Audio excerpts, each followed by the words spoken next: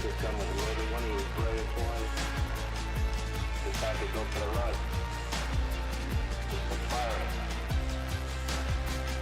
Just to fire.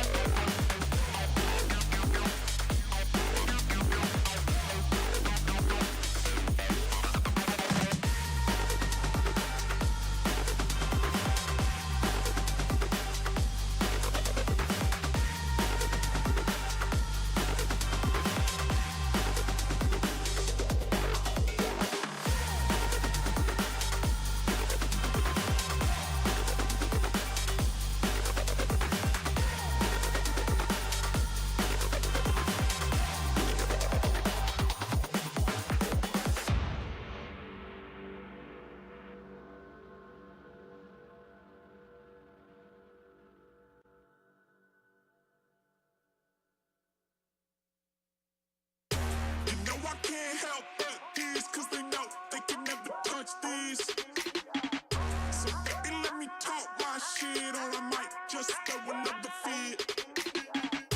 You know I can't help but this, cause they know they can never touch this.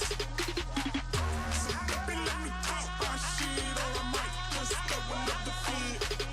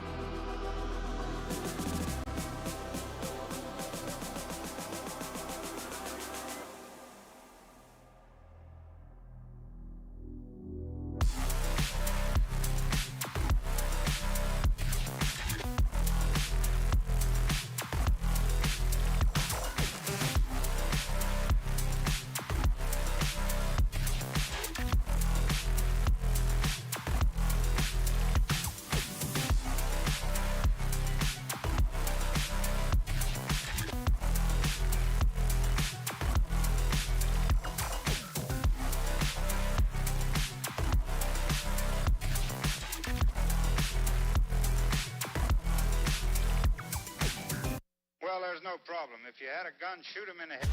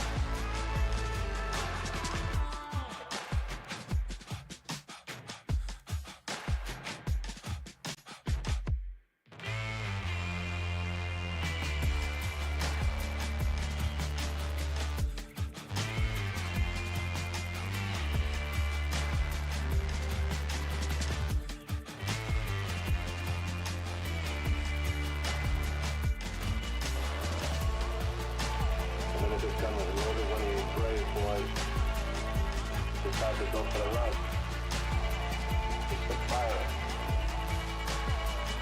It's the fire.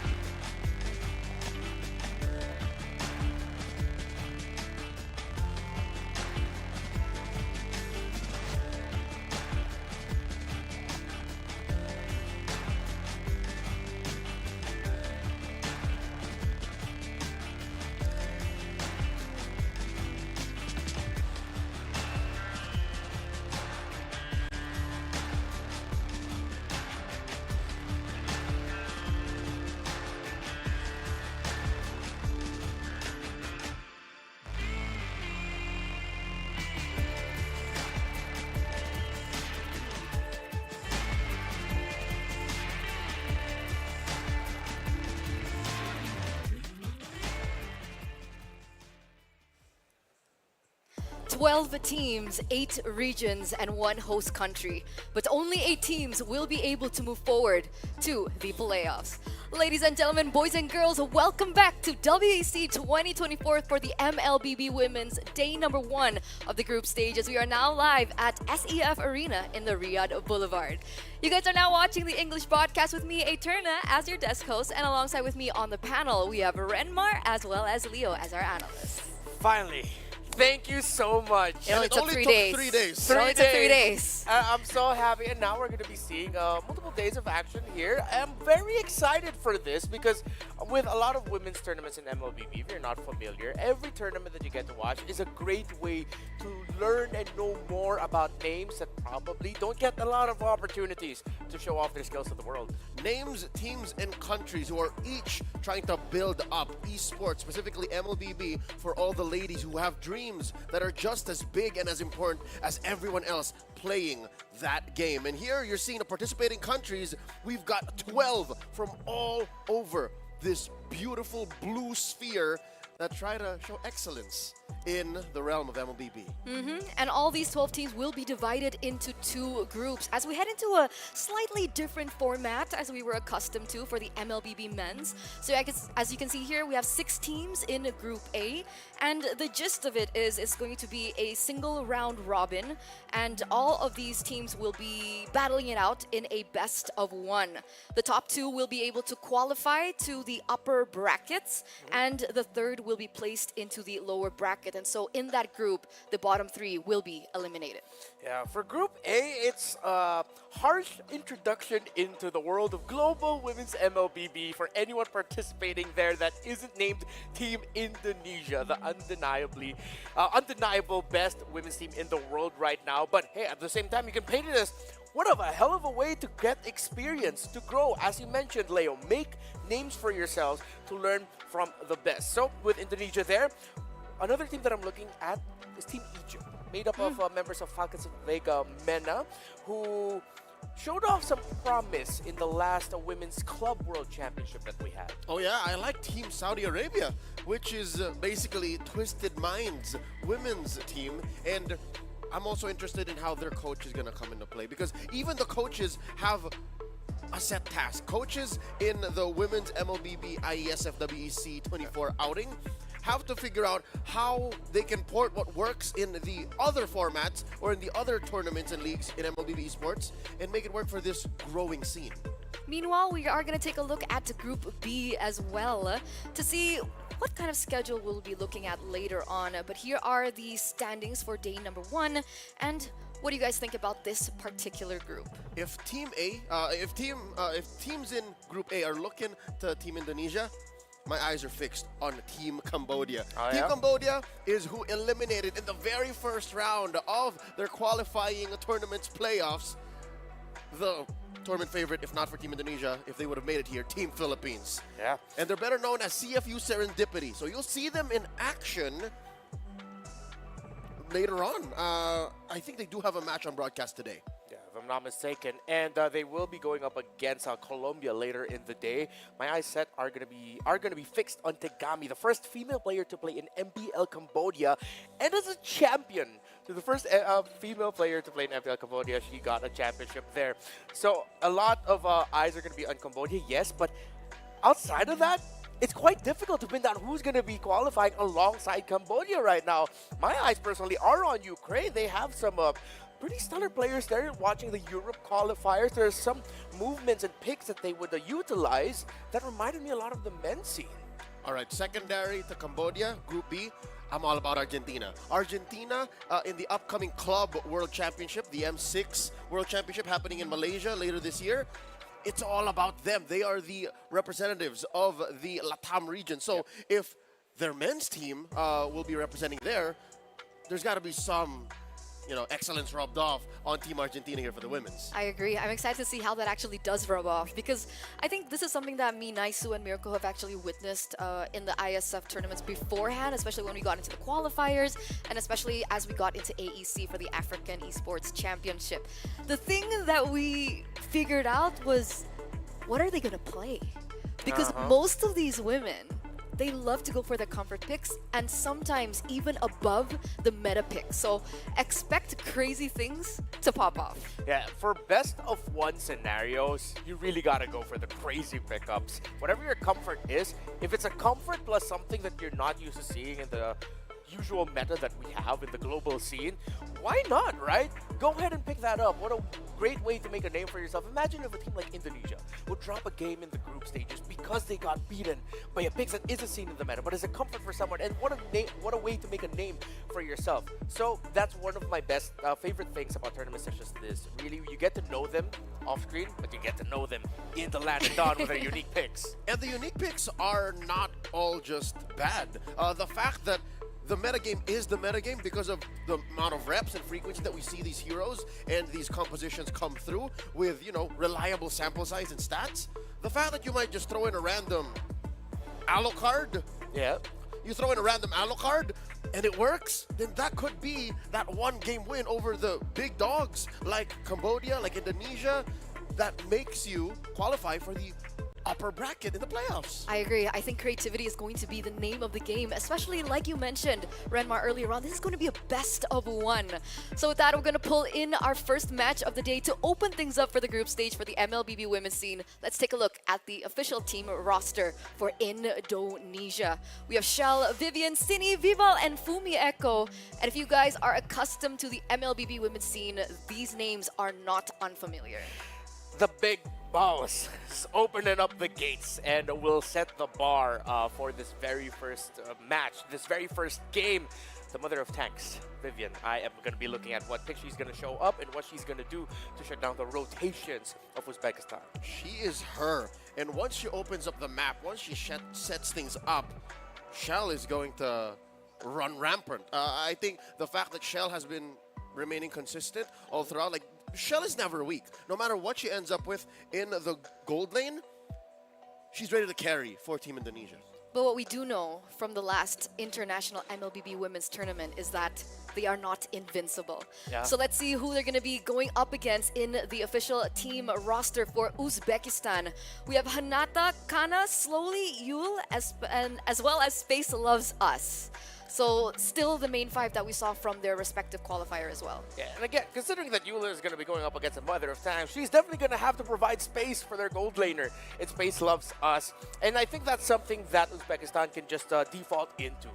Play the textbook game of MLBB. If you have a unique pick, sure, but make sure it's something that will amplify the idea of control the mid, control the river, maybe get a little bit of a cheeky invades just to get information, nothing too aggressive, because one of the best strengths of Team Indonesia is that they can be incredibly punishing. Make one mistake, they will turn it into objectives plus more.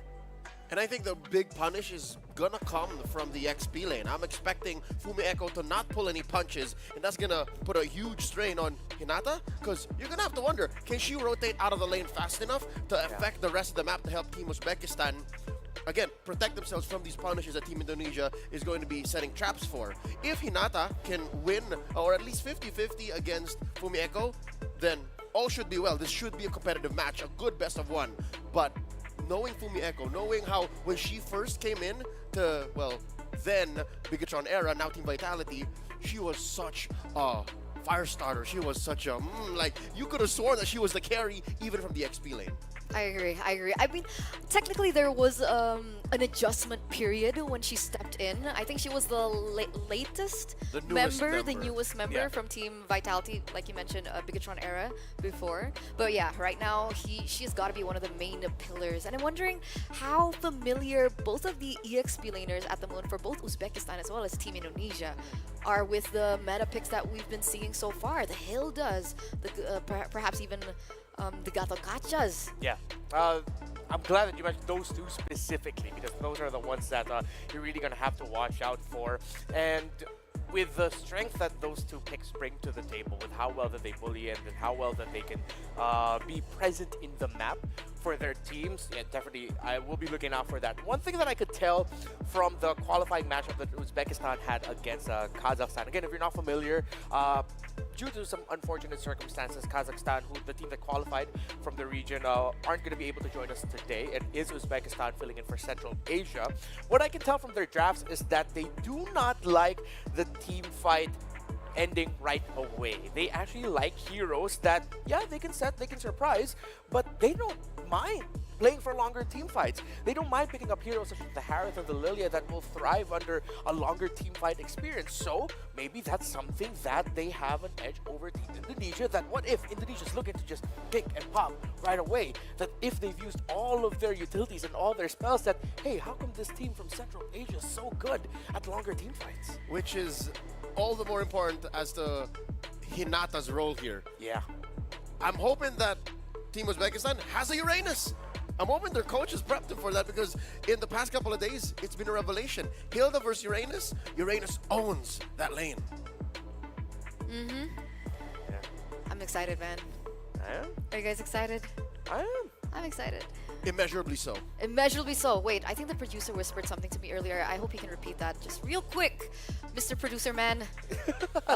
You know, Gideon would call him Zipper. What is it? Yeah, Zipper. Zipper. Zipper's the name of the producer because he I think doesn't the want to players are dox. ready. Yeah, Players are I ready. heard that the second time. So, ladies and gentlemen, here we are going into our first match of the day to kick things start. Let's welcome both the teams as we throw it over to the stage.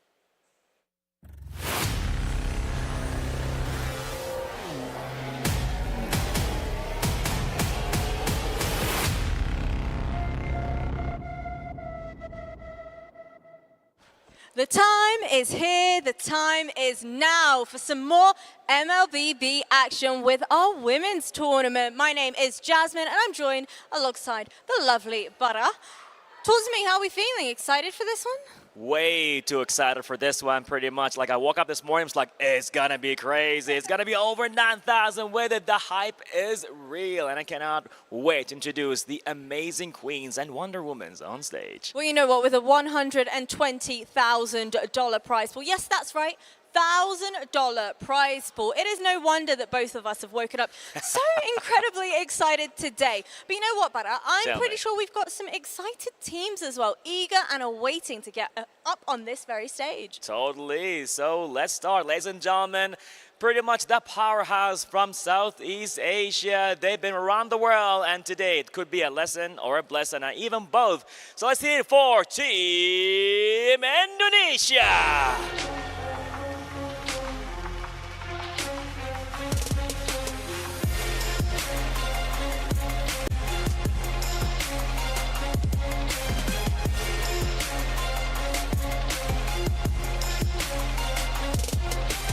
As teams collide, worlds collide, and so will they in the game. A best of one, but this could go either which way. But the real question is, who is going to be hoping to take them down a peg or two? Well, it is none other than Team Uzbekistan.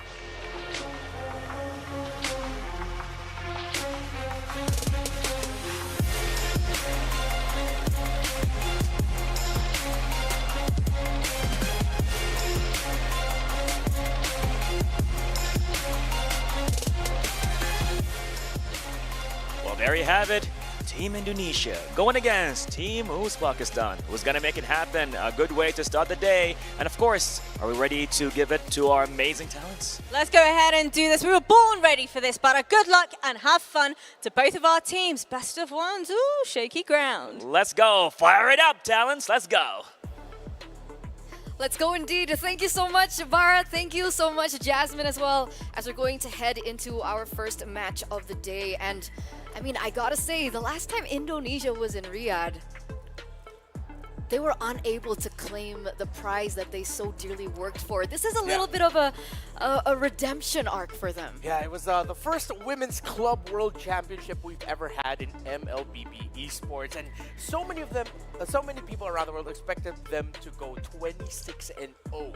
That is the tournament run that they went on before they fell to Omega Empress of the Philippines. But ever since then, you could argue they've gotten even better. A little bit of a dip from the team that beat them, but this Team Vitality / Team Indonesia squad have been taking names in Southeast Asia again, proving why they remained dominant for so long. This close to continuing the 3 years of dominance that they started under the banner of Bigatron era, and now as Team Vitality and eventually Team Indonesia in WEC24 Women's MLBB, they can restart.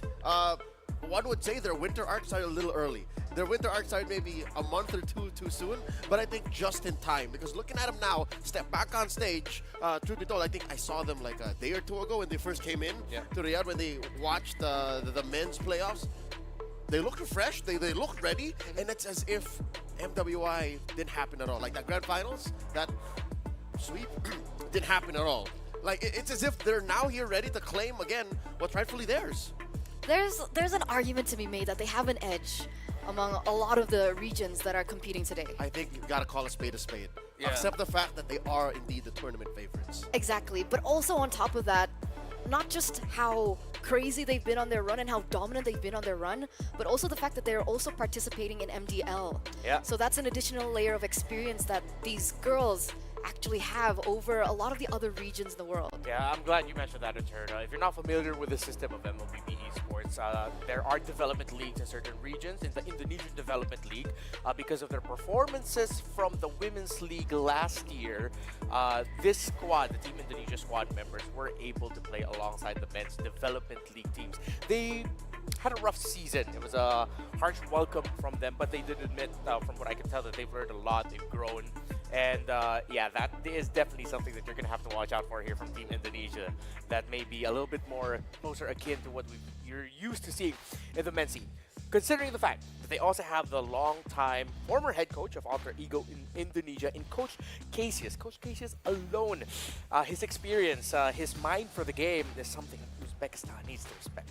So we're gonna jump right in and see exactly how the coaching staff will be able to create the impact in this best of one. Because again, sometimes things don't go according to plan to these big titans, right? A best of one, very open to creativity, very open to things not going to the way that they are used to. So Uzbekistan definitely can use that element of surprise in this next match as we get into the drafting phase. Uzbekistan, Jushin being banned out, and we also see the chip taken away from Indonesia. Coach Casey is making sure that no dairy make it through to the draft. Closing off all the gaps. The chip taken out. Uzbekistan taking out the Hayabusa. I'm getting throwbacks to yesterday's grand finals, wherein the Hayabusa was specifically attacked. So if we're to follow the current metagame, these two teams want to have that Suyo alpha trade open. So even if it's a different battlefield, one could argue some things remain true. Right. And one of them being Chip, Suyo, red side, first phase ban. Oh yeah, definitely. I'm still going to stick to that. That is universal in MLBB Esports now. Ban down those heroes on the first phase. Uzbekistan's banning pattern a bit more unique based from what I'm used to, but we do see Jushin first phase bans. However, that usually comes from an era wherein teams play or prioritize rather slower, up-in-your-face roamers that don't have a lot of dashers. I'm thinking they might actually even be considering a high loss as a first pick. That's one of the signals you get from a Jushin first phase ban or a Hilda. Which is why I think this makes sense, right? Because I don't know how far Kana is familiar now with a lot more assassin plays, but from what we saw from the qualifiers, she's only been playing the Julian, the Roger, and the Baxia. So these are heroes that can be quite susceptible to the Jushin. So on top of the respect for Cine, there's also that argument to be made there. All three heroes mentioned have been bumped out of the metagame for very good reasons. And Indonesia, last ban, the Angela, again closing off these gaps. Hard commit by Team Uzbekistan on that Harith. Yep. So that's one of the mentalities that we're used to seeing from teams who aren't, well, used to the upper echelon of a competitive MLBB. They chase their carries right away. So they go for the Harith. I'm not going to knock it. I mean, we did say, hey, in this kind of setup, go for surprise. And what is more surprising than the Harith first pick? Instantly, that's responded to by Indonesia with a Lunox. So we know that's going to be a magic duel in the gold lane. However, I'm not going to take it away from Indonesia to just surprise, park that Lunox into the mid instead, and then pick up another gold laner. So with Indonesia picking up the Alpha, it's similar to having the Alpha and the Harith in terms of how fast that they are going to get their power spikes. The answer to that is very fast. Very little ramp up for an Alpha. As soon as he hits level 2, you're good to go. Spear of Alpha is just the icing on the cake. It's what allows for the Alpha to re-engage, disengage. Uzbekistan have to consider that. I was going to say pick up a jungler now or else end up with a weird hero that's going to face off against that Alpha. So they do eventually get the Hylos and the Edith. Do we go Valentina here for Team Indonesia? I think Valentina would be a good pickup. Once you see that Edith, you see that high loss, that's an easy Valentina pick. If they decide to go for something a little bit more range in the mid, I wouldn't knock that too. But if it's Indonesia wanting to be aggressive, control the tempo, show off the mid-laner skill difference, that's where you go for the Valentina. With Uzbekistan picking up 3 magic damage heroes right away, Indonesia can just rush to the Radiant Armors early on. And speaking of Radiant Armor, that's one guy who would want to pick up a Radiant Armor, maybe second item after a Thunderbolt. But it looks like the Gatot's going to be picked up here as the final pick from Indonesia. So they're actually going to bide their time to get into the mid laner. Earlier on, Leo was, what is it called? Mouthing Eve? And I was thinking Luo Yi as well. Luo Yi Eve, these are heroes that warrant a ban in the first phase, whether red or blue. And it's uncharacteristic of these two teams to cover their bases, invest in what they feel is their comfort that'll pay off regardless of what the opponent punishes with, and leave the Eve and the Lugi out. So I'm guessing either of them will start attacking either the mid or, in Indonesia's case, the jungle, and then commit to what's left. Indonesia is in a better seat to do that. Oh, Interesting. Good. Fanny. Yeah. I think Indonesia's thinking like, ooh, there might be a fanny assassin. You posed a question earlier, Turna. I did. How ready are they with the assassins? But maybe disrespect by Indonesia. They just don't want to face it if ever there is. So now for Uzbekistan, more physical damage would be required. Their XP and Roam are both magic. Weirdly enough, that means their mid laner, if they have it in the mystical fighter, or that's going to be 4 magic damage dealers, and it's only going to be 1 source of physical damage in the jungle, which might, if they don't get the early game that they want, will actually come back to haunt them. Get punished hard. Yeah. Singular items coming in from Indonesia were very low to the ground. There's one solid damage, physical damage that you can invest in. Well read by Coach Casius and the Team Indonesia. Uzbekistan, though, are they going to continue attacking the mid lane? Do they hang out the Eve here now? They picked their poison. Wait Eve a or second. Luyi. Sorry, guys. Are Uzbekistan drafting without a coach? It looks like it's just the ladies. Yeah, it's just the ladies up on stage. Wow. All right, so we'll see how this pans out once again. Phobius banned out. What do you think is going to be the next pick for Indonesia? They can go for physical gold. I honestly really would not mind putting this Lunox in the mid. But if ever, then yeah, Eve. I get the Eve, but at the same time, I see the Edith and the Hylos, and as an Eve player myself, I'm thinking, it might be a little bit too tough. But the Gata Kajan Alpha does provide a good enough front line up against what Uzbekistan shows. And The that answer, will, the real world manipulation becomes a boxing ring. Like you set it up. it might end up becoming even like a trap for... Yeah, no. Yeah, wouldn't mind Eve. Go ahead if you want to. CC from Indonesia. That's actually a signature pick coming in from Fumi. It's a hero that we haven't seen too much of, especially with the recent changes in the meta. What do you guys think about it? What's the latest update on this CC? We saw a couple of CCs in the group stage of the men's MLBB here at WEC24. And I'm guessing why Coach Casius and Team Indonesia green-lit the CCs because the lack of damage profile to actually punish a CC in the early to mid. And then when she hits her power spike, she's not unstoppable. Uzbekistan, though, there you go. The jungler that we were looking for, the jungler that they needed at the time, I'm actually liking this. I actually like the X-Borg in the alpha. Yeah. It's not bad. Not a bad pick there at all. You know the CC is going to want to front. The export can help front that, but with the Edith and the high loss and plus the crowd control from the Vixana, one of my problems with the Uzbekistan draft is just way too magic-coded for my taste. That a few Radiant Armors coming in early from Indonesia, maybe after their first initial items, you're going to see a severe fall off in damage up until you get the Divine Glaive into that Harith. Damage might just actually be severely lacking. Good thing they packed it with True in the jungle. For the last one, Still a mid. still a mid.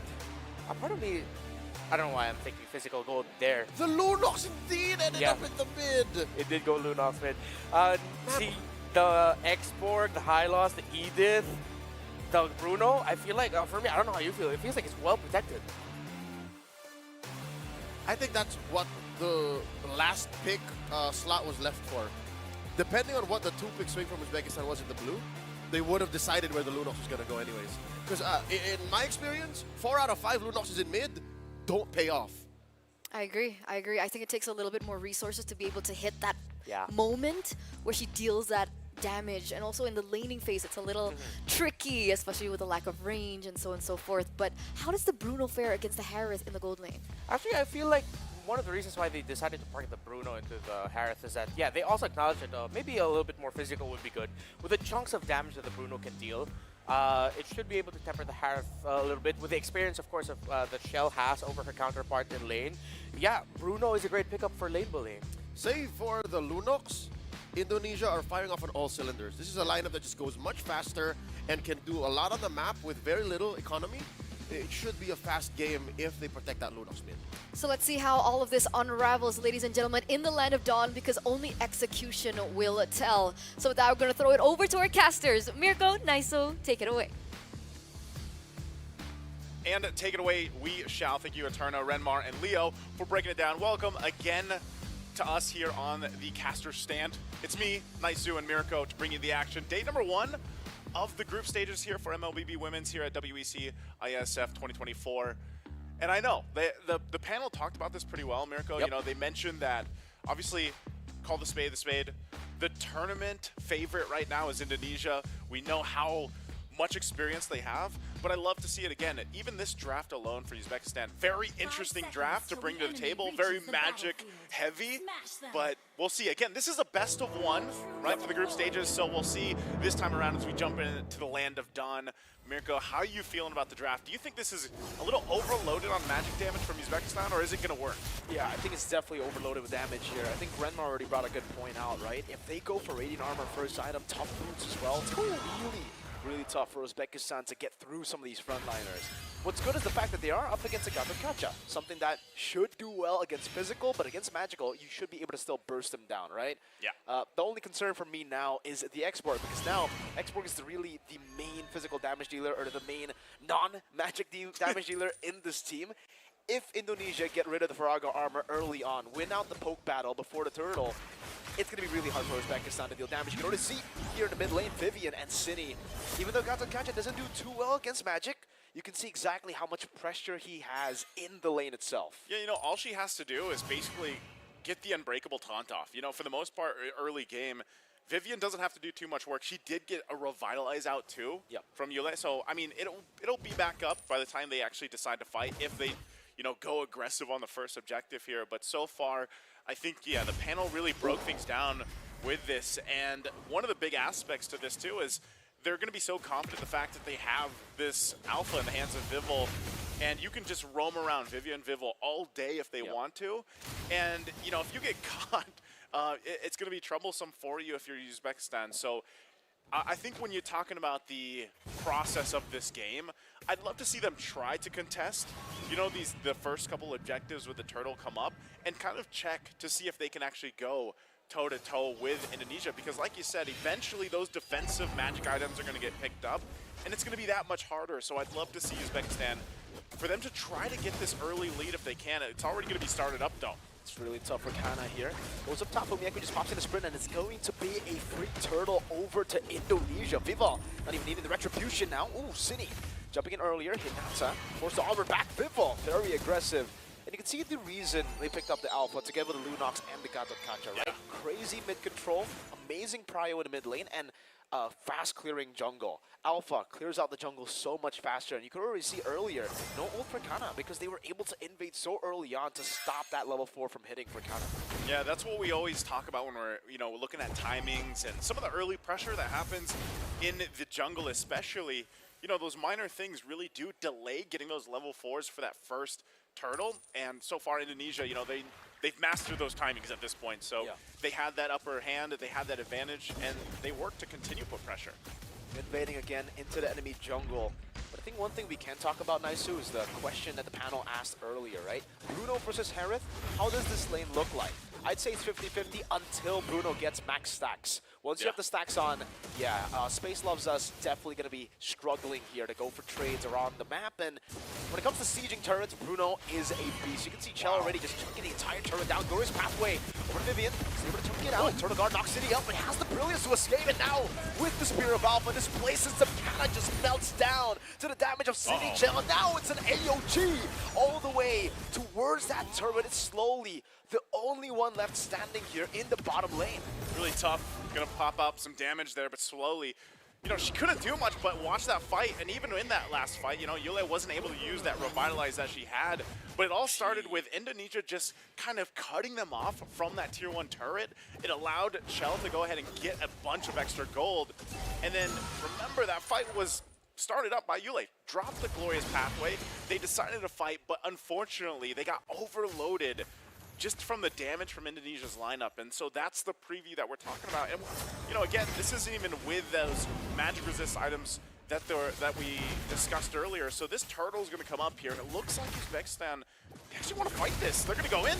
Onward, and Earth Shatter connecting on Fumieko. City's still going to be able to pre-hit those. The Primal Rock will be used up. The Spear of Alpha onto the back there. Fumieko gets picked off, but City gets rid of Hinata. Meanwhile, on the back line, it's going to be Space Loves Us looking for a flank. Unfortunately, good brilliance from Cine. Still a lot of damage placed down. Vivol rotating outside of the Zaman force. Space Loves Us won't be able to get the resets. It's a win, only losing one member for Indonesia, and they continue with an invade. That's a Spear of Alpha. Kana not even in her own jungle is she safe. Kana's gonna have to just get forced out, and this is that momentum we were talking about that builds up so quickly. And, you know, even that last team fight, still wondering, you know, Uzbekistan, they wanted to fight it even after what happened down in the bottom lane. And you knew that they were going to be at a disadvantage. They fought anyway. And even with trying to outflank Indonesia, they couldn't find, you know, any kind of connection or kill that they were looking for. It's really tough here. Again, Glorious Pathway going to be dropped down.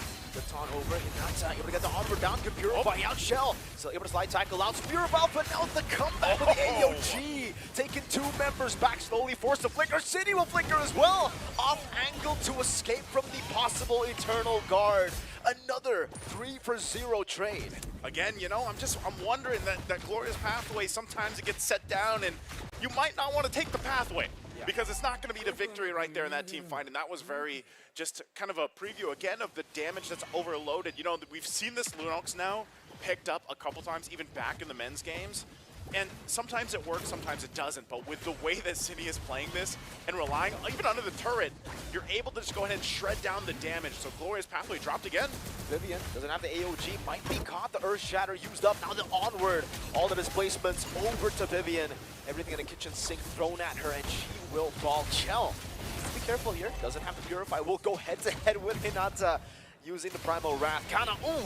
Faraga armor just melted down completely, forcing out the last Insanity defensively. It's a Brilliance defensively too. Vival takes away the purple, getting herself to a 2-level lead. Actually, she might hit a 3-level lead before the turtle spawns. Yeah, this is what I'm talking about. You know, eventually you get to this point where you are just really testing the limit, and that's what Indonesia is doing. You know, even fighting under and in between the Tier 2 and Tier 3 turret earlier on, they're going to go ahead and start this turtle. Uzbekistan, they've showed us they are willing to fight. A Glorious Pathway is there, but Turtle's claimed it. Kana's gone in an instant. She was so low already, even without the armor. A couple hits with that ball, it's, you know, she's gone, and now the Tier 1's in trouble in the mid. Oh, AOG straight onto slowly.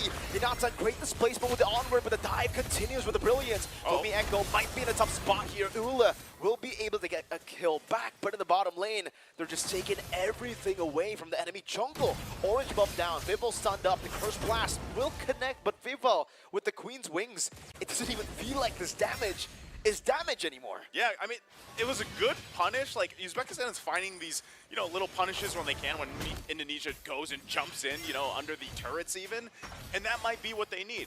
These small little wins, get a couple kills, get some gold, maybe even shut down gold eventually, get that gold and the items in the right hands, and they might be able to stand a better chance when it comes to fighting. But you're seeing it right here. The gap between the jungle, Hinata with a flicker around will still be caught by the last shot from Cine as Chell deals with a turret down below. It is a Tier 2. Kana is looking for the counter play, looking for a trade on the map, but they're going to lose another Tier 1, possibly another Tier 2 here, Naisu. This is where things get a little out of hand, you know, on the macro level, they get a little dicey. A massive jump again. They're going to go into the turret. Purify out with a curtain call on her. She was kind of forced to just purify out. The turret wasn't taken up top, by the way.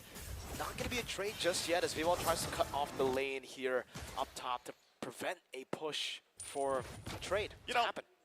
Maybe that's why also the Gaunakacha is just so valuable right now. Even if you don't need a kill, the Avatar of the Guardian is enough pressure. Oh, they're going to fight again.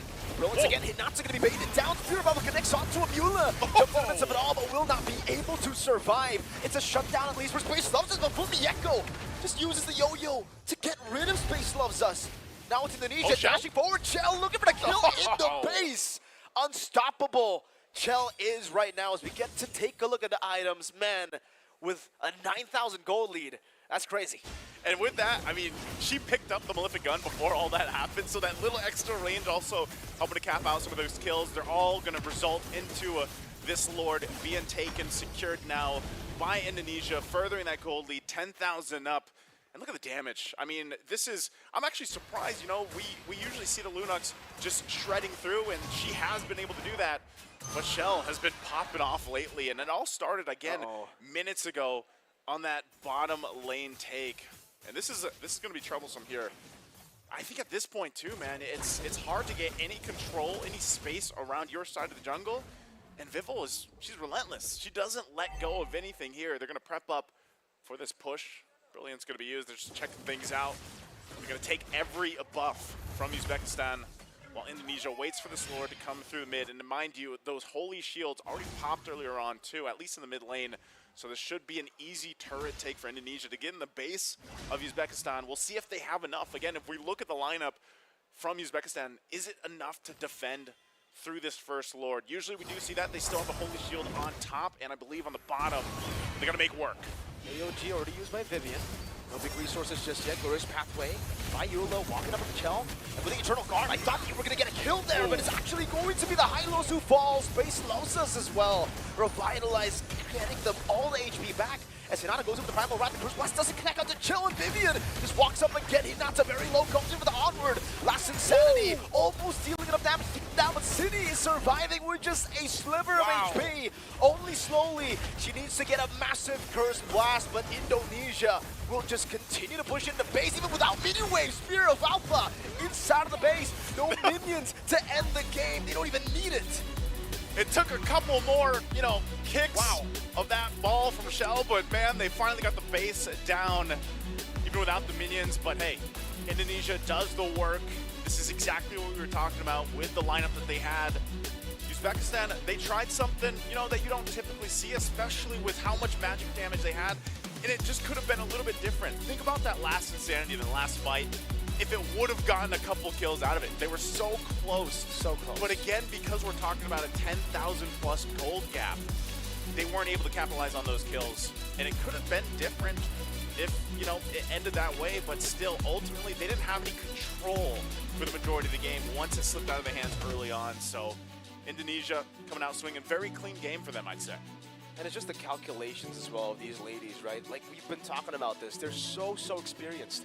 They've played in multiple international tournaments already. Yep. And the last one, they did just lose. So they're coming into this with a new fire that's burning inside of them. And you can already see that fire. So aggressive. So calculated. It looked like it was a mistake with the last Insanity not being able to take anyone down. But maybe it was just part of the calculations for Team Indonesia. They saw the last Insanity. They knew how much damage it could do. And they just kept on going without minions going for the end. That was a risky move, man. I think that was a great point, because what I saw from all those fights is just knowing that limit from Indonesia. Like, they knew that even that Lord push in the mid turret, they knew that if they held their front, they would almost bait in an initiation to continue on the fight, because they were low for quite a while, and again, Revitalize will heal them up so much, but still it was the fact that they knew their power was way higher, especially with the items that they had against Uzbekistan's lineup there and what they had to offer. So again, just the lineup, I think it was executed really well, and this is always the thing. Alpha is the alpha jungler right now, the alpha and omega, like our panelists put it before. He's so hard, like, that hero alone is so hard to stop, and with the way Vivel just moved around the map with Vivian even early on, just made it even that much harder. Again, you saw the gap between levels alone between the junglers, so I think it was 5 levels by yeah, I was gonna say 4 or 5, man. 15 to 10. That's, and how do you recover from that? Because we know that objectives now, especially when you're forcing the fights, because remember, they had the glorious pathway. A lot of times they wanted to fight, even when technically they probably shouldn't have, right? After losing a couple key fights early on. So definitely going to have to be some adjustments made. But when you go, you always have to look at this. Like, what is the learning experience here for Uzbekistan? Well, they went against the tournament favorites for one, and they hopefully gather a lot of this knowledge just from this game alone. And they're able to translate it into their games ahead for the group stage. So we're going to have to go ahead and throw it over on the stage for our interview with our winners. I believe it's Vivel. Let's throw it over the stage. And ladies and gentlemen, I'm here with Vivel from Team Indonesia. Well, what an amazing start for the day, but how do you feel about it? It's pretty exciting, this whole event. It's our first time battling in IESF, and yeah, this is the first match of the day. We came prepared for this tournament especially, and looking at the results, it was up to our expectations, and we did well. So I hope for our upcoming matches we will keep on performing at our prime. Well, I've seen you perform several times in different esports events, and pretty much you brought your A game totally to this one.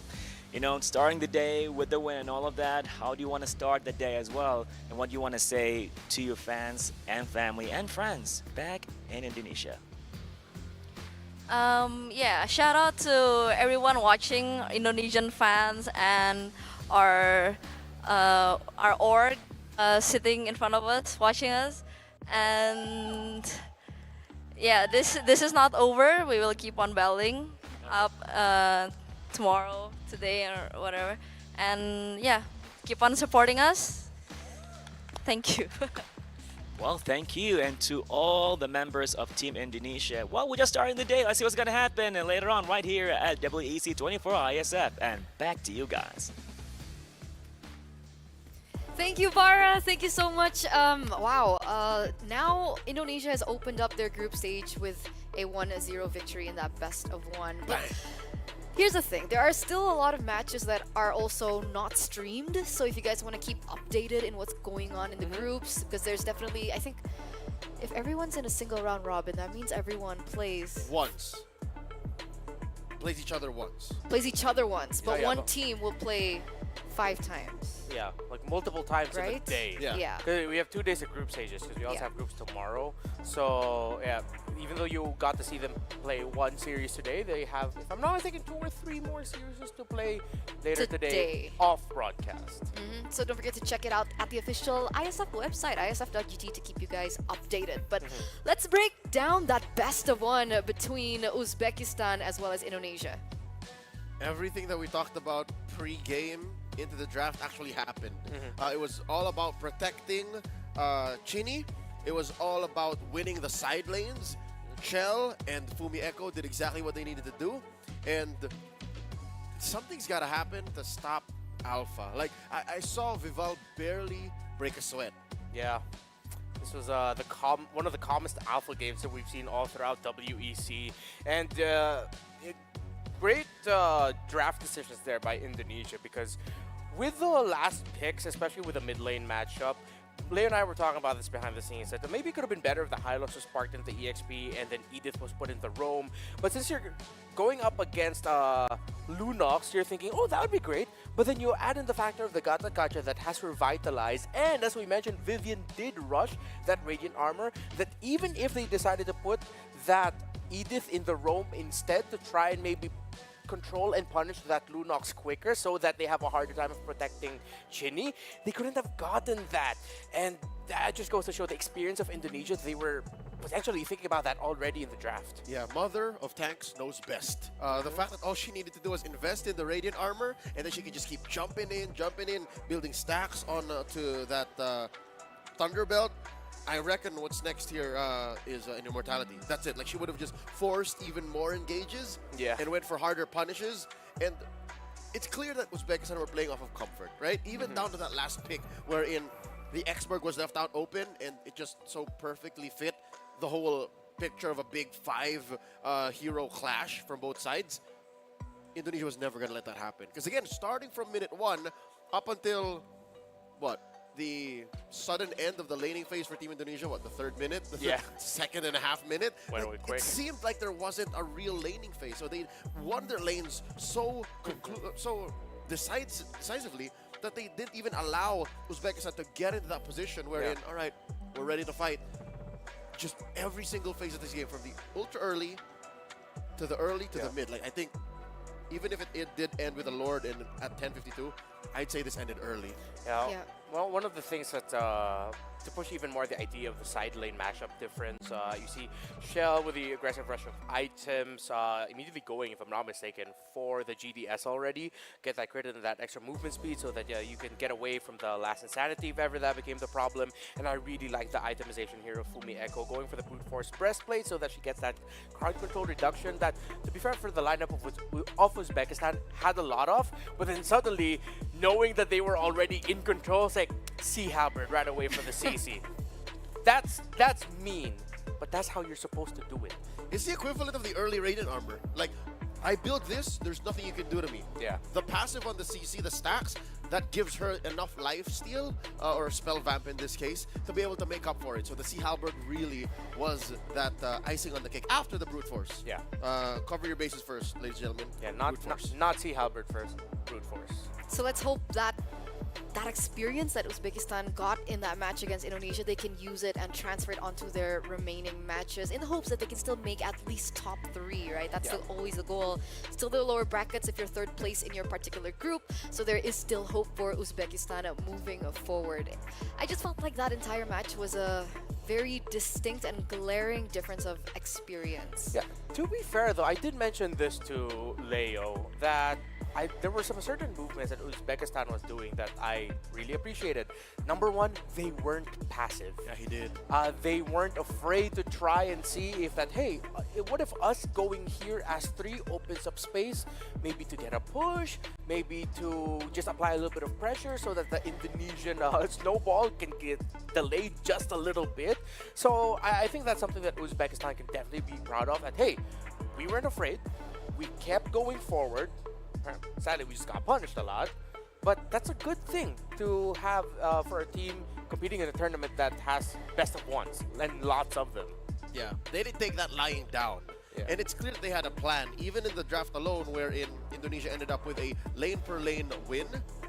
At the end of the day, if Uzbekistan had their way and this game lasted up until the 15 or 16-minute mark, there would have been a legit fight. Even in that last push, right, in mid, it seemed like Kana was ready to just melt down 3 or 4 members of Team Indonesia. But again, the veteran Wilds come in. Indonesia knows the limits of their heroes, knows the limits of those life bars, and they just back off and then end even underneath the base with no minions. And remember, that was a 10k gold difference. Yeah. And they were able to do that in that team fight. Yeah, that was a flex From Indo. But yeah, Uzbekistan, hopefully we get to see a bit more stellar showcases from them in the group stages. Excited to see that. And you know, I get that they were really active, but also I think they need to sharpen their decision-making skills. Oh, right? sure. Because I think there were a few turtles that they kind of overcommitted onto. Yes. They could have been active maybe on the opposite side of the map, give a little bit more space for the Harith, because even in the qualifiers we saw that Space loves us. She was like the main carry for the team on the Harith. That was actually a huge comfort pick that went in through for her. I think her name should be a reminder. Space loves Her. if they're facing off against a team as aggressive as Team Indonesia, I'd say there's maybe 2 or 3 more teams that match that level of aggression amongst the 12 teams here competing at WEC24 MLBB Women's. Between now and their next match, find a way to give space to Space Loves Us. Find a way to, whether she ends up with a Harith, she ends up with something that needs a bit a little bit more farm, like a... She loves Blonde, Carrie and Clint, but unfortunately we haven't seen too much of Carrie. a Clint, whichever she ends up with, make sure that everyone understands that, okay, we wait for you to get your 3rd item, and then we fight. Space loves you. Trying to think of what else picks that they have that could potentially show the gold. Maybe Clint might definitely show up. Carrie, nah, she's falling out, sorry. Bye, Carrie. Bye-bye. We'll see you later. We'll also see you later, ladies and gentlemen, for the next upcoming match. Another best of 1 between Saudi Arabia and UAE. So with that, we'll see you after. Don't go anywhere. We'll be right back.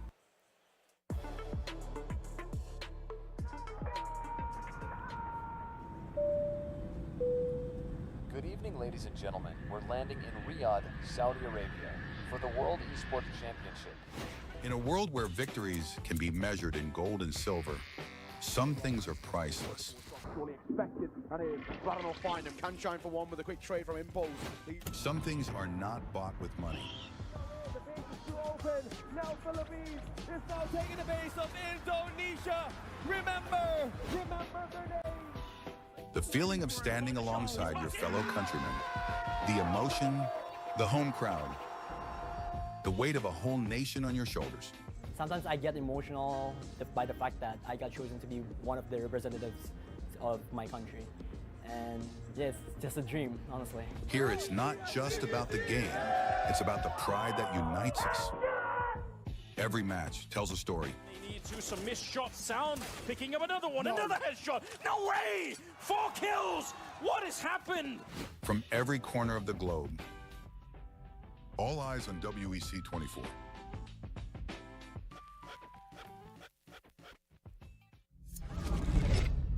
Early 1970s. The world was discovering the boundless possibilities of esports. While esports offered endless enjoyment and addictive allure, it lacked a certain depth and a sense of purpose. It needed something more, something larger than a trophy, something beyond individual gratification. That's when a vision emerged. A vision of uniting the world through esports. The International Esports Federation and the World Esports Championship were born. Its mission was clear: to create a stage where nations could unite and compete for the ultimate title, World Esports Champion. For these athletes and nations, the World Esports Championship was more than just a competition, more than just a game, a chance to make history, to leave a lasting legacy, to inspire a generation, and to represent their nation. Over the years, IESF started achieving greatness year by year. Korea, Indonesia, Israel, Romania, worldwide. The World Esports capital changed, each year expanding significantly, getting bigger and bigger. Fast forward 15 years, IESF was determined to show the world the most valuable World Esports Championship. 140 nations gathered in Riyadh, Saudi Arabia. The WEC24 story. 2024. Saudi Arabia prepares to host the 16th World Esports Championship after a spectacle made in Iași, Romania by IESF for WEC23. New president, new challenges, and quite a bumpy road ahead. As the calendar turned to January, the national qualifiers took place, breaking dozens of records. In a wingspan of 3 months in every nation across the globe, athletes competed to get one step closer to the World Esports Championship and represent their nation on the global stage.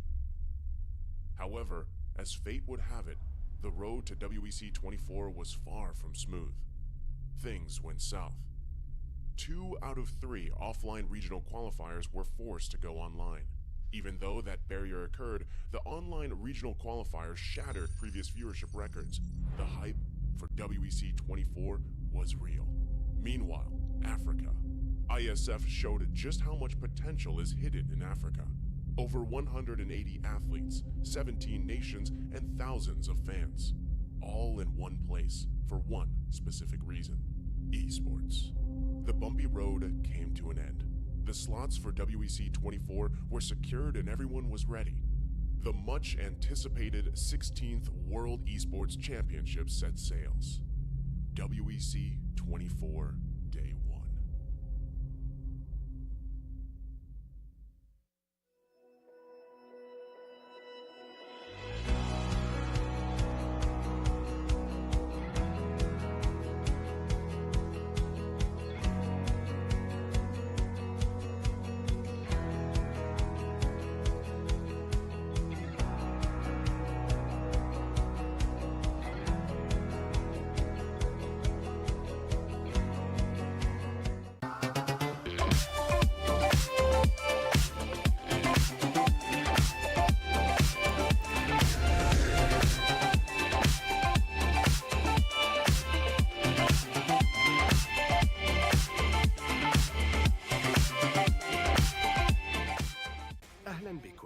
Welcome, bienvenue, bienvenidos, willkommen, benvenuti, добро пожаловать, välkommen, welcome, bem-vindos, 환영, 요코소, 환영합니다, hoş geldiniz, kallos irtate, swagat hai, witajcie, yindit nab, SEF Arena.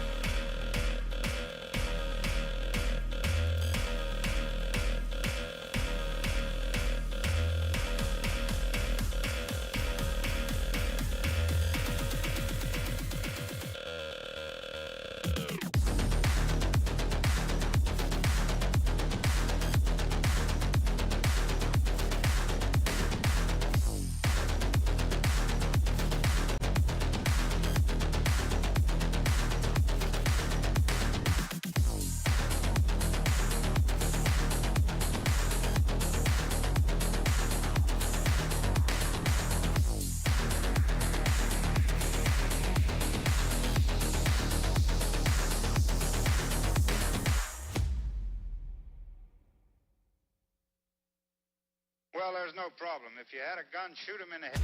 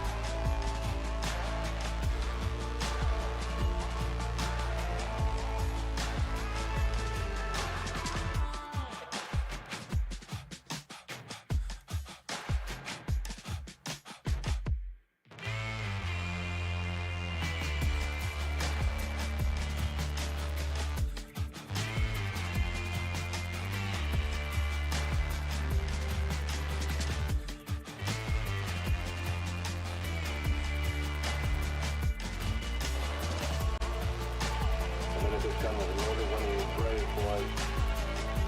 Decided to go for the run. It's a fire.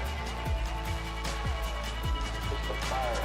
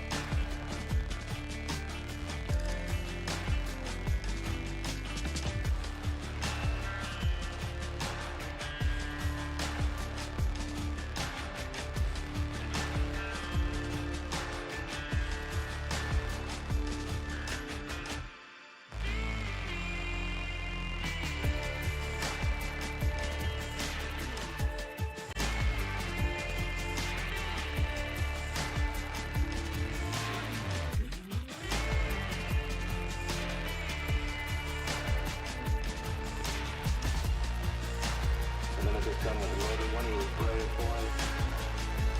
Decided to go for the run. It's a fire. It's a fire.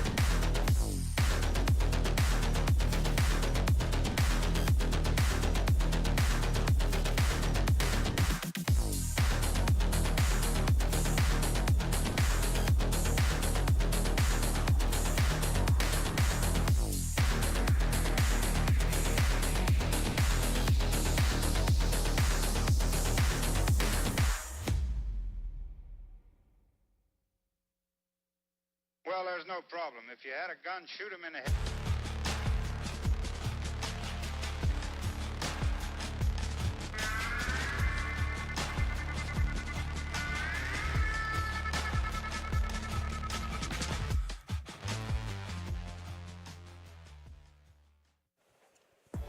We're back, ladies and gentlemen, at WEC 2024 for MLBB Women's. Back here on the panel for yet another match in Group A. We're going to be starting things off here for match number 2 between Saudi Arabia, the host country, as well as the UAE that was able to qualify through West Asia. Now, we're going to throw it over to our analysts here. What do we think about this next matchup? Well, I will be honest, this will be a matchup filled with surprises for me. It's going to be a learning experience for me. I don't want to speak for both of us here. Is it going to be a learning experience for you too? I think so, yeah, because off broadcast, we were actually catching up to the other matches happening, coinciding that first bout we witnessed live. And our assumptions and conclusions were true. Some of these teams will play comfort. Some of these teams will push strategies that can only really work in best of ones. And folks, this is real news. Hanabi saw play, Freya saw play, Cyclops saw play. Yeah. And I'm excited to see what else we're going to see, even on, specifically on broadcast, actually. Just to keep you guys updated as well onto the schedule. So both of the teams that are going to be playing head-to-head with one another, both Saudi Arabia as well as UAE, lost their best of one earlier. It was Saudi Arabia losing to Egypt, as well as UAE losing to Guatemala. So as it stands for Group A, our top 3 are Indonesia, Guatemala, as well as Egypt. Yeah, I'm actually excited to see Guatemala in action because personally myself, I don't know a lot about the scene there, but they are from a region that is competitive when it comes to MLBB. Now for the UAE, the picks that Leo mentioned earlier with the Freya, Cyclops, Hanabi, that came from the Arab Emirates matchup against Guatemala. So now that we're seeing two teams that lost their previous matches, with UAE and Saudi Arabia. Now I am looking forward to more unique picks. Hopefully, please. All right, that UAE draft with the aforementioned Freya, Hanabi, Cyclops, what was it, Florin? Yeah, Florin Rome too. Okay, I don't know if this is the player's call or if it was up to Coach Jed. Coach Jed is a coach, but a former player under Axe MENA. So this is one of the OG teams that played in the early seasons of MPL MENA. So with that said, in addition to what this matchup will bring, I want to see that draft again. And I want to see the official team lineup right now, right? So let's bring that forward, ladies and gentlemen, for our upcoming match of the day. And we're going to start things off with Saudi Arabia. We have Lunar, Pink, Livin, Rafa, as well as Lyrics. Well, when it comes to the modern day, current meta of MLBB, there'll be a lot of eyes in the center of the jungle. But there's something that I want to turn our attention to. We saw the importance of a winning EXP lane matchup in the first series of the day with Indonesia and Uzbekistan. What else Lyrics has in her hero pool, how well she fares in the EXP lane, just to change things up, that's where my eyes are going to be at. Saudi Arabia, this is the team better known as Twisted Minds women's team. I'm looking forward to how their organization and that huge backing affects their play. Like, you're coming from this huge background. Does that translate well into the Land of Dawn? That's a big question. And my next question is, who's going to be playing in for UAE? We're going to bring it up right now. We have Bruce, Yuki, Mariam, Kuru, as well as Maha. So, hang on a second. Where is Atoma? So, it looks like there's a swap in roster. If we could get information later on, I think we'll update you later on, guys, as to the roster that earlier played against Guatemala. But for now, this is the main 5 that we're going to be seeing today. Instead of Atoma, it's Kuru. So, do you think this is going to be a huge difference in their playstyle? Well, we'll find out if maybe because Kuru plays more of the traditional roamers that we see, the heavy hands of the God of Gacha, maybe the roamer that they had earlier was a little bit more for support. Again, we did see a Florin come out from their draft pick earlier. Answer with the Carmilla. Yeah, an answer to the Carmilla. Well, then again, a Florin, and then if you think about it, Florin and Freya, you know, if they do good, that should be kind of annoying to deal with. So, you know what, I'm excited for their draft even more so now. What do you think about that though? Freya, so Freya in the jungle is Yeah. what we were looking at? Yeah, I Yep. mean, to be fair, I'm pretty sure it's a shared MLBB ranked game experience to go up against a Freya that just absolutely dominated in Snowball, either from the EXP Gold or the jungle. Yeah, some Freyas do that. Yeah, Freyas can't do that. Pair that up with a hero who can heal, provide crowd control as well. Like, again, I'm not going to knock it. That's what we asked for at the beginning of the day. Show us some unique strategies. Fortunately, we didn't get to cast or analyze for the previous one. And similar to what Leo said earlier, please bring it up again. I But now we wouldn't do. mind. But now we do. What about the carry pick, I think, from SA? Yeah, Carrie showed up in some of the series that were played in behind the scenes. Yep. It was well warranted because it was still up against lineups that had very tanky front lines. Yeah, a Gatot and a Tirizla. So that is what Saudi Arabia brought out. And against the Clint, maybe that was the death knell. Maybe just the fact that the Clint could just deal much faster damage and the carry really need to, get in the paint. That match lasted about 24 minutes. 24 minutes? It's an anomaly in the current MLBB metagame. Like, that doesn't happen. Our games, as you saw in the men's playoffs, were what? Average 15, 16 minutes? Yeah. The first match on broadcast today lasted, what, just under 11? So going 25 is, that's a long game. Yeah, that's something that impressed me looking at what happened behind the scenes off broadcast. Teams have played longer games. Again, it's all BO1s, but I'm I'm gonna expect longer games at this point. I wouldn't be surprised if games go past 15 minutes, because if that's already been happening behind the scenes, then why not here on the main stage? Okay, if I were to ask you guys what kind of unique picks that you would want to see the most, what picks are we looking at here? You can go crazy, it's Same fine. for the ones that have already come out, yeah? Yeah. Okay. But you also have to have a proper argument for it. Okay. You want to start off? Sure, yes. Do you have as off meta as like a Hanabi? Hanabi? Well, I mean, you already saw it, but it's a little of a role adjustment. Okay. Jawhead EXP. Interesting. EXP. Okay. All right. It just needs help. It can't sustain a lane. It's an aggressive option. Just rotate it to the EXP a little bit more, get that Jawhead to level 4, and then watch it tear up with unstoppable forces. Yeah, I want to see Nana in mid. I think that Nana is the perfect stopper to the lineups that get really greedy. Like picking up a weird carry, picking up even Nana can stop Freya. Okay, but brother, and I almost called you Freya. Rachel. No, excuse me, Eterna. Now it's That's happening fine. to me. Eterna. Wouldn't you agree that the Nana isn't that crazy? There's precedence to the Nana already. Yeah. We've seen Nana. Yeah, it's not that crazy. Actually. Yeah, it's not a loco, bro. Nana, Choose something else. Nana is not Freya nor Hanabi, but she's not exactly Bane even. She's like tier 3 at best. Well, what would you put Bane in? Tier 2. Bane is tier 2. Tier 2. See? I thought you said on a galaxy of its own. Oh yeah, no, but that's telling the truth. But I don't think the world is ready for that. So I gotta set it to where it's an equal ground. So yeah, okay. If not Nana, fine. If not Nana, okay. Since Malefic Gun is being such a hot pickup right now. Okay. What if Layla? Sure. I don't find that as crazy because we saw that from Skylar. So nothing I say is crazy. What? No. What do you want me to do? Now I gotta side with Leo here. I Okay. feel like no matter what, Layla is still. She's literally the tutorial hero. Crazy. Yeah. Malefic Gun. That's true. And she doesn't have any escape. Very vulnerable. But the range. How would you make a Layla work though in the gold lane? You set up with hard front line. You set up with a solid box, and you only pick Layla in the red 4 or 5. That's it. Yeah. You get away with Layla red 4 or 5, and you play it if you're mechanically confident against your whole opponents. Like not even like lane per lane. Like you gotta be sure you can protect yourself. Yeah.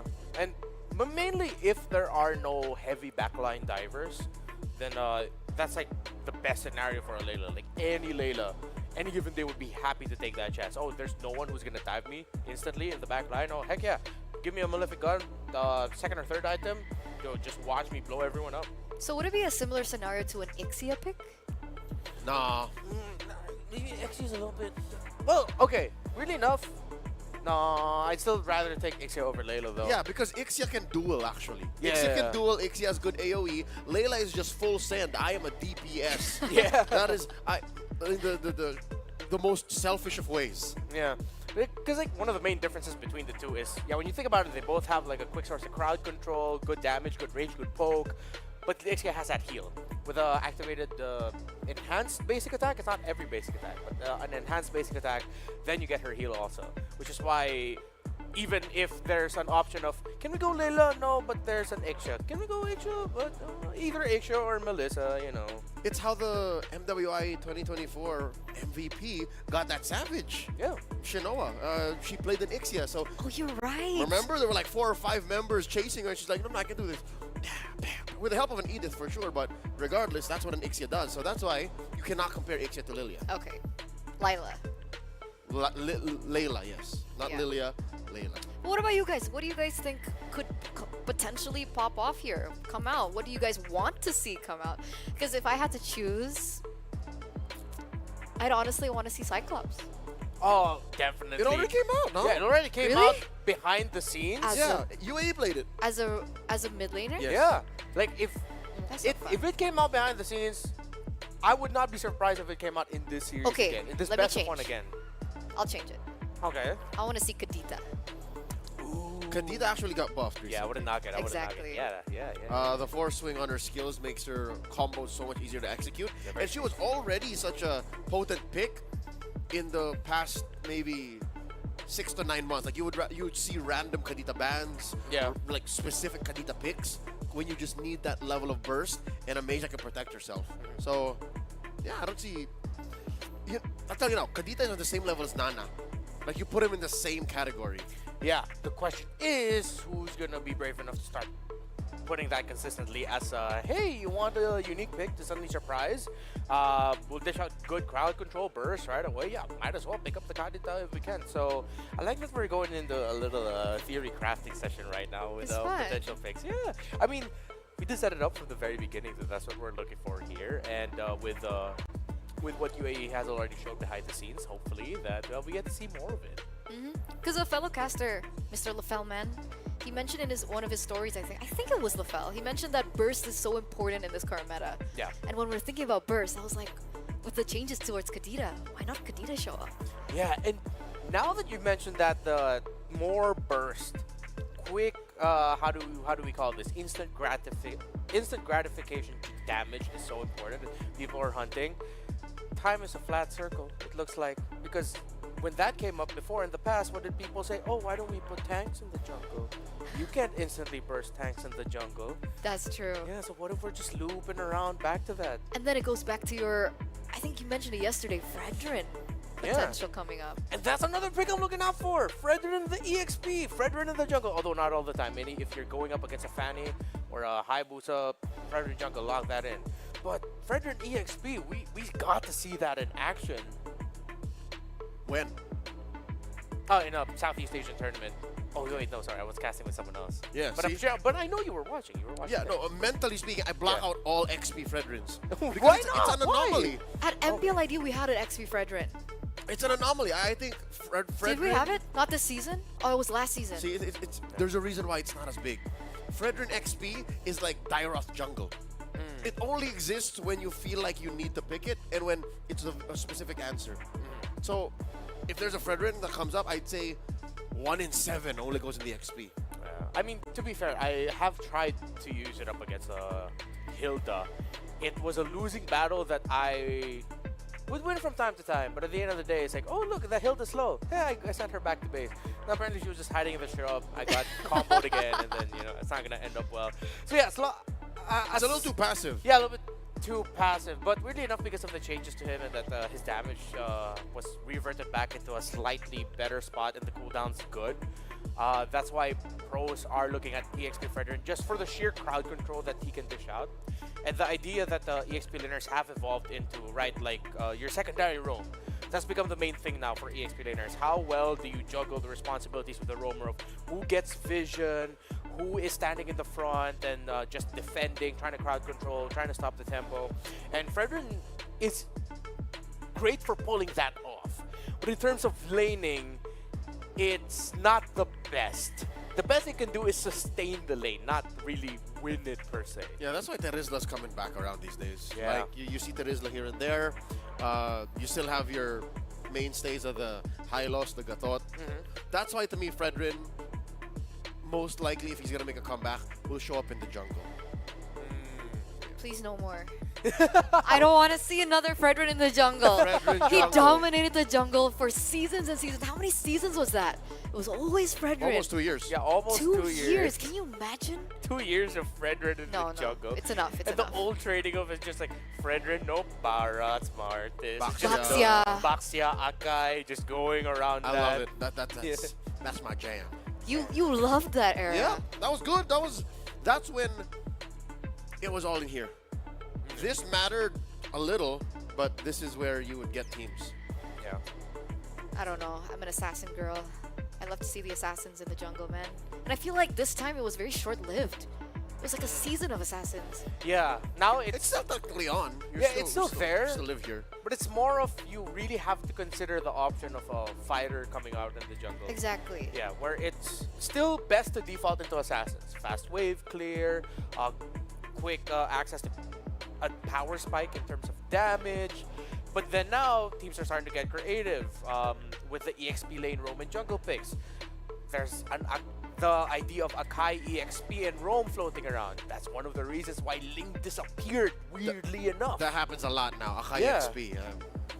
Yeah, it's great for sustaining lane. The damage is deceptive. That's one thing that surprised me about the Kai EXP, is that once he pack it with concussive blast, and you do the headbutt, the body slam, Basic and then attacks. concussive blast and one basic attack, So good. it can take out an EXP laner to close down to 50% health. Maybe Yeah. 60-65%. And which the is heavy wild. spin shifts a team fight almost as well as a Glorious Pathway. Yeah. Sometimes even better, because you can actually pull people towards your team. So yeah. Which is why I think a Kai XP makes a lot more sense than a Kai roam.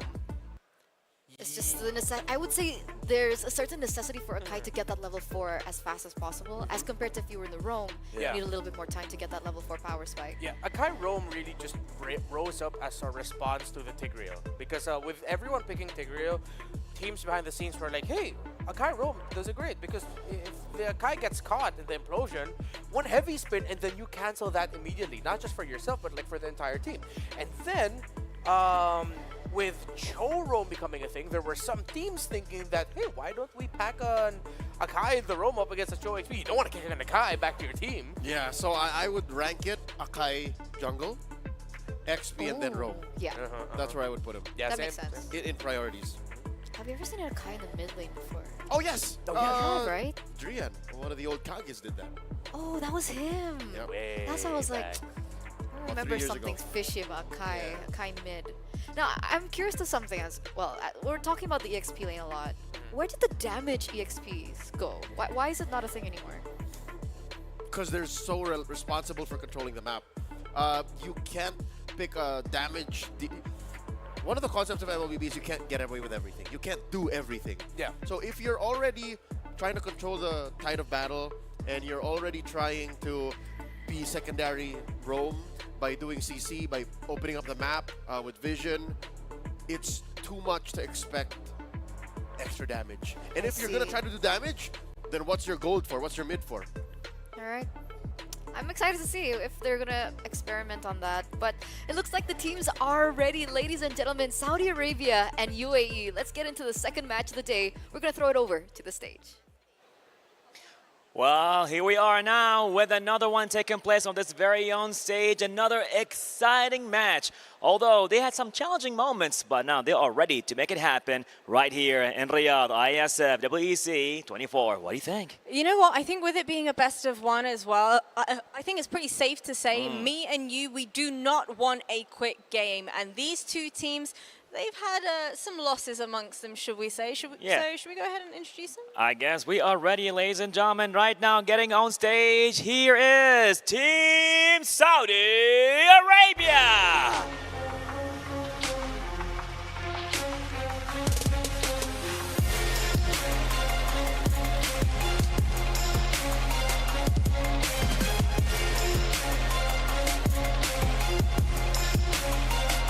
all warmed up and ready to go right now with Team Saudi Arabia.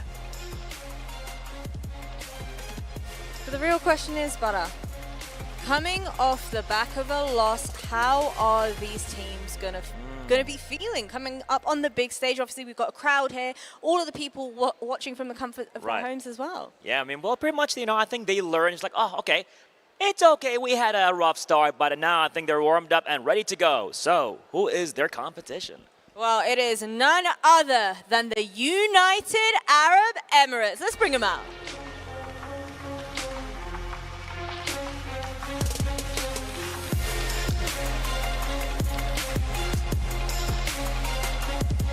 I gotta say, I'm liking the clash of colors, right? We got the green on the one side of the stage, we got the red on the other as well. You got that right. You know what's interesting? You got Saudi going against UAE with a Bahraini MC. It's pretty much it's like a GCC Khalijina Wahid moment taking place right here. But you know what? Let's see what's gonna happen in this match. Well, amazing talents. You ready? I'm ready. I was born ready. Take it from here. Let's go.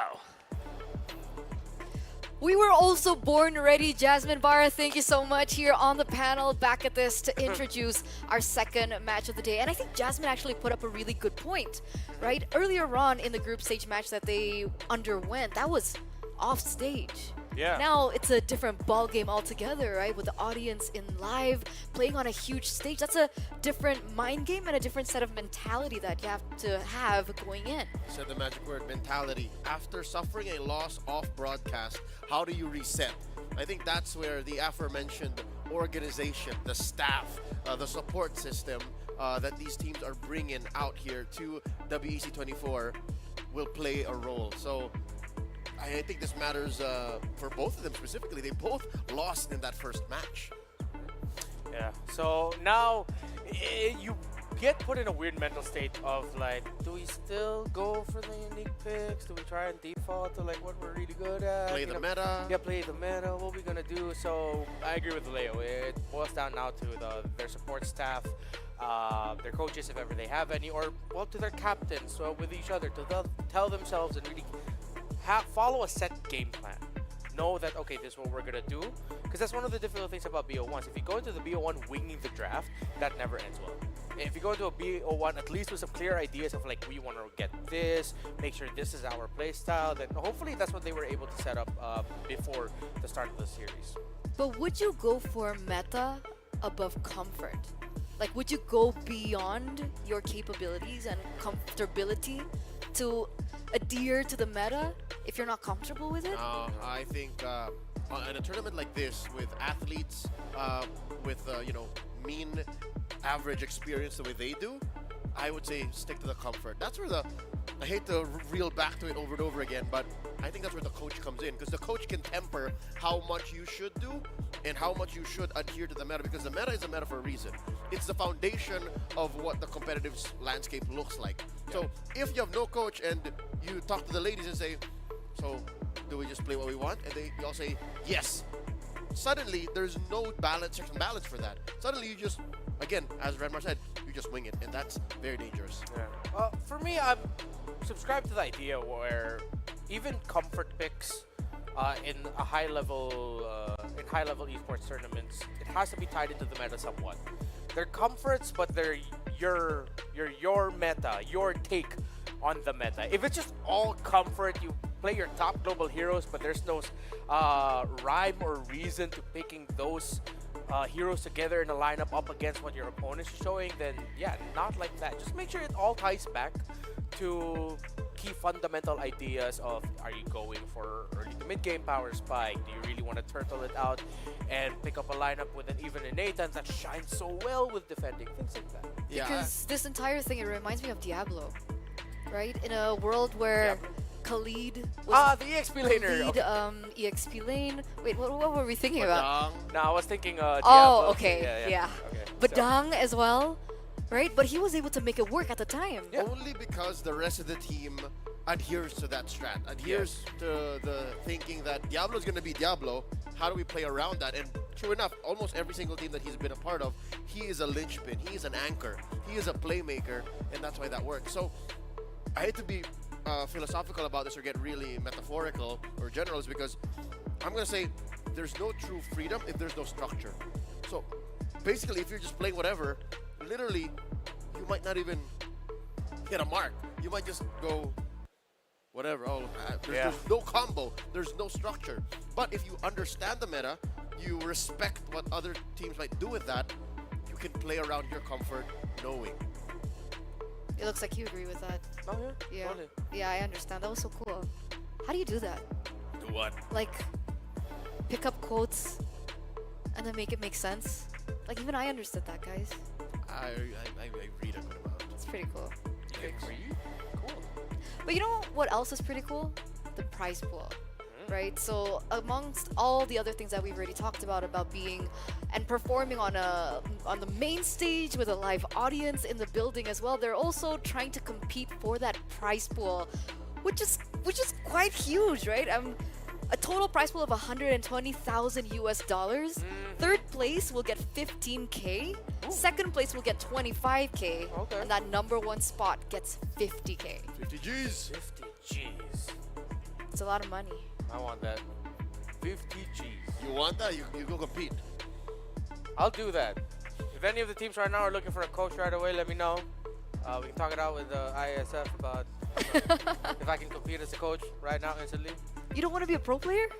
No, cannot be. It's a women's tournament. Why am I going to No, play I mean, the women's tournament? Like for the men's scene, No, obviously. No, I'm talking about now. Like right here. Right now. Can I be part of the Team Indonesia coaching staff, maybe?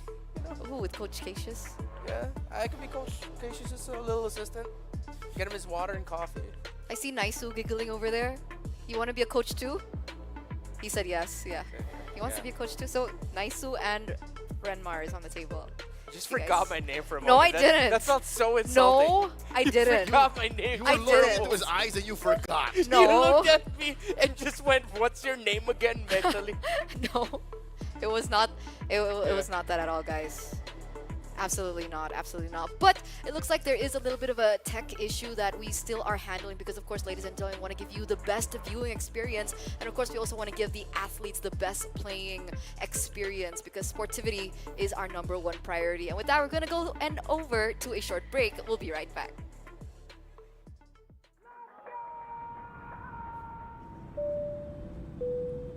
Good evening, ladies and gentlemen. We're landing in Riyadh, Saudi Arabia, for the World Esports Championship.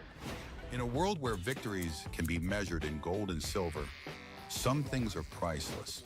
Fully expected, and it's Barano find him. Can shine for one with a quick trade from Impulse. Some things are not bought with money. The base is too open. Now Philippines is now taking the base of Indonesia. Remember their name. The feeling of standing alongside your fellow countrymen, the emotion, the home crowd, the weight of a whole nation on your shoulders. Sometimes I get emotional by the fact that I got chosen to be one of the representatives of my country. And yeah, it's just a dream, honestly. Here it's not just about the game, it's about the pride that unites us. Every match tells a story. Some missed shots. Sound picking up another one. Another headshot. No way! 4 kills! What has happened? From every corner of the globe. All eyes on WEC24.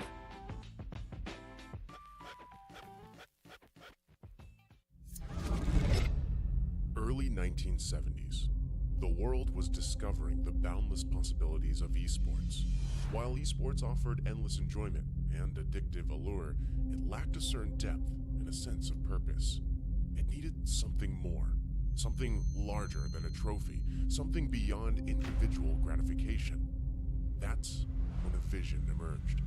A vision of uniting the world through esports.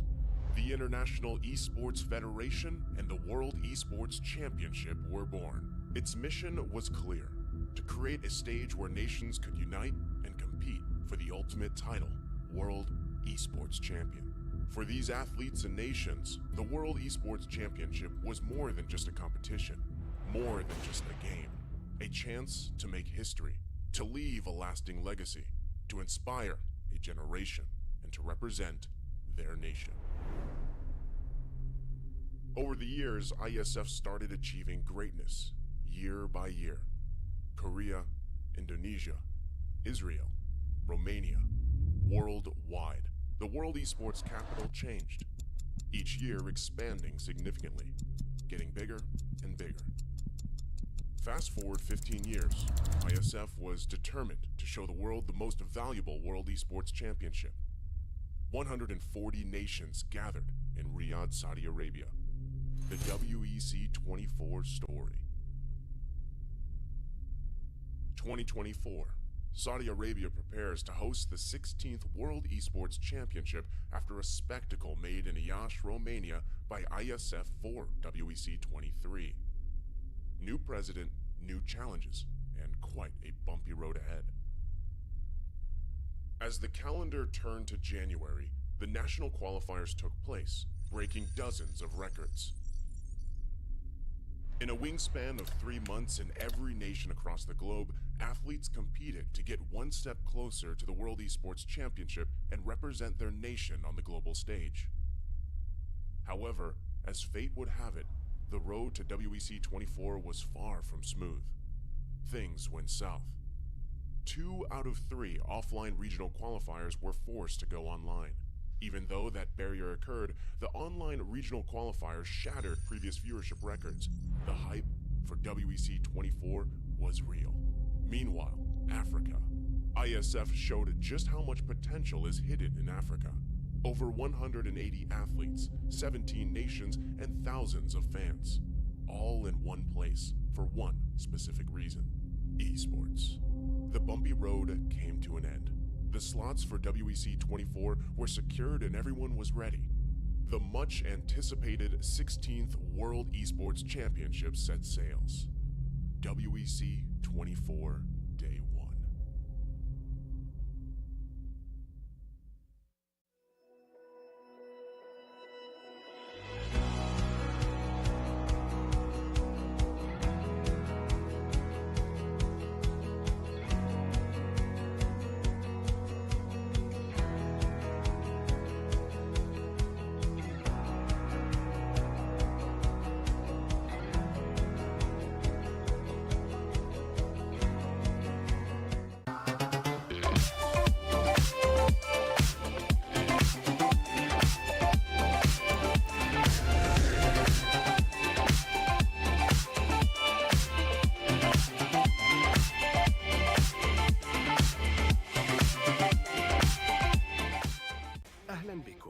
Welcome, bienvenue, bienvenidos, willkommen, benvenuti, добро пожаловать, välkommen, welkom, bem-vindos, 환영, 요koso, 환영합니다, hoş geldiniz, καλώς ήρθατε, swagat hai, witajcie, yindit nab, SEF Arena.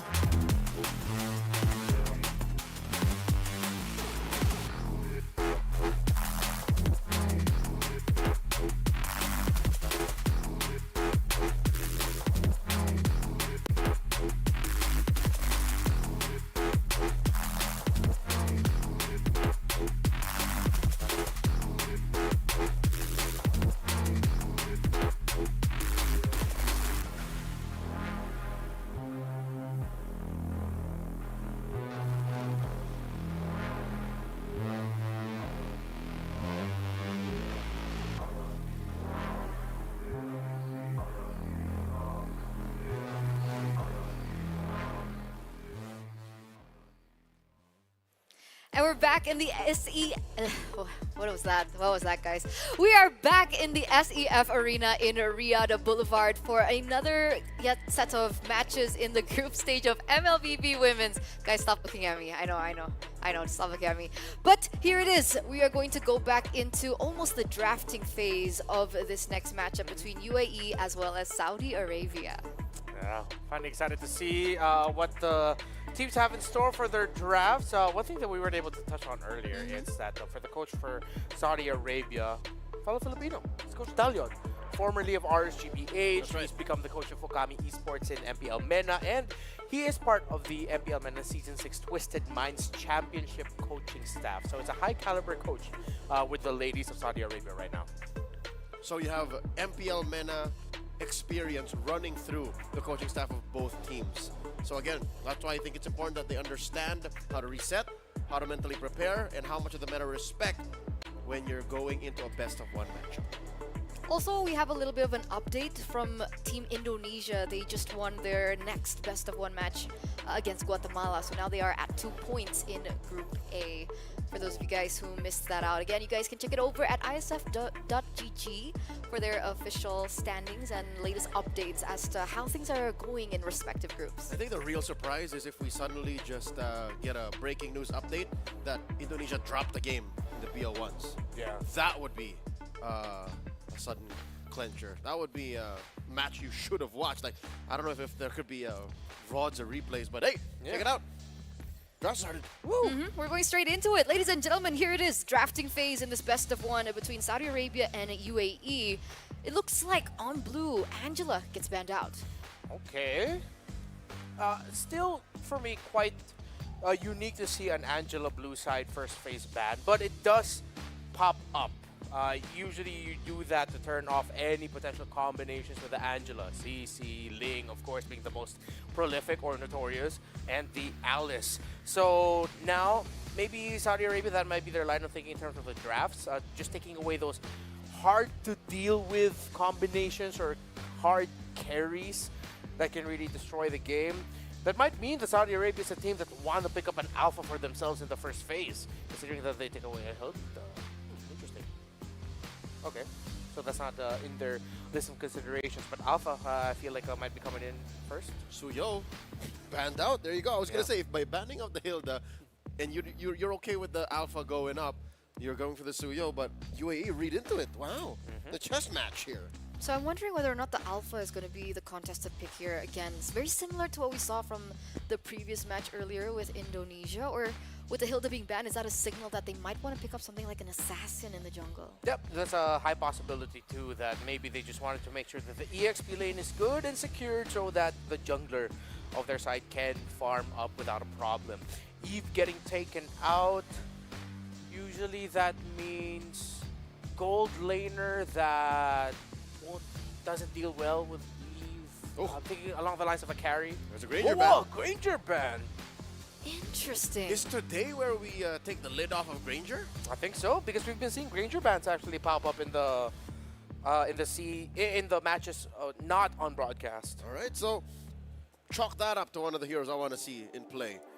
I want to see Granger back, whether it be in the gold or in the jungle.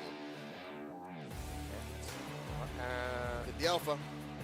The Alpha seems to be like the clearest answer. Or, of course, that there is that too. But picking the Phobius while the Alpha is open, to me, is it's not always a losing matchup, but you are making things a bit more difficult for your Phobius. And yeah, that makes sense to take out the Eve. If you were going to first pick Phobius anyway, that makes a lot more sense now. Yeah, the Phobius into an open Alpha is tier 2 level oopsie for me. I think there's so many other better ways to go about it. Well, specifically number 1, by picking up the Alpha.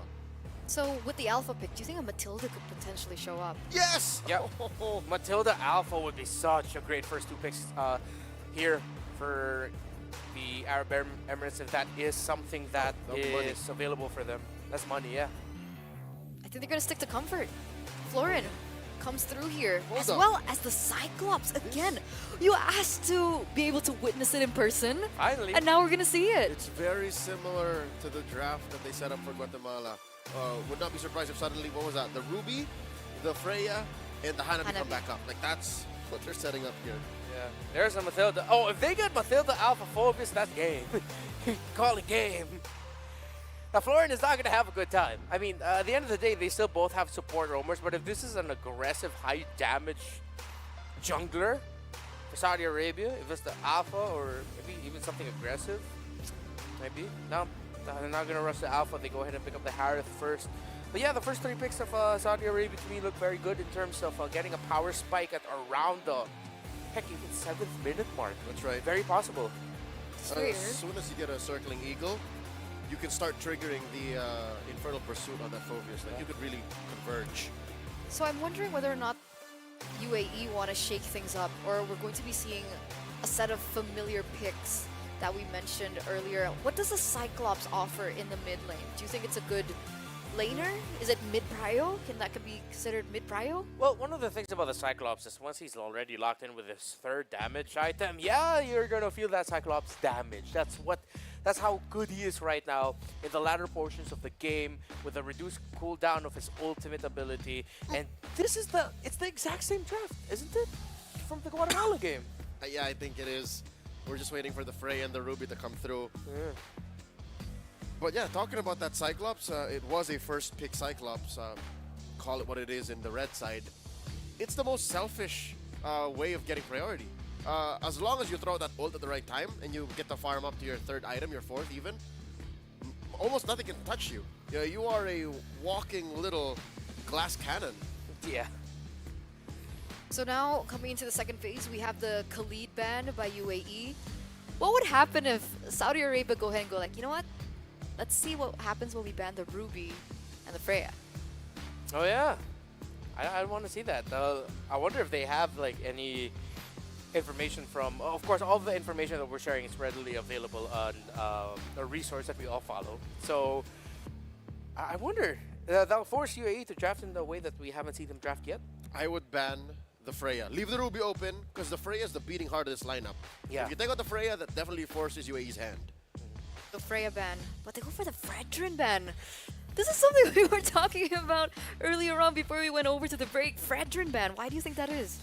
One of the things I was thinking about with the first 3 picks of UAE is that, hey, why don't you park someone tanky in the jungle? Someone that's going to be your main front liner. It looks like the Cyclops and the Florian might actually be able to supplement it well enough, something with good crowd control, not really for damage.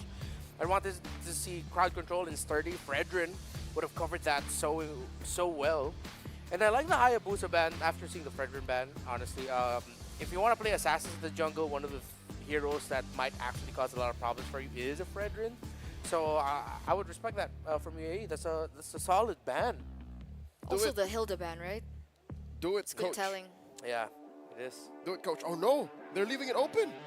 By all means, pick the Freya. He's just going to default into it. There's the Ruby. It's the exact same draft that showed up against Guatemala. They did take Guatemala down the wire. 24, 25 minutes, you know? What if the ladies of UAE have crafted a lineup here that is just unexpectedly so good at just holding on and forcing you to make mistakes? It looks like they could, because if you're talking about Peel, you're talking about Sustain, Ruby Florin. If you're talking about Wave Clear, Hanabi, Cyclops. And then you're talking about just sheer fighting prowess, that Freya. So maybe. But it's going to be really important to be able to protect this Hanabi. What if KSA go in with something with a lot more dive again, right? I mean, they still have the possibility of picking up an assassin. They can still go for the alpha even. Yeah. Saudi Arabia, I like the alpha here, but their team fight is so... I prefer this. Okay, so they get an assassin that's like deals that instant burst. The lineup of KSA just needed a little bit more. Wait a minute! That's a plot twist! Longer team fight, blah, blah, blah, blah, blah. Sicilian, good pick, I like it. Harley, cool! Alright, suddenly I think UAE take a sudden left turn and say, you know what, forget the Freya. Why don't we just blow up that Sicilian? Oh, and that's going to be a very vulnerable Sicilian as well. Would that force like an early Winter Crown? How would you go about that? Actually, it's not as vulnerable. They have a Matilda. Ah, you're right. So as long as the Matilda keeps tabs on the Sicilian, it shouldn't be as hard of a punish picking up the Harley suddenly. But I do like the creativity. I do like the resilience and the adaptability that the UAE have shown. Because they're not a one trick. That's a lot of respect. I got a lot of respect there. Yeah, this is gonna be fun. It super is. I'm super excited. So we're gonna go ahead and ask the casters what they think. You guys like it?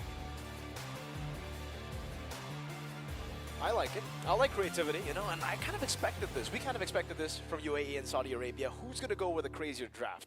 I think if it comes down to just creativity and crazy draft, we got to give it over to UAE. That was a crazy draft, man. Picking up the Hanabi and the Harley, the double H combo. Although we do have some surprises, too, from Saudi Arabia, right? We saw the Sicilian all the way to the end.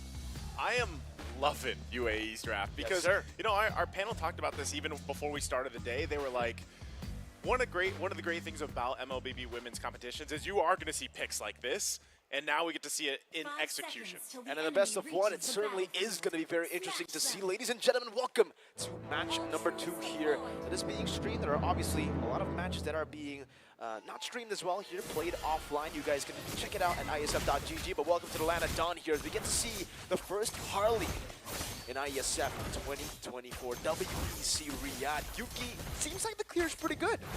It's got to be pretty good, man. I mean, as someone who there's 2 heroes that I love. I mean, everybody knows that I love Gord, but my second and third most played mages are actually Cyclops and Harley.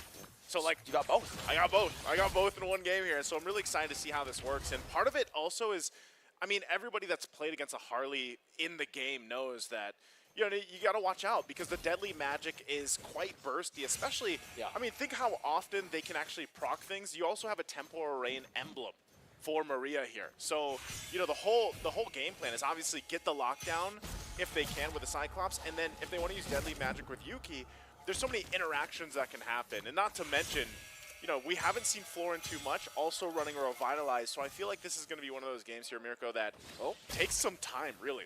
Rafa going in, putting out some damage, but going to be able to escape that. Yuki's fine. She is going to feel the pressure. Definitely. A lot of pressure early game for Nolan. And in the mid lane, too, you can see the poke. Horizon flicker from Maria.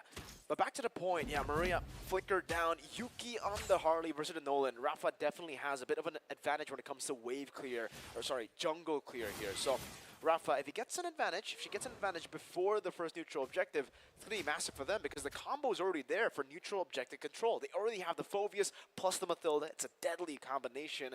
And for UAE, they kind of have to wait out turtle number 1, it seems, with Maria on the Cyclops. Whoa. Yeah, Maria, she's good. She feels the damage there. Lyrics is just going to go ahead and hold this up, this front. Yeah. I don't really see that much of an entry point here for this first turtle, so it just looks like it's going to have to go in the hands of KSA right now. Kuru also feeling that demonic force, the demonic pursuit there. But yeah, objective secured. Yeah, as I said earlier, right? I mean, the fact that they have a Cyclops, it's going to be very tough to control neutral objectives. And for Saudi Arabia, it's literally the opposite. They have a Sicilian that clears the mid very, very well. A Mathilda to bring in the Phoveus and to utilize that aggression. I think now what's in their minds is definitely they got to try to shut down the Hanabi somehow, right? Lunar's already doing a good job. They got a built-up waves and they're going in. Wow. All right, Summon Force going to be dropped down. Claw's not going to connect too. Just does get that level 4. So this is just ultimately a lot of gold going to the hands now of Lunar, like you mentioned. Do they go for a counter play into this?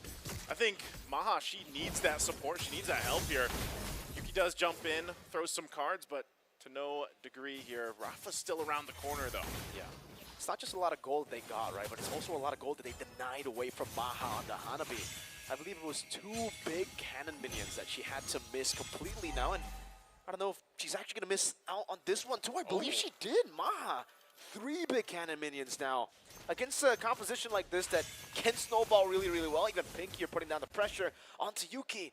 Man, as a gold laner, I hate the Harley pick, right? Because Harley usually just disintegrates my HP bar. But he's always there. With the Mathilda, with you having a Harith in your hands, you know, getting those shields with the Demand Force, it'll be quite easy. 4-man rotation down below. Wow, they're just going to press this. Whoa, Kuru just gone out of the picture so quickly. A flicker burned, and Maria in trouble too as she falls. 2 big, quick kills for Saudi Arabia on the bottom lane. Oh, man, make it 3. Now Livin. That's not enough. Even the Deadly Magic, Livin's, she's going to be living. The Deadly Magic, so far, it's just been magic, right? Not really too deadly just yet. Has to wait for some few more items, maybe possibly a snowball too. But the big concern for me is how they've essentially shut down Maha without killing her, right? in the gold lane, it's just about denying these minions. All the way from where we saw earlier, building up the wave, shoving it in, and then zoning Maha from the 2 cannon minions. Third minion as well, and that makes it 4 with the push earlier. Free turtle, seems like, for Saudi Arabia. No contest whatsoever for UAE. Oof. Even with that secured objective, you see 2 big items picked up too. Starlium Scythe for Lunar. Like we mentioned, there's winning that gold lane, so she is going to be able to go down there. She's probably going to go contest 1 versus 1. Meanwhile, up top as well, Big jumping in, bringing it in with a guiding wind. Maha's gone, so down in the bottom lane, that's a kill. And also up top, as Bruise goes down, UAE really struggling on all fronts right now. That's really tough when you don't have that mid-prio, man. When you have a Mathilda on the other side, especially with a Mathilda together with a Sicilian up against a Cyclops, there's no way for you to match up that mid lane clear. So it gives so much room for Pink to just rotate across the map. Nolan already being a high mobility pick. Yeah. Give her a guiding win. And I don't know what we call mobility raised to the power of 2. Is that it? Raised to the power of 2. Raised to the power of 2. It's mobility squared. I was going to say, yeah, it's definitely not cube, but it's squared. It's squared. Quick maths. Maybe we can add cube as we get into the later stage of the game with the guiding wind. Obviously, you know, getting lower and lower in terms of cooldown. But man, you see that damage. Doesn't land the Sanguine Claws, but they're trying to siege this mid lane. Yeah, they want this turret, and they know the advantage. I mean, we're talking about a 5,000 gold lead. There's a lockdown. There's the pull, too, from Bruise under the turret. Turret finally goes down. Lunar's going to drop the Zaman 4. She's looking for Yuki. Yuki in trouble. Yuki's already going to fall, and now the guiding wind, certainly Eagle combo, will force down multiple members of UAE off the turret, but ultimately it's just Yuki that falls. Really good siege. Again, for them, it's all about utilizing their range, utilizing the healing, and obviously the disengage. She was caught by the Higanbana. This is 11 with a flicker, not a purify. So, yeah.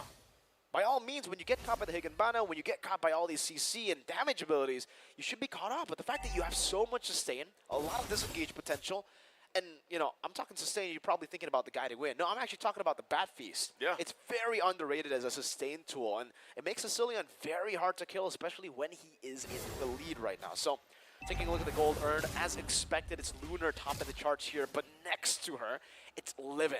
And it's by 1,000, it's pretty big, but the fact that the Sicilian, a late game pick, is doing this well in the early game, is looking bleak, man, for UAE. They do have late game, they do have pretty good clear with, well, I don't know if I want to say pretty good clear right now because they're so far behind. Rafa! Whoa! Maria going to be forced off the turret again. They are going to try to delay this, but Maria ultimately going to go down. And now, under the tier 3 even, Lunar goes in, gets out with the guiding win. Karu, looks like she was just stuck there, so very strong showing once again. Saudi Arabia now just continuing pressure. Even after that objective take earlier on, there looks like they're going to get more turrets here. The timing could not have been worse for UAE. Getting that kill, Rafa delayed the kill. And she got the Sky Piercer right as she got the fracture down. So that's one Sky Piercer stab. We can keep note of that. Once Rafa gets a few more, it'll be even more deadly. I don't know what to call Sky Piercer, man. I mean, we've been talking about SPA, the Sky Piercer abuser. It does seem like Rafa right now will be abusing that Sky Piercer with this big snowball. And again, that range is just too much for UAE to deal with. They have no gap closers. Even this Ruby, the way she punishes a lot of different heroes is the range. But when you get outranged superiorly like this, you're probably only going to get the focus, maybe? Rafa's maybe. Too elusive to get picked off like that. And with this kind of lead this early on, you know, you're 8 minutes in, you're 10,000 ahead. This kind of lineup, as much as I love it coming into this game, you know, very unique, very interesting picks. It's not worth fighting right now. There's no way, because even if you get this down, we already know there's a lockdown. You see how little damage is being pumped out by Maria. Yeah. You know that if it's going to be a Cyclops, it's going to be a lineup like this, even with a hand of you need so much time to build up. And if you get this outscaled this quickly, you're in for a really tough ending right now because they're even pushing in. Zaman 4 is going to be dropped down. There's the pull from Bruise, though. Bruise has to flicker around defensively, and Kuro in trouble too. She's just gone. Can't heal through it, and now Maha in trouble too. Flickers back towards the fountain. They already lost the base turret up top. Now it's the mid lane. We'll see if they still fight it out, but right now KSA looking to take another base turret. Those hits are just, it's too much, the bad impact. Way too much, the bad impact. Man, Maha was down to a quarter. Now it's Maria. Oh, Maria, she's going to be taken out too. Just caught in the front. The bat's hitting again, and they're going to jump in. Lunar finds that one. Kuru in trouble again too, as she falls. 2 members left of UAE. They look to end the game already for KSA, even without a Lord. Yuki in trouble, will be able to survive though. A couple minions left, the base is going to be worked on, and that looks like it might be it for UAE as they face a defeat. As Saudi Arabia takes game 1 in this best of 1. They win the match. Absolute destruction from the hosts of IESF WEC 24. 9 minutes was all it took, and it was just complete domination all the way from the start. We were talking about those creative picks, very unique picks from the side of UAE. Unfortunately, we did not see that composition get to a point where you can actually fight back, right? It was a very mid to late game composition with the Cyclops. I mean, to be fair, all of their picks there, even the Hanabi, I would say especially the Hanabi in the gold lane, and the fact that she was paired up in a matchup that, I mean, if we talk about Harith, this is a bully laner, right? Yeah, unless you go for a Lunox, Harith probably wins almost all the matchups. So the fact that on the Hanabi, you're going to have to deal with the Harith that can constantly just burst you, out-trade you, and sustain through your early game damage. That was well played from Saudi Arabia. We got to give it to these girls, man, to these ladies. An absolutely phenomenal performance, amazing discipline too. When they were in the lead, they didn't go in randomly and throw away their lead. No, they played it so clean up until the end, and that was shown. With a 9-minute duration game, that was shown. Complete dominance and discipline. Yeah, very strong, and again, it shows how much experience, you know, this squad has and what they've been able to do over the course of the year. It really showed in the gameplay, and you know, it was more of a, I guess you could say, standard composition that they brought to this game. And like I said, I'm not going to knock the fact that there was some experimentation going on here with the picks that we saw from, you know, UAE. But like you said, if you draft something like that, that's very, you know, mid-game to late-game dependent, you have to get there. Like, you can't get that dominated in the early game, and then you have no chance of actually catching your breath there. So just very strong showing, like I said, for KSA, Saudi Arabia, the home squad right now. And it looks good. Hopefully, again, I know we only have certain games on the stream, but hopefully they can emulate that for the next games of the group stage, because, man, what a performance. Most definitely. You know, again, that's a morale boost for Saudi Arabia, definitely here in their groups. It's finally I believe it's their first match win of the day. I'm not too sure, but I believe, yes, it is their first match win of the day. So definitely already trying to change the tides of earlier suffering a loss, unfortunately, to Egypt, I believe. So again, it's all about just coming back again. In the group stage, there's still a lot of room in the round robin for you to improve and for you to beat the teams that beat you previously. That's true. Get that revenge. The L's aren't losses, Naisu. They're, what are they? They're learns. I was going to say it for you. Yeah. They're learns? Learns? Lessons? Learns? You want to say lesson? You wanted to say lesson. I want to say lesson, but I'm following you here, man. L is for learn. L is they for definitely learned in that first match. They came back in match number 2 with a Sicilian pick with, again, the Mathilda Phobies. It's such a good combo. We've spoken about this for such a long time. Even in men's, we've been just saying how deadly this combination is, and we got to see that. We're going to throw it over to the stage for an interview with the KSA player, with Bara Livin. Well, guys, big shout out to you for the amazing casting. I'm here, of course. First of all, Mabruk and congratulations to Team Saudi. So, Levin, you lost against Egypt but won against UAE. So how do you feel right now about this? Actually, it was our first time to play offline, but now we are more confident and we are so excited to play for the other matches. Let's go. So I think you are more motivated, more encouraged to take over the world today. Anything you want to say to the people of Saudi? ايش حابب تقولين للشعب السعودي ولعشاقكم ولمشجعينكم؟ إذا تبغونا نرجع ونفوز شجعونا. باختصار مفيد. أهل السعودية أعطونا صوت. Pretty much what she said, you know what? Let's keep going, and we would love to hear your cheers and voices all the way to the world from Saudi Arabia. And guys, back to you.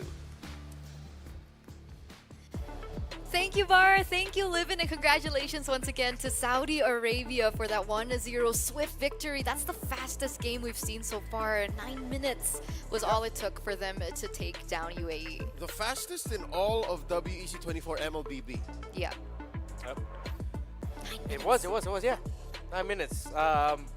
No surprises. Again, Matilda, Phobius, Harith, Nolan, Sicilian.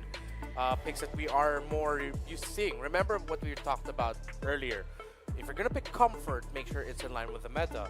Saudi Arabia looked very comfortable. All of them with the heroes that they had, with the Fulvius, there was something Lyrics was doing that you could, as a Fulvius player myself, it's like, oh yeah, she's definitely thinking about the right timings, using her basic attack at the right time. Everyone just looked comfortable with meta picks. But for UAE, they looked uncomfortable because they picked comforts that weren't exactly up to par with the meta. And again, kudos to that last-minute decision, last-second decision to pick the Harley to try to punish Livin by picking that Sicilian. But I don't know which patch this happened, but it seems like Harley isn't as strong anymore. I even feel it in my ranked games. So yeah, if you've been playing for quite a while, like let's say you got into MLBB in the past year or so, you would see a lot of random Harleys burst down soft targets. But in this game specifically, it seemed like Yuki couldn't touch anybody. Yeah. Yuki did not have a good time farming. 4.4k gold. Look at the gold of the XP laner, 4.8. The gold of the Hanabi, 4,000. Only 400 difference between those two. Yeah, it was not a good time for Yuki in the jungle. For Saudi Arabia, they just controlled everything. The poke, the range from the Sicilian, the poke, the crowd control, the increased mobility coming in from the Matilda, that will trump a lineup that has way too many carries. You have a carry in the jungle, a carry in the mid, a carry in the gold. Florin as your roam, that is not enough to help a lane or a role shine so that you can get your gold as fast as possible. And it makes sense, right? We can even see it reflected in the statistics as well. Absolutely zero objective takes coming in from UAE. 0 turtles, 0 lords, 0 turrets, and only 1 kill. And that kill was on the roamer, right? Yeah. It was on Pink. Yeah, Pink did well. Again, I did say even if Yuki did get online and get a bead onto Livin or to Lunar, Pink would play a role in protecting her cores. Something to note as well, check out one of the cores here, Rafa on that Nolan. When was the last time you saw a Sky Piercer on a Nolan? It's been quite a while. That's just how confident Rafa is and the rest of the ladies from Saudi Arabia that they are going to get away with this, that they are going to finish quick. I'm looking at the kill score, 304. Maybe she got 2 kills after the fact. That's still not enough stacks, but still, in case the game did extend maybe a good minute or so longer, that would have been an easier pop. Yeah. I wish we just saw some different sequencing or priorities from UAE. I remember us looking for that Freya. Made sense though as to why they didn't go ahead and they didn't pick that Freya. I feel like seeing the ban of the Fredrin, even though I'm not going to say that the Fredrin was in the line for UAE, but still at the end of the day was banned out by Saudi Arabia because again they knew that what else that lineup needed. It needed a solid presence. The Ruby alone of the EXP lane is not going to be enough. You need one solid presence in the mid. If it's not a solid presence in the jungle, it's a solid presence in the roam. Again, you have your carry as a mid. Cyclops doesn't have a lot of crowd control. Yes, I know about the ultimate of the Cyclops. That's what it does. But that's your ultimate, just a crowd control. You have a slow, but a lot of the other meta mid laners have their crowd control from their first, sometimes even both of their first 2 skills can dish out crowd control. So yeah, it just boils down again to the thought of the principles, the fundamentals of the drafting, what you're going to be pairing with it. Too many carries rarely shines in the high stakes and high mechanical pro scene of MLBB. Yeah, that's what you call an expensive lineup. Expensive, yes, exactly. So UAE needs to, double down and look for balance, I think. I think that's the main point that we're getting at right now. So definitely this is something that they can, once again, like the casters mentioned, learn or lesson.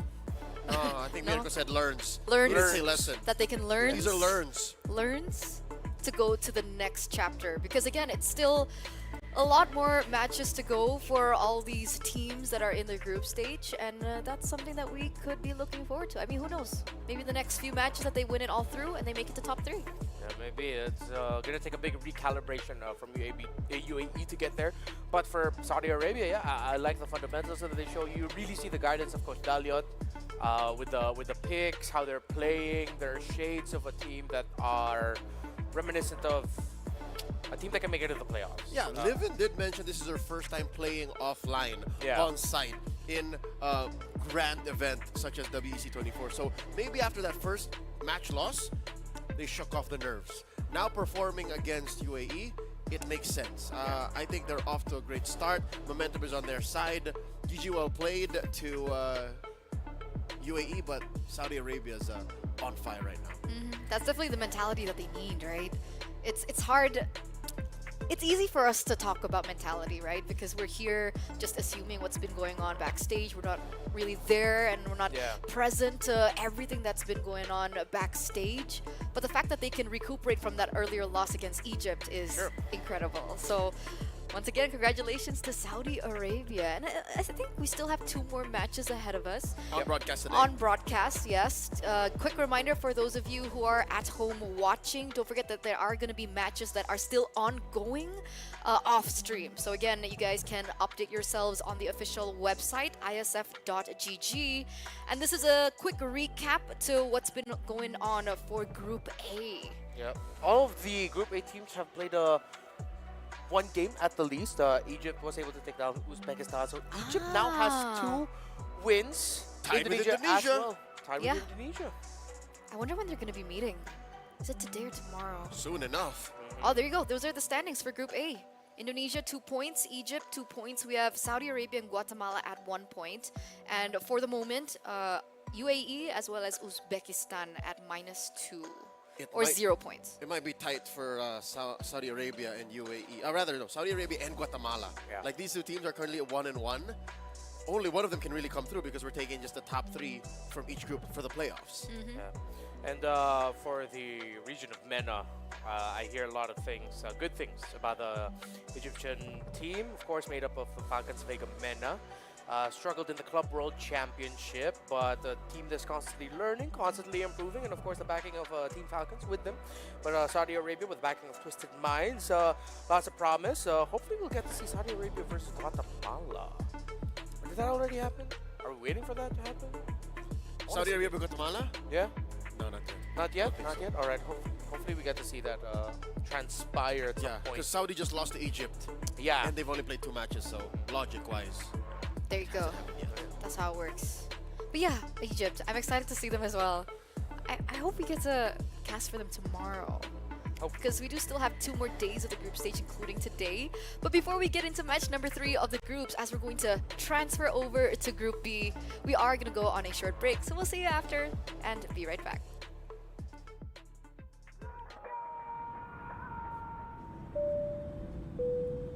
Good evening, ladies and gentlemen. We're landing in Riyadh, Saudi Arabia, for the World Esports Championship.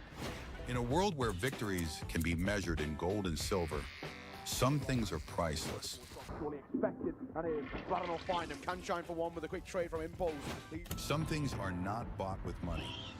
The base is too open. Now Philippines is now taking the base of Indonesia. Remember their name. The feeling of standing alongside your fellow countrymen, the emotion, the home crowd, the weight of a whole nation on your shoulders. Sometimes I get emotional by the fact that I got chosen to be one of the representatives of my country. And yeah, it's just a dream, honestly. Here it's not just about the game, it's about the pride that unites us. Every match tells a story. They need to some missed shots. Sound picking up another one, another headshot. No way! 4 kills! What has happened? From every corner of the globe. All eyes on WEC24.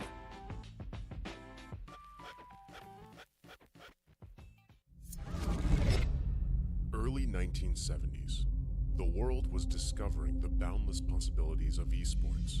While esports offered endless enjoyment and addictive allure, it lacked a certain depth and a sense of purpose. It needed something more, something larger than a trophy, something beyond individual gratification. That's when a vision emerged. A vision of uniting the world through esports. The International Esports Federation and the World Esports Championship were born. Its mission was clear: to create a stage where nations could unite and compete for the ultimate title, World Esports Champion. For these athletes and nations, the World Esports Championship was more than just a competition, more than just a game. A chance to make history, to leave a lasting legacy, to inspire a generation, and to represent their nation. Over the years, IESF started achieving greatness, year by year. Korea, Indonesia, Israel, Romania, worldwide. The World Esports capital changed, each year expanding significantly, getting bigger and bigger. Fast forward 15 years, IESF was determined to show the world the most valuable World Esports Championship. 140 nations gathered in Riyadh, Saudi Arabia. The WEC24 story. 2024. Saudi Arabia prepares to host the 16th World Esports Championship after a spectacle made in Iași, Romania by IESF for WEC23. New president, new challenges, and quite a bumpy road ahead. As the calendar turned to January, the national qualifiers took place, breaking dozens of records. In a wingspan of 3 months in every nation across the globe, athletes competed to get one step closer to the World Esports Championship and represent their nation on the global stage. However, as fate would have it, the road to WEC24 was far from smooth. Things went south. 2 out of 3 offline regional qualifiers were forced to go online. Even though that barrier occurred, the online regional qualifiers shattered previous viewership records. The hype for WEC24 was real. Meanwhile, Africa. IESF showed just how much potential is hidden in Africa. Over 180 athletes, 17 nations, and thousands of fans. All in one place for one specific reason: esports. The bumpy road came to an end. The slots for WEC24 were secured and everyone was ready. The much anticipated 16th World Esports Championship set sails. WEC24 Day 1.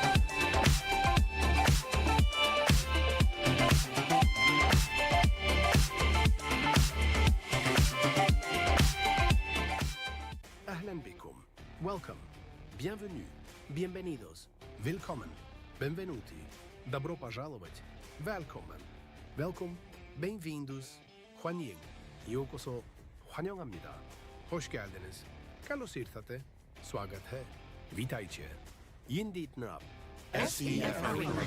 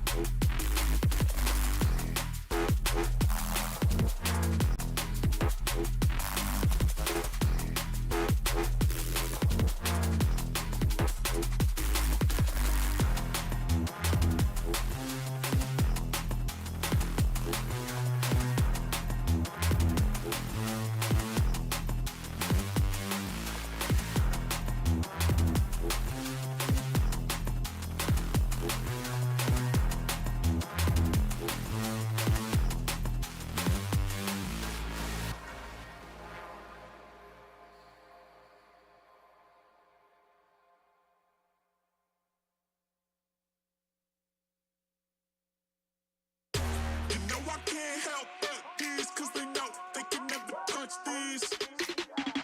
So baby, let me talk my shit, or I might just throw another fit. You know I can't help but these, cause they know they can never touch these. So baby, let me talk my shit, or I might just throw another fit.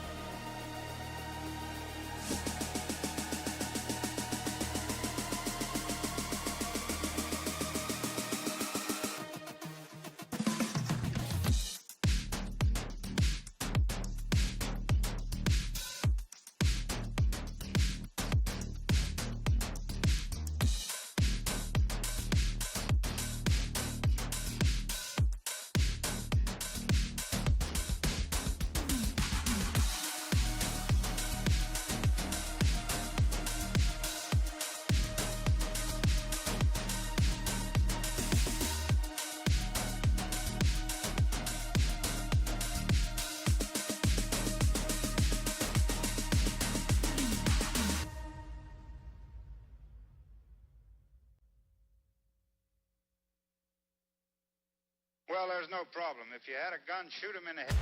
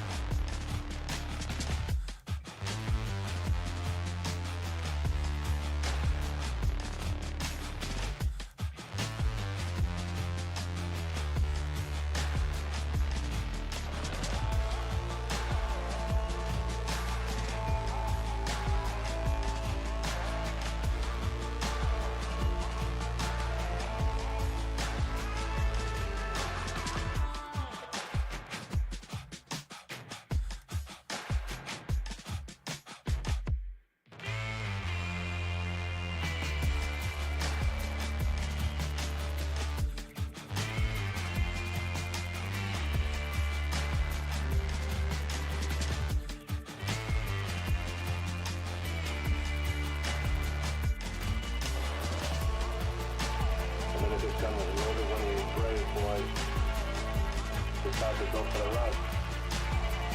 It's the fire. It's the fire.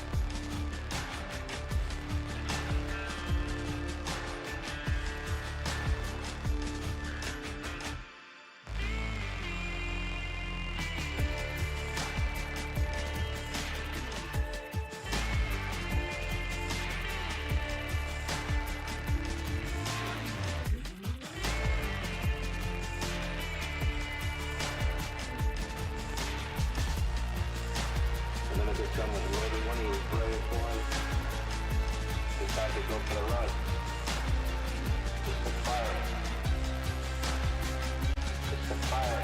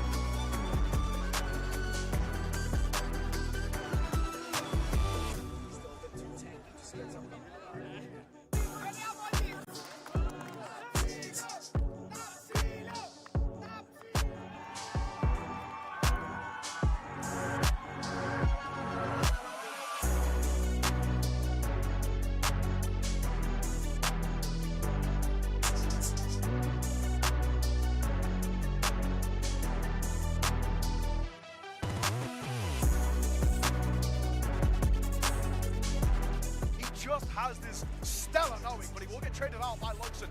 Up close, Tomoko delivers with one of his own, 2 versus 4.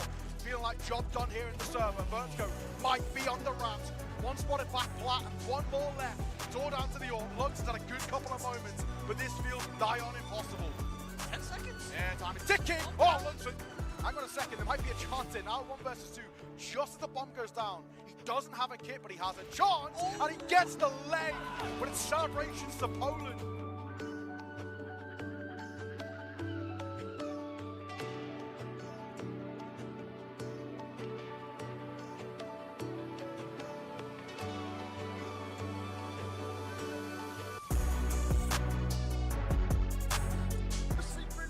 To AOG defensively.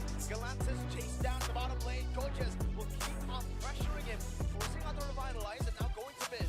Oh, that was enough pressure to go. They're going to get the mid turret. They got a wave pushing in. There's no way they clear this and end this game just yet. Spear of Alpha into the back of Galantis, taking down another round right there. Saison trying desperately to clear out the waves in the very same.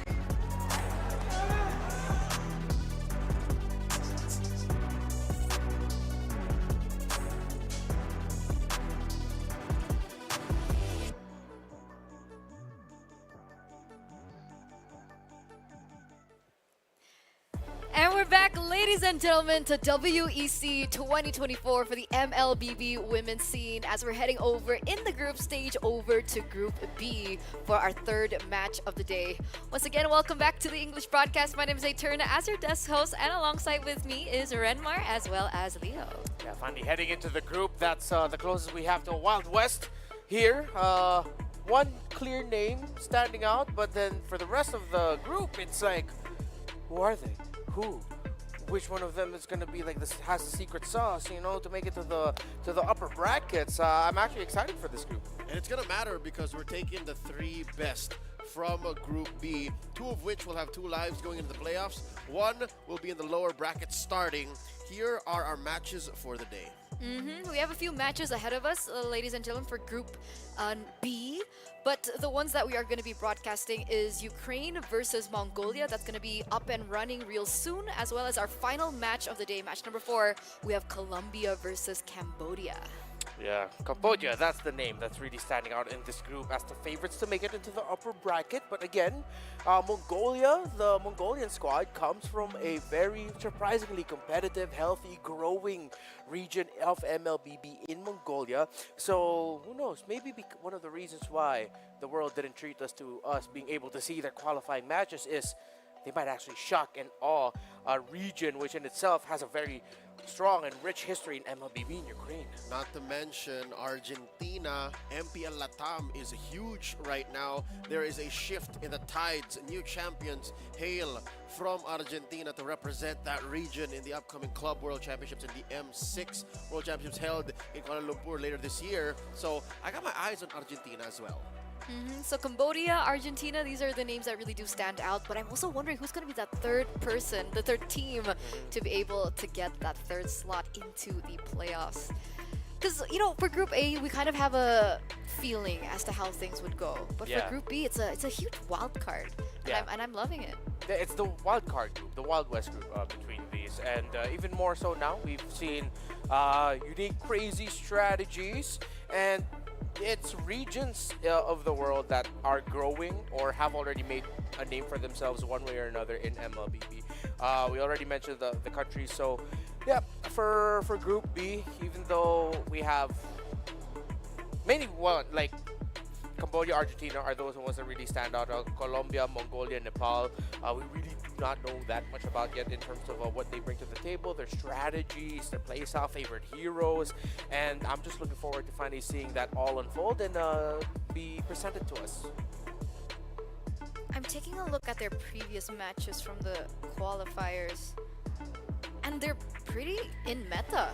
All of their heroes, right? It's not something that is quite outstanding. I guess the one thing that we don't see too often anymore is the Roger in the jungle.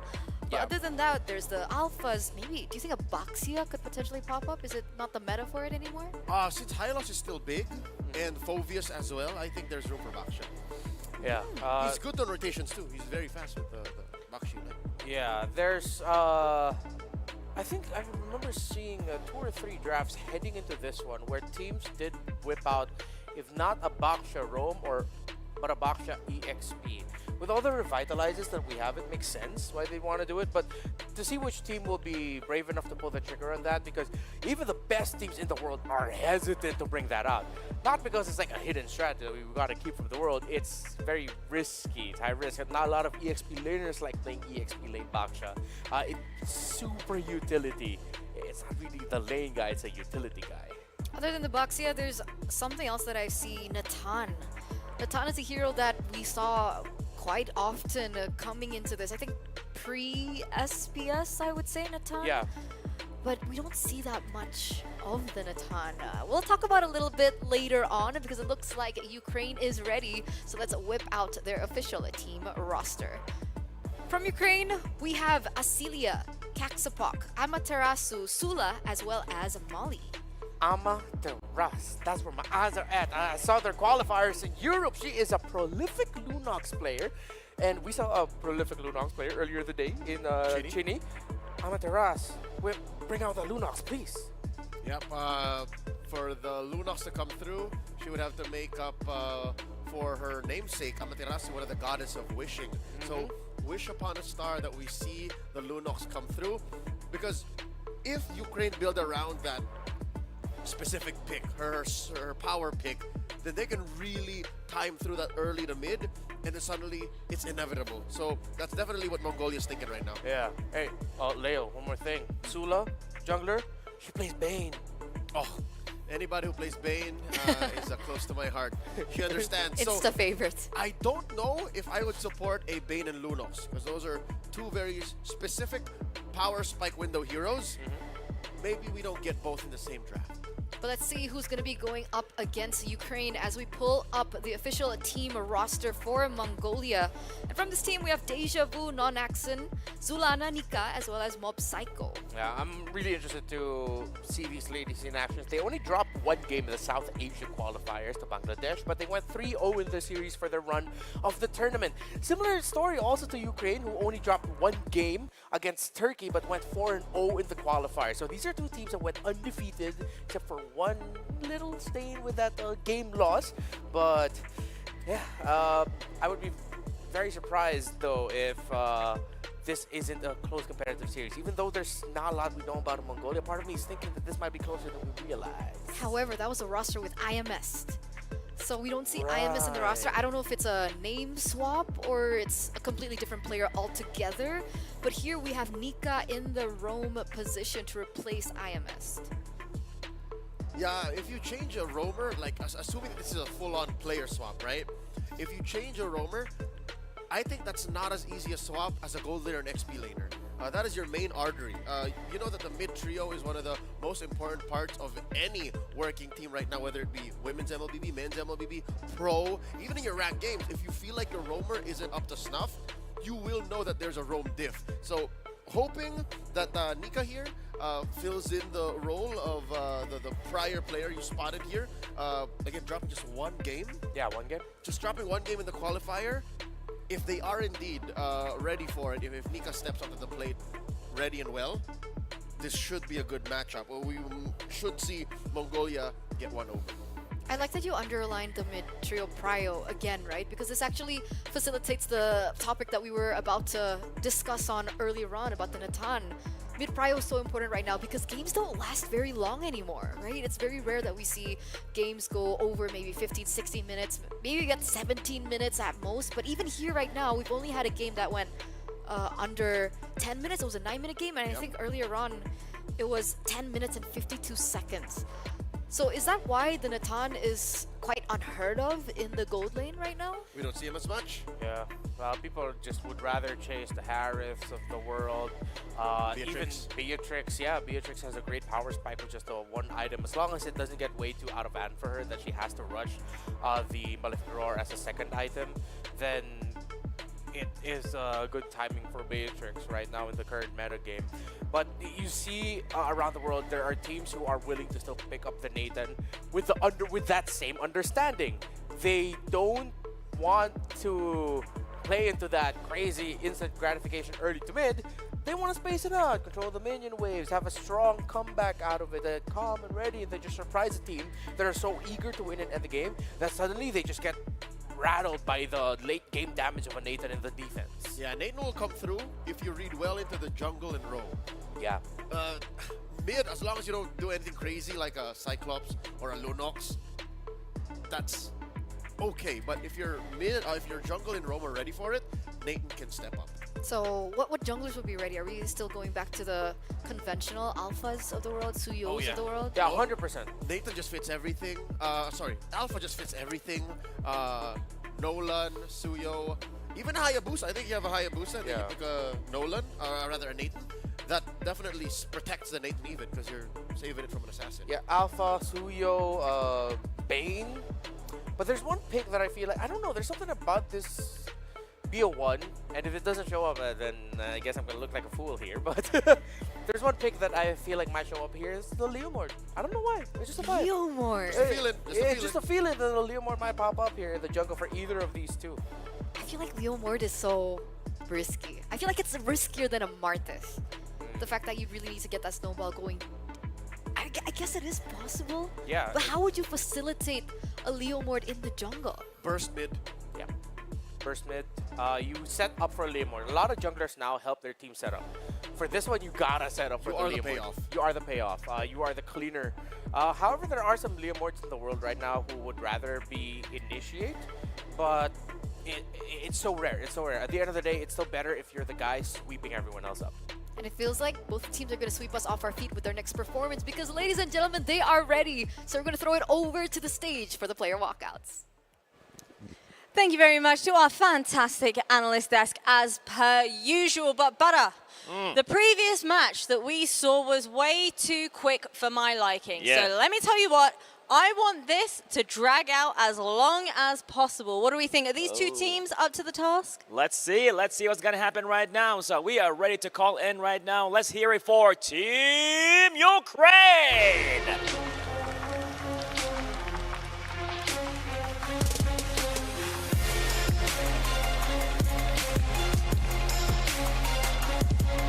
They are ready to take over right now. Heading to the stage, and look at them with the smiles, determination, and courage all taking place right now. And what I heard is kind of like a new scene for them. You know what? Like I mentioned, there's so many unknowns heading into this event, this tournament as a whole.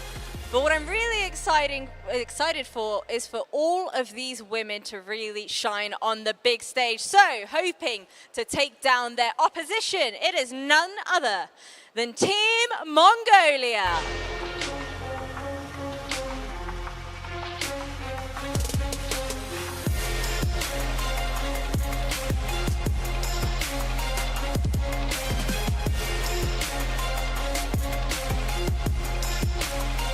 You know what, Barra? The best thing about all of this is that whilst the women's scene in MLBB is still relatively fresh, relatively new, there are so many unknowns as these two teams finally meet in person as well as on the server. You got that right. And the one thing I like about and I love about the ISF is that they are giving the platform for all of them to shine, to have it more of a lesson and a blessing at the same time, to see how it is to actually compete on an international ground.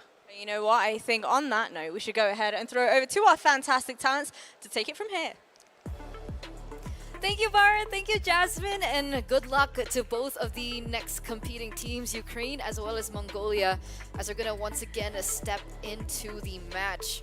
We're moments away of coming into the drafting phase. And so far, I feel like predictability is definitely off the table, especially for the MLBB women's. But other than the Leomord inkling, is there something else that we might potentially see?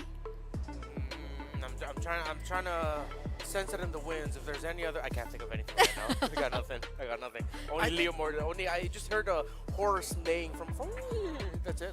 I think it's safe to say that these two teams, having seen what happened in Group A, should relatively keep it close to the chest.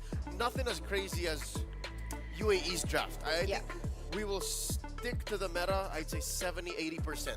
Yeah. So if there were like odd order in picks, like the early Harith, or an early focus on the gold lane, early focus on the roam, that'll be fine. But That's my read here. I'm not as crazy as Leo Ward. Is it really crazy though? It is kind of crazy. It's kind of No, crazy. It's not local. That's When was the why- last time we saw Leomord, guys? In somebody's regular season. Yeah. Trying to remember which one. Not in ours, right? Not in ours. Malaysia then. Yeah, probably Malaysia. Malaysia. And of course, it's the Malaysians. They're very creative. We love you guys. Immensely. Sorry, as I'm saying that, I'm thinking about LaFell. You just had a And I'm like, do I massive- really love LaFell? You wait, that was a question running in your mind. A little bit. Shout out to LaFell. I think you're still watching right now. but- Hopefully he caught that, so we get its instant We reaction. clip it, send it to him. Yeah. It doesn't have to be lost in the ether. But Yeah. back into the drafts again. I think Alpha is going to be a huge contested pick here. I think both of these junglers are very familiar with these utility junglers, these fighters in the jungle.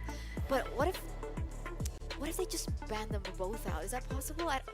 That's what I'm asking for here. Is like Ban them both? Suyo, Alpha Alpha? is clearly problematic. Blue side won't. Oh wait, no, actually no. That's why. Because blue side won't ban it because you'd want to get Alpha for yourself. But at the same time, if you're red side, an Alpha ban means you're giving up something really strong. So it's tough. I don't know. I feel like blue side doesn't always need to like rush the Alpha. But it's correct to do that. You don't have to, Yeah. but it's usually a good idea. Really good at objective takes, really good control. The tempo is amazing from the Alpha, very fast speed in jungle rotations as well. Until we find a hero that has both the damage profile and the map control that can rival the Alpha, then that's only when we find a solution. Yeah. As it is, Who banning clears it, fast? banning it is best. Trading with the Suyo is okay. And then everything else, you're kind of going into that jungle matchup losing. So if that's the case, then I guess we're stuck. Stuck with that dude. Stuck with Alpha. We're just stuck with Alpha currently. It's not as bad as the Wait. Fredrin though. Like it. Something tells me when Granger is allowed on, that might be a good relationship. We might be onto something. And then we'll find Hilda in the EXP lane. Okay, if Nolan is susceptible to getting invaded by an aggressive lineup paired around an Alpha, then Granger even more so. Oh no. If it's not an invade centric and you're just facing off against an Alpha, you're a Granger, I think you win the engagement. I think the Granger is very tricky because of how many invasive heroes we have right now in the meta. Hilda, Khalid. Ban the Hilda, play the Khalid, be the Granger. I think you win. You're rattling my brain right now to see if that will work. But what if you pick up an assassin on the other end? Nolan, No, Hayabusa. you allow the Alpha. You give Oh, the you alpha. give the Alpha. Yes. Then you get for the Granger for yourself? Yeah. We'll see. I mean, the Granger is up for grabs. Now it's open. Now it's open. Play with it. Let's see if it's going to get banned. No, let's see if that ends up becoming the big trade. It's You not like going to be Granger? Granger Alpha, Suyo Right? Alpha anymore. It's going to be Granger Alpha. Oh, nice. It's like, yeah, we love Granger. Yeah. Good pick. Okay. Part of me just thinks you just support it well. Because if not, then you will get invaded. But Yeah, just just- support it well. Just What set would it up. you pair the Granger with? Because it Anyone used to be with- like Rafaela, right? Anyone Rafaela, with Granger. high control. Yeah, that was like the age-old. That's a go for greedy it. way to get away with it. Yeah. I think the high loss would be cool. Yeah, high loss can defend the jungles very well. It's anti-invade. The high loss Aurora, I think, would be a dream High for loss Granger Aurora, to work high with. loss Eve, High loss Eve. Granger. Slows. Ooh, Good decisions. that's good. I like that. What would you put in the gold lane? Would you put a fighter? You can put a fighter if you want Yeah. to. You can. Put a but Ruby. I think a lot of the fighters right now are actually losing to the gold laners in lane. That's why we don't see Ruby gold that much anymore. Oh yeah, things have changed. Side lane fighter, to me, happens more when you have a Ling. Yeah. Yeah. What happened to Alice? Is that also because of the Ling? She's much more so I need Angela with me Yeah. to really work out. Because again, our good friend LaFell mentioned that the burst damage is the way to go. And there are a lot of sources of burst damage right now that can get that back quickly. That even though Alice, we've always saw her as the hero that goes for longer, stretched out team fights with how well she can just sustain herself. It's just the chunks of burst damage will just eventually win over her little bits of spell vamp and life, stealing from life from health bars. I wouldn't call it life steal. Just takes a while to go online. Yeah. And this is why I think Granger is a legit argument, or at least worth arguing for, is because he only needs 2 items. You put two items on him, and he's a real threat. And then from there, you just snowball. Yeah, it's good for poking and then whittling down your opponents like before it even starts. He'll be like a modern take on Novaria. What Novaria brought to the table, it's not essentially the hardcore vision that Novaria gave, but the fact that you can already build advantage for yourself before a big fight even starts with his ability to poke out. But I just realized like everything that you've pushed forward for the Granger is puts him in the jungle. I feel like Granger might be more of a gold lane option. That's one of the things that Mutan tried to do with the revamp. Yeah. So the fact that he, if I'm not mistaken, he gets his passive stacks, wherein he'll be able to use his first skill, his guns more. He gets it faster in the lane because of just how much. Yeah, more targets. You get more minion waves coming in. For the creeps, you're contesting with someone. If you want to block the Granger and the gold lane from being able to get his passive, you really have to play a very slow laning phase, which is little by little getting weeded out in the current meta game. You can get the green camp adjacent to your lane. So if a Granger's gonna pop up, I'm leaning a bit more towards teams putting him in the gold lane in this scenario. I was about to say Mobazane's out there somewhere smiling, but as you mentioned, gold lane. Yeah. I mean, it's an option, but I feel like gold lane is like the most efficient. Yeah, this is from the root problem of Alpha in the jungle. And if you're talking about a hero that can deal damage and that can kite the Alpha sustainability, who else better than Granger? Yusen Shin? Oh. Yeah. No, Yusen Shin needs to get into the... He needs to play in the paint. And if you play in the paint, Alpha will win. Yeah. So I'm wondering, is export not an answer to the Alpha? Oh, well, definitely that's one of the options you can go for. Because so far, have we seen a successful export game against the Alpha in the jungle? That's what I'm trying to recall. I don't recall seeing that matchup where the export wins. Yeah. However, usually we see Alphas will always have that one really tanky EX player that might be susceptible to export being able to just whittle down that laner instead. So, yeah, you know what? Thank you for reminding me about the presence of export.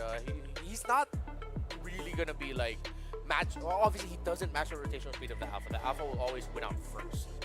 But if you pair it well enough, should provide a bit of a problem for the team that is playing around maybe the second or third turtle.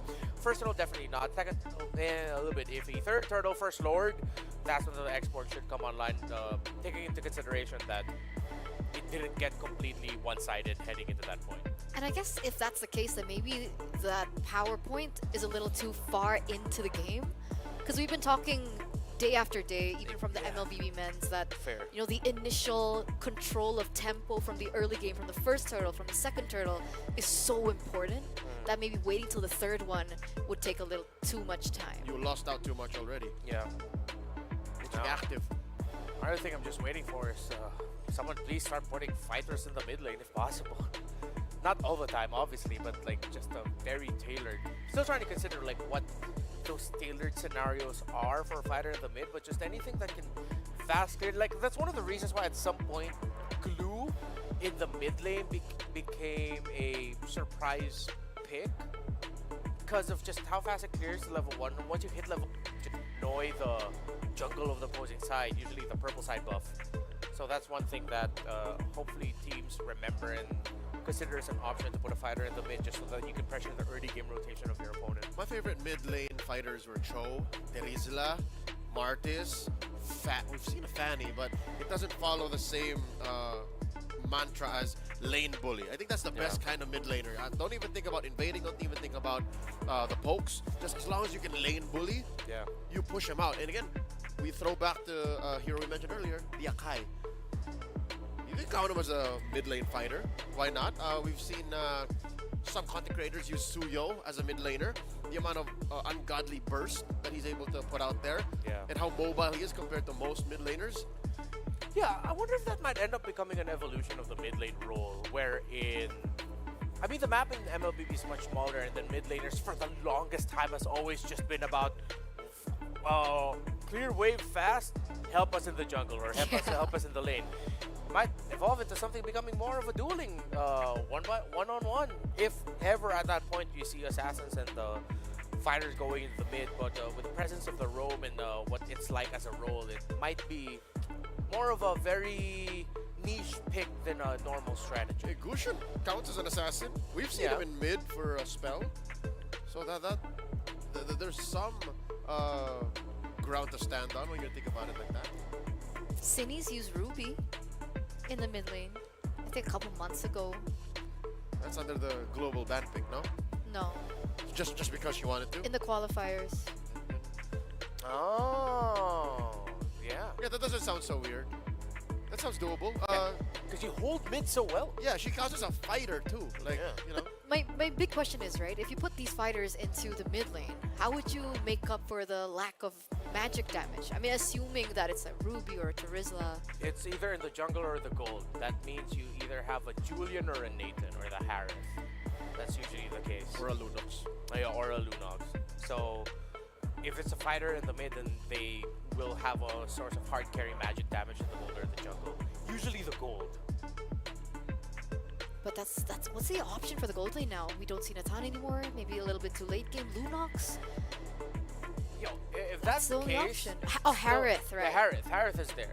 If that's the case, still pick up the Nathan. I mean, Nathan isn't.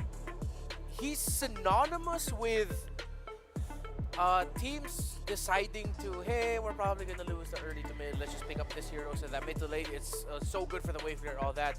But excuse me, that's not all Nathan is for. Get a good laning phase, help him out, get wins on the map, and he's also great as an early to mid option. That is still most definitely there.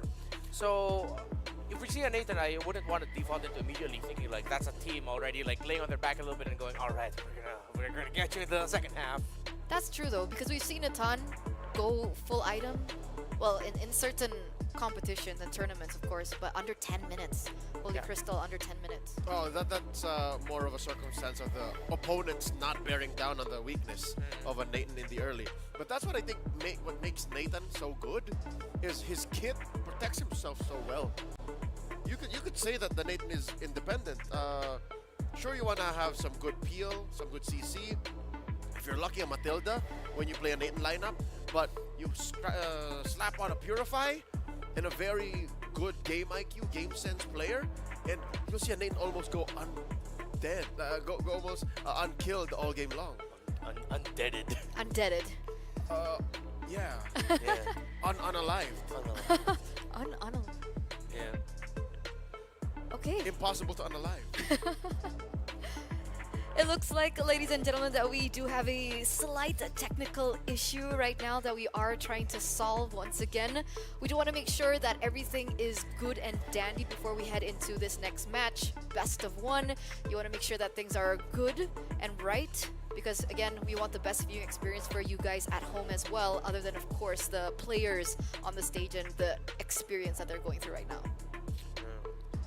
We can go into the deep annals of the meta if you'd like. I'll tell you about how Bane is the ultimate protector of the meta. Like you have 10 minutes, go. That's not enough.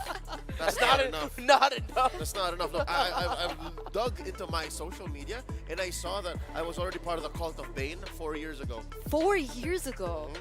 Wow. Sharing like these weird, like this is before he was cute. This is before he was cool. I think just right after he stopped looking like Davy Jones is when I became the chapter leader of the cult of Bane in the Philippines. Wait, really? That far back? Yeah. 4 years ago. Yeah. That's cool. So I'd say talking like pro scene relativity, MPL season 7. Okay, you want to talk to us about it? Oh yeah, sure. Bane?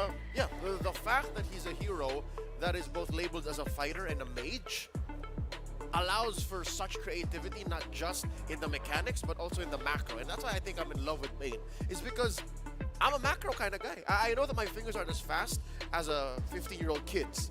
So I'm gonna make up with it Very fast fingers. by knowing how you would know how much I can lean in. No, he used to coach. Yeah. You used to coach. Yeah, he used to coach. I MLBB and other mobile MOBAs. 15-year-old juggler in the past. Yeah, I don't doubt it. Yeah. See, so anyways, back to my story. So the Bane allows for you to know how much space to play with, how power spikes work, how CC works, and positioning. All in a single hero. Those all come up for you. Yeah, and again, we're talking about the Bane here because Sula does play a Bane. It's recorded in the European qualifiers. Sula plays that hero not just once. It wasn't a one-off. Played it multiple times in the tournament, 3 at the least, if I'm not mistaken. So that's one of their go-to picks. I would love to pick her brain about how she sees Bane. Because again, from one Bane main to another, I can name a few off the top. MP the King, Wise, Sula. See, this is a very exclusive club we're talking about. Yeah. That's true. That's true. Who's in those Bane ambassador? I think Kyrie's picked it up a few times. Just a few? Does Bane not pop up in Indonesia that often? Super Ken? I think Mirko Tron would know. Yeah. See, it's not as much. It's not a dedicated pick for him. I don't think it's as mechanically demanding as Super Ken would like. As I know Super Ken. Super Ken likes the Lancelots. Super Ken likes the Lings. But I think I had a conversation about Bane. I think with Renmar backstage. Was it with you? Hey, why was I not part of this conversation? I don't know. Maybe you were sleeping. I don't know what I'm not Rachel's sure. referring to, but what is it?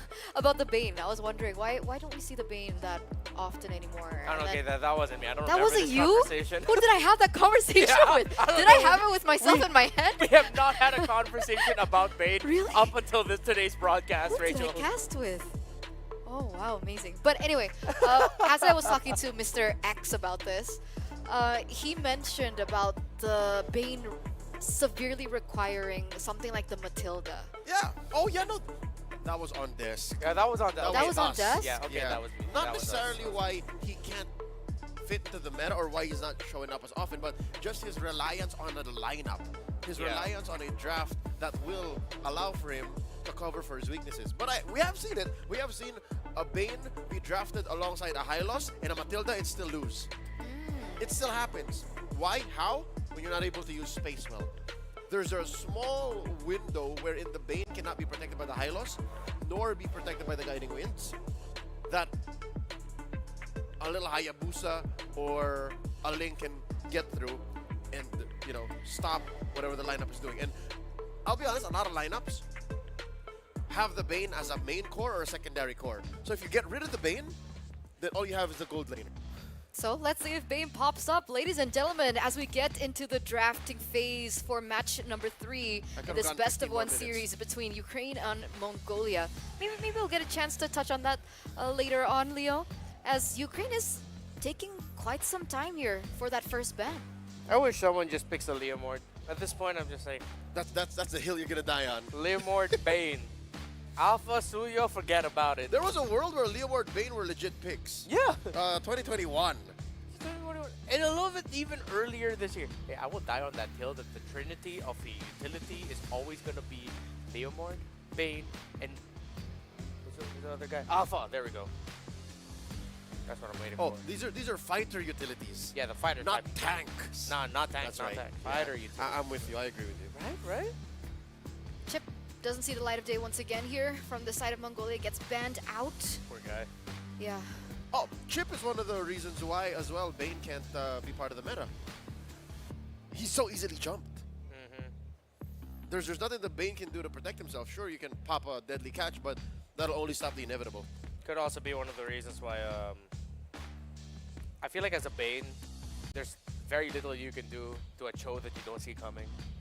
Flicker, Jeet Kundo, you get kicked, there's nothing you can do. Best you can do is at the end of all the animation locks, you just throw out your sharks and hope you survive long enough. Yeah. Funnily enough, I have beaten the Cho one-on-one. Guy by the name of the King of Taunting, I think you know him. Ripo? Oh! MSC 2023.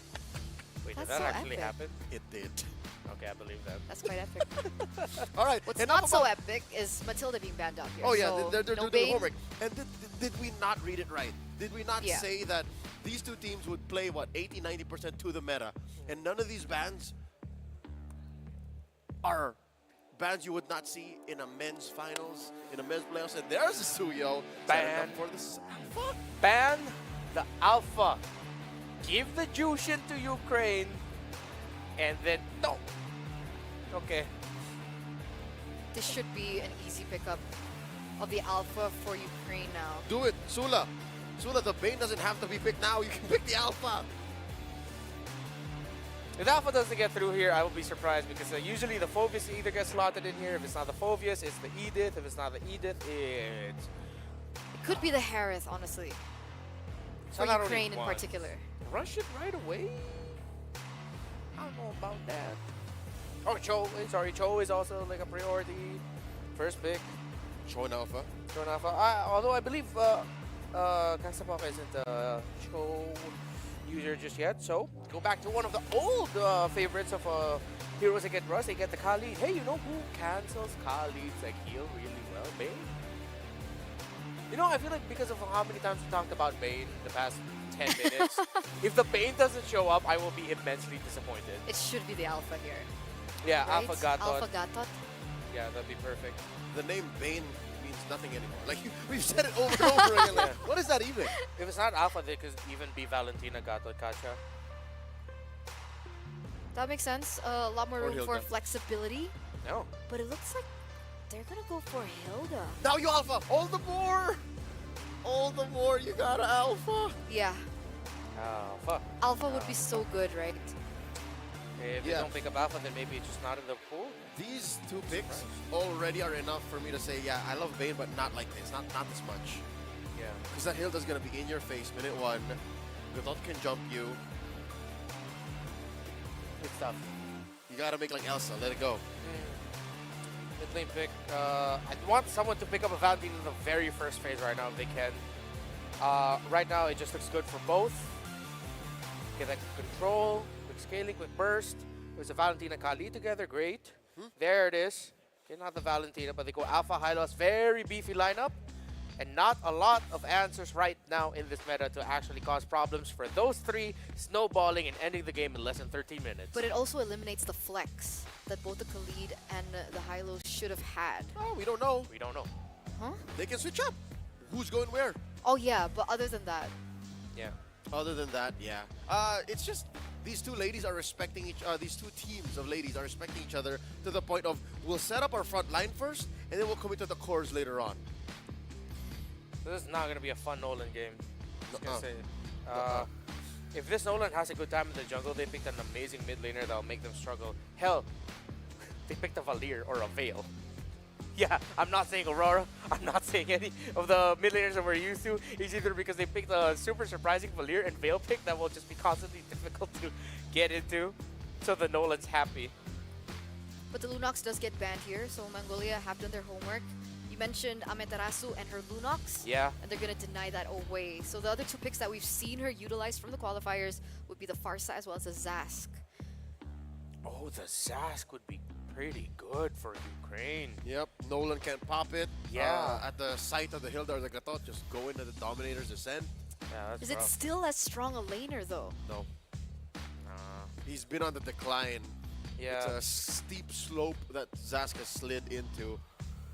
But in the face of these specific three in the first half of Mongolia's draft, I think it's worth it. Yeah. Now look, they just decided to ban the carry. Of course, carry being the go-to answer for the really tanky front line. Mongolia is running out of options that will actually make this lineup of Ukraine struggle in terms of burst. Good. Not gonna lie, I like this Sicilian ban. Mainly because like if you added a Sicilian, if you with already those three heroes, the Sicilian is untouched. And Khalid, High Loss, Alpha can take all the damage in the world. They just need to buy time for the Sicilian to be able to hit what he can hit with the Bat's Feast and all of the combos he has with Impact and Claws. Yeah, the Nolan would be the only closest thing to a threat. Yeah. But then the Nolan, that would mean the Nolan would put himself in danger just to pick that good ban there by Mongolia, honestly. And you can make like the recently crowned champion of the men's division go just and play man-to-man. Oh, in this case, woman to woman. Just send that Hylos over to hunt for the Nolan. You ain't touching the Sicilian. It's going to be very difficult. Ukraine with the carry being banned out as well. What do they... Oh, they respect 1-1 here. They take that here away from Mob Psycho. Our other options are the Melissa and Natan. Do any of these two fit with their lineup? I think Mongolia would not be so bad with a Natan. They go Aurora, yeah, their lineup already is going to be playing for the later portion of the game. Yeah, they'll protect that gold laner. Ukraine can go full dive and just go ahead and pick up Nathan now. If it's not going to be the Harith. Yeah, it's not banned out. It's still wide out in the open. Paired up with the Harith and... If they go Harith, can't Mongolia go Melissa? That's and not then going to be enough damage. You're in danger from the Nolan and the Melissa. Yeah. That's what's stopping me personally if I were to draft here that Harith pick. I kind of like the Nathan for them. Take it away. Steal it away. Yeah. There's a Valentina. Finally. Waiting for you. Okay, they go for Moscow, so the lineup's a little bit more merciful. But yeah, right now for the lineup of Mongolia, they might actually slowly lose this through sheer will macro. The split push provided by the Moskov. I love how Ukraine, despite coming from the relative west, northwest that is, they're playing like a Southeast Asian team. Yeah. I'm expecting the output to be very close to, you know, the great macros of the likes of Team Philippines and Team Malaysia. So what's the final pick for Mongolia? I think Moskov is great too, other than of course the ability for him to play the macro game, but also the fact that it's a little bit less vulnerable compared to the other gold laners against things like the Hilda, the Nolan as well. Oh, we talked about the Ixia earlier on, and the Ixia shows up. What do we think about this pick? Well, I mean, it can do well in terms of the team fights. Ukraine needs to run into a lot of things just to reach that Ixia, but that's the thing, they can afford to do that. That lineup is built to just run through things, willingly take damage because they can dish damage back. I'm leaning towards a lineup of Ukraine here. That's a twofer. I think Mongolia have good payoff if Ixia can plant herself well, and if the Nolan can dive in and disrupt the formation that Team Ukraine want to approach with.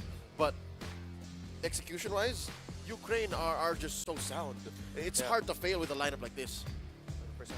So with that, ladies and gentlemen, we're going to head over to the game. Best of one between both of these teams. Mirko, Naisu, are you ready?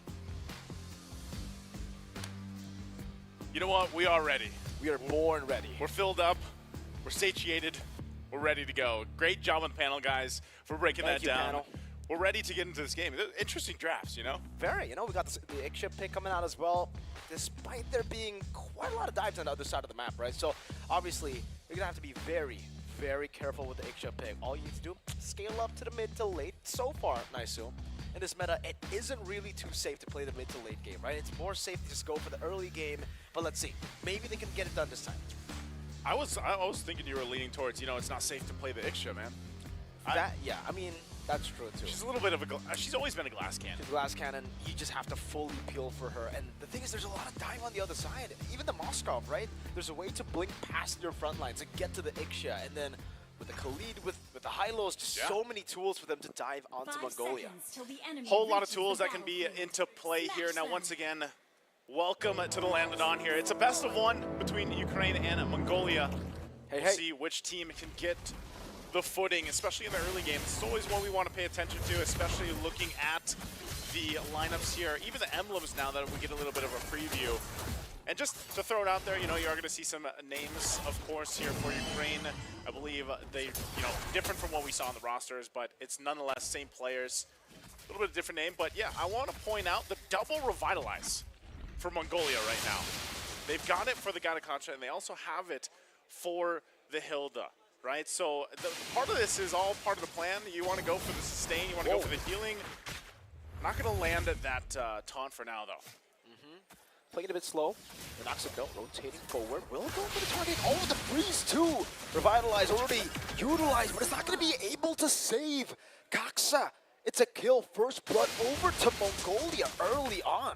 Okay, so, and just so we can clarify, you see two Saudi Esports, right? I just want to go ahead and throw this out there. For Ukraine, this is Mali, and then over on the other side, you have Nika. So just to put that out there, I think that was part of the, of course, the tech things they had to figure out before we jumped into the game. So that being said, again, first blood going in the hands of Mongolia. They can work with the lead that they've got. Again, we have to pay attention to the jungle presence also, right? The Nolan versus the Alpha, very typical matchup. Looking to set things up here too and go through this. Again, there it is. Please again to some of the high-lows. Again, they're just going to take Kaksa down 2 times now. The Roamer has been the main target for Mongolia. And again, the burst, they got it. That's the burst I was talking about. You know, it's always surprising when we see this, especially with, you know, Nolans when they pop up, the amount of burst damage that does, even the fracture, able to make plays like that. And then you throw in the fact you have an Aurora. You know, you can actually just lock people down by freezing them. So this is going to give a good opportunity for them to go ahead and start up this turtle. Cox is going to give this information, and she's going to go ahead and back out. We also have here, once again, I think it's just going to be a free objective, though, because of the lead that Mongolia has been able to get themselves. They get the first turtle here. So, Miracle, when we look at Ukraine, you know, what is their timings with this lineup, and how do they find their footing in the early game? If I'm being honest with you, they should be the ones starting things off with the early to mid. We were talking about this, right, with the Ixia pick. I understand that the Aurora and the Nolan will definitely be able to hold off the Alpha, but the thing is, I don't know, it feels really like the Khalid should be able to be more active in the early game. Let's see here, purple buff already kind of threatened away. It's going to be almost stolen in the bottom lane. Khalid chased down under the turret. Oh, it's going to be a dive. The healing not there. Deja vu picking up a kill down below. Spear of Alpha will hit her though. She will be able to get the revitalized down. Is she going to be able to survive against 2 members? No, it'll be Sula to take the kill down below. Even with that revitalized and the tanky emblem set and just a Hilda overall, you get overloaded, you're still going to go down, right? And you can only run away for so long eventually till you run out of gas. So with that, at least it gets Ukraine on the board. They can go ahead and get some response to what Mongolia has done so far. And like you mentioned, you know, part of this, even for Sula, is to go ahead and set that pacing. Usually, we always say, you know, this Alpha has that advantage. You can get rolling really quickly, and I think so far it's just kind of closing the gap. It's not a huge gap, right? We're not talking about anything crazy in terms of the gold lead, and they're actually going to be in a good position to go into the second turtle. You can see this too. Amatsu, she has the Frigid Glacier herself.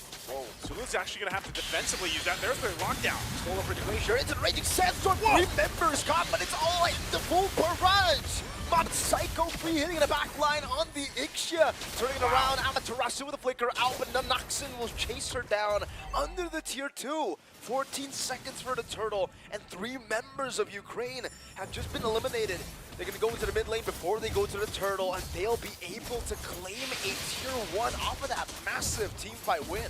What a setup with the Frigid Glacier. I mean, I know we saw the first one coming out, you know, because of the Valentina ult from Amaterasu. She started it up, but then there was a response, and then into the full barrage. What a perfect placement that was, you know, and just able to secure themselves 3 kills.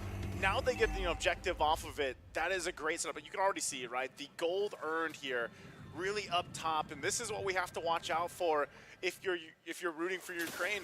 This Ixia doesn't pop up too often in competitive play, but when it does, it serves the purpose. Mind you as well, she's running the Warcry emblem, so she gets a little bit of that extra burst damage when they do get, you know, that perfect setup, and they lock down here. Reggie Sandstorm to disengage, saving Amaterasu. There's a bit of peel there down below as Mongolia continue to just farm up. Nanoxen at this point, Confidence Peter Valmus to able to escape. Glorious Pathway slowing her down, but on the Nolan, you're a bit too elusive. Oh, what happened up top, Ethan? Picking up a kill up top there on the Aurora 4-man gank. I'm telling you, you know, the lockdown that is provided with an Aurora is really hard to escape, especially when the fact that, you know, Asilia, she doesn't have the flicker. She takes a couple shots with the turret. She's going to be fine. Should be able to heal that up too. But also that tier 1 now topside goes down because of that kill that they just got on Celia. So it looks like Mongolia really playing that macro game, looking for the wins here where they can across the map. And notice how they're traveling, right? For the most part, Mom Psycho, she just goes and rolls with the team, and she's well protected. Again, when you have a Gatakacha, you know that you've essentially got a bodyguard that you can work with here. So they're going to force this out again. Khalid's going to run. Spear's not going to land. Defensive use of the Raging Sandstorm. They're going to jump in. Defensive use of the AOG, but unfortunately, no kill there. It was also a glorious pathway defensively. Meanwhile, again, Acelia forced to use the Flicker up top. Unfortunate stuff here.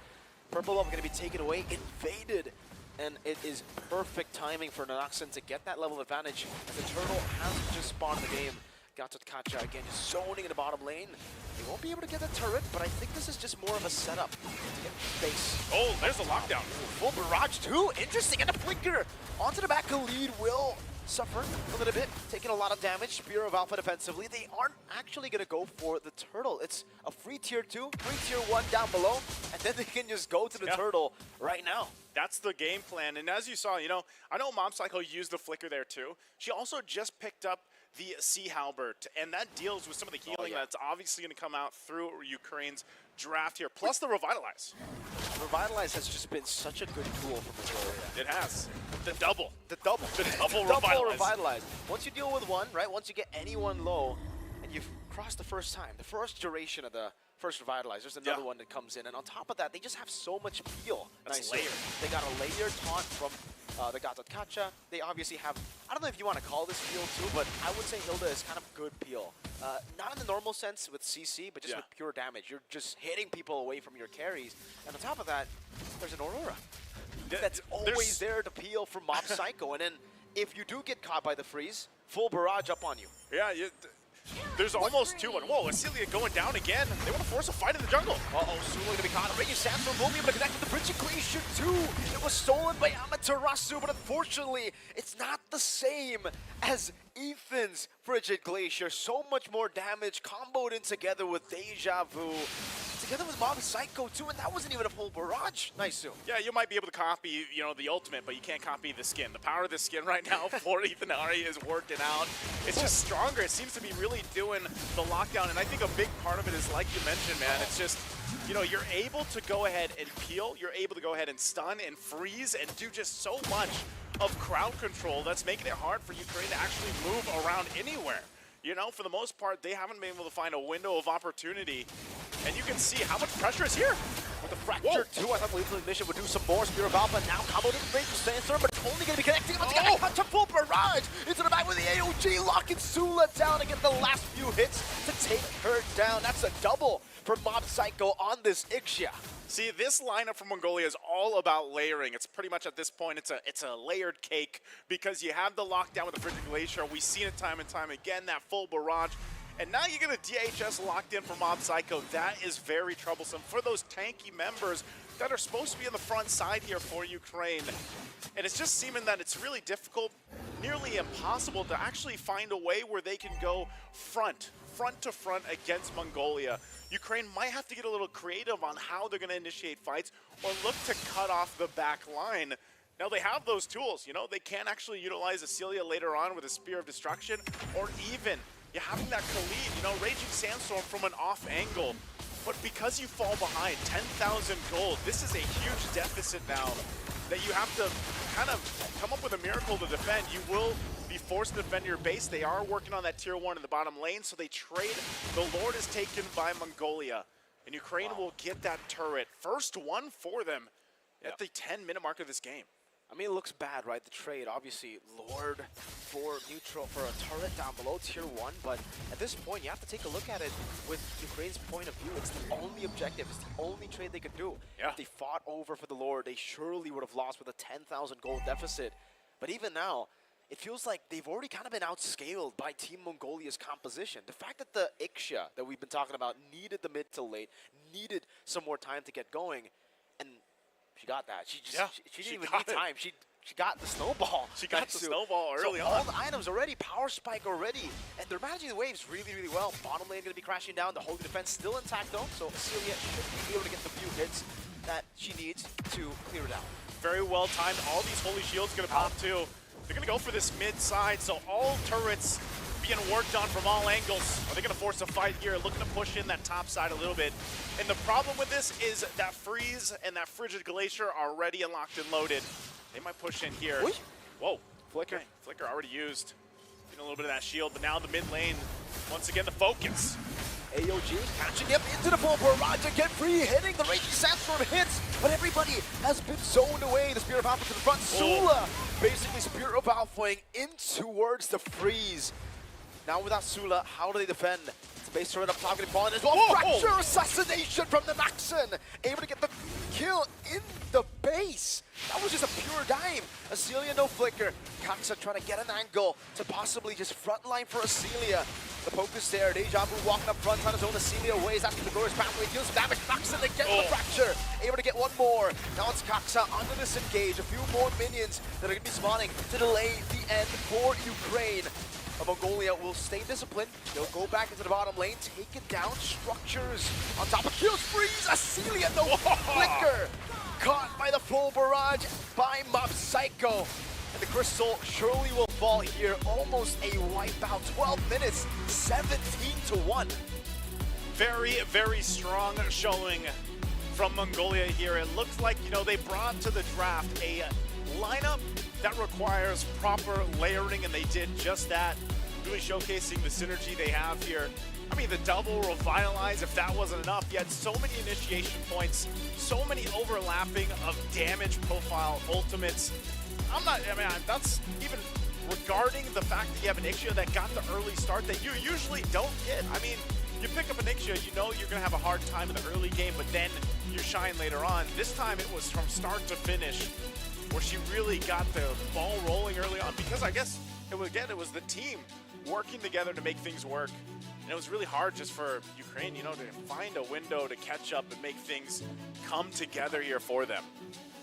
Again, a phenomenal game there. Just an absolute stomp. We've just been seeing stomps after stomps here, Naisu, at day one of Women's MLBB IESF WEC24. And honestly, just feels like all of the teams have just been so composed, right? Yeah. Super disciplined. Whenever they get that lead in the early game, and even here, we were talking about that early to mid not being in favor of them, having a Nolan, having also the Ixia in the gold lane, but they proved everybody kind of wrong there. Mid to late, no problem. As long as you're able to get that snowball going from the start, it becomes pretty easy to not play mid to late. It becomes an early to mid kind of same play style, just with different picks. Yeah, and again, I think a big part of it just was the fact that, you know, even when you're trying to defend in the base, man, you got to think about it. A full barrage, when it's set up properly, it cuts out nearly a third of your base. Like, you're almost forced to just purposely split up as a team, and then, you know, you're not really in the ideal fighting position to go ahead and contest or even defend, you know, certain objectives, or when you're in your base defense.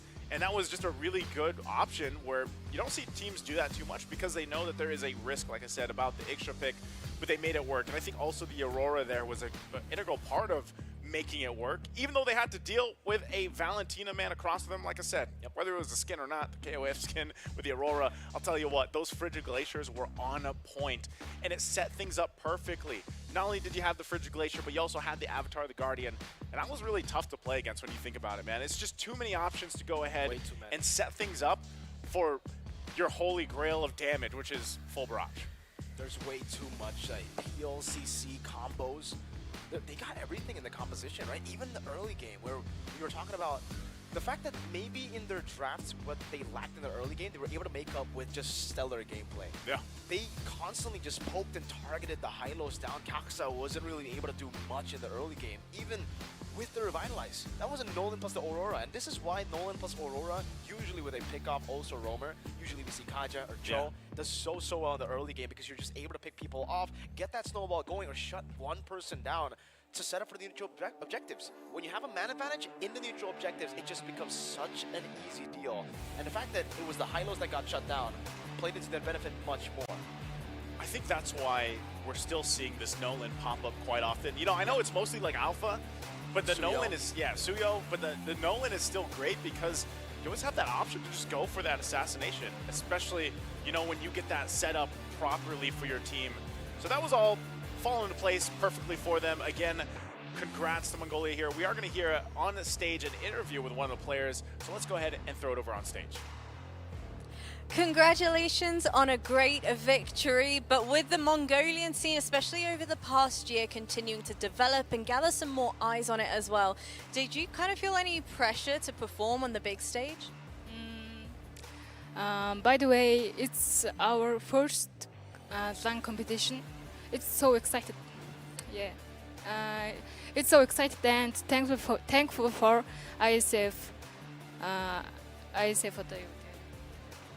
Were you scared coming on a big stage? First LAN event, first tournament, first experience. Was it scary? Yeah, it's little scared, but it's best experience. And my final question for you, with the women's scene in MLBB continuing to develop and continuing to grow, have you had an opportunity to practice against some of the other teams before coming into this event? Have you had the opportunity to scrim against them? Global Esports games, it's some country will play before played. That's all. No practice outside of this event, really, like outside of events. Okay, well, you know what? Best of luck throughout the rest of the tournament. Congratulations on your victory again. Let's find out what our analysts have to say about that. Thank you, Jasmine, and of course, congratulations once again to Mongolia. What a performance. I think we have a new huge fan over here on the panelists. Mark it up, Mongolians. I am now a Mongolian female MLBB national team fan. That's a very specific type of fan, and I'm gonna ride that high by saying Mongolia is a shoo-in for the playoffs. I could agree. I could agree with the way that they were performing earlier on. We talked about the drafts and how difficult it was to execute, and yet they did it to perfection. It felt like it was effortless at a certain point, and it's so great to see the interview coming through, telling, you know, all of the audience out there and even in the venue as well that this was their first LAN experience as well. So again, ISF just really opening opportunities for all MLBB female players around the world. That was them saying we didn't really get like a lot of practice, like heading up to it. It's just when we got here, we got to scrim a little bit with the other national teams of the women. But that is pure skill.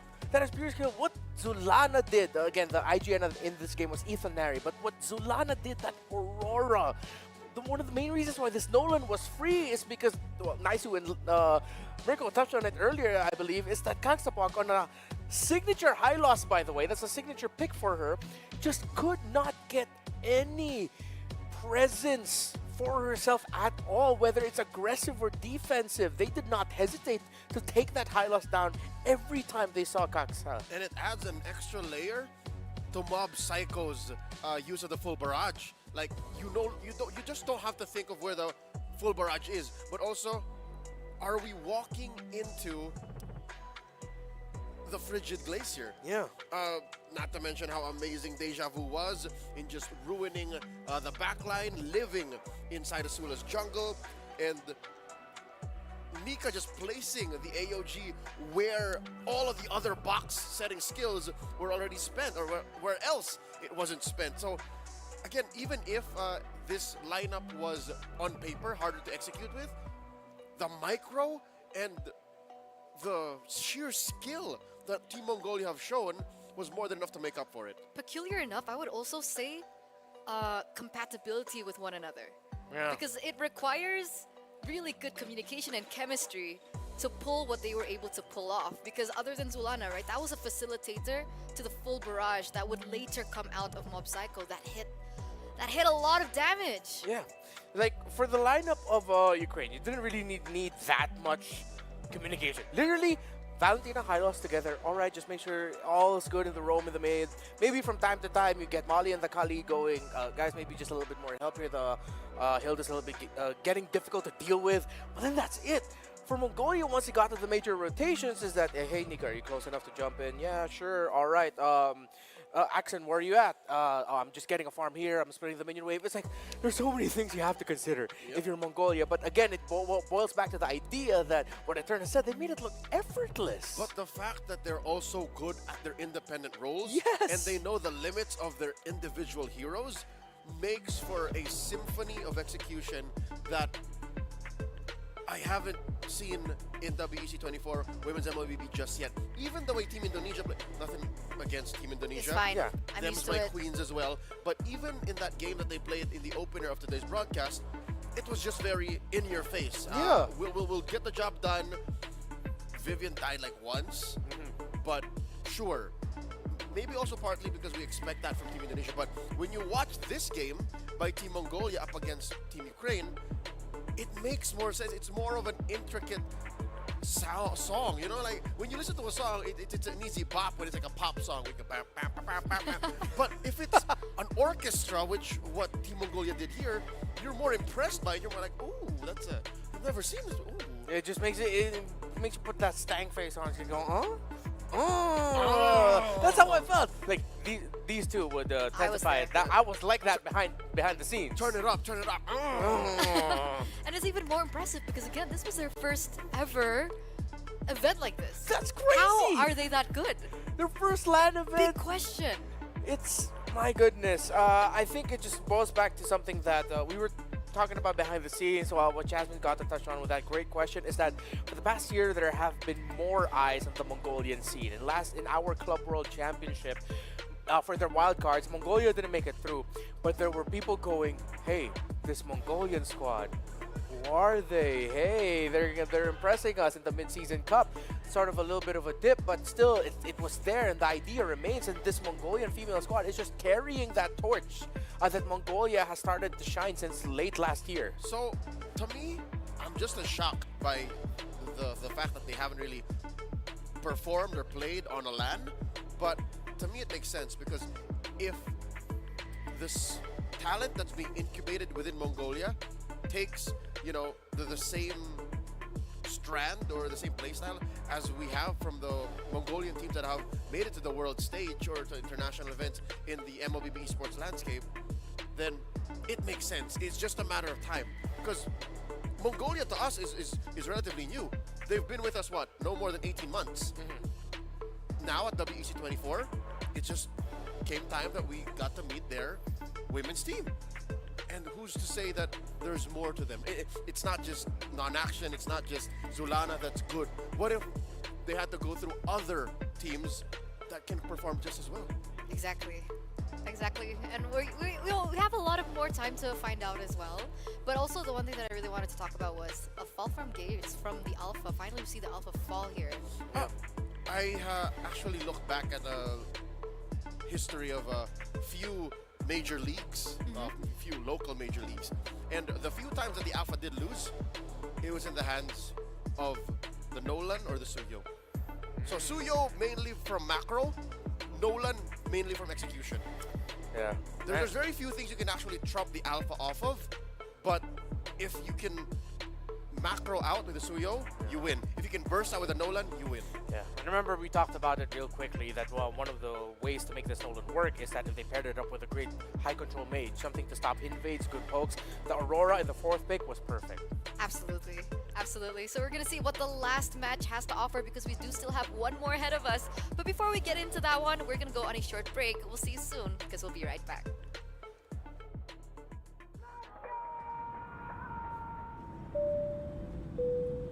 Good evening, ladies and gentlemen. We're landing in Riyadh, Saudi Arabia, for the World Esports Championship.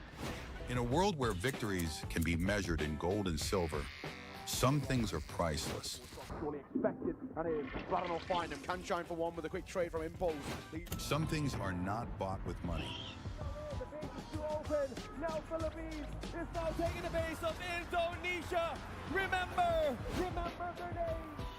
The feeling of standing alongside your fellow countrymen, the emotion, the home crowd, the weight of a whole nation on your shoulders. Sometimes I get emotional by the fact that I got chosen to be one of the representatives of my country. And yes, it's just a dream, honestly. Here it's not just about the game, it's about the pride that unites us. Every match tells a story. They need to some missed shots. Sound picking up another one, another headshot. No way! 4 kills! What has happened? From every corner of the globe. All eyes on WEC24.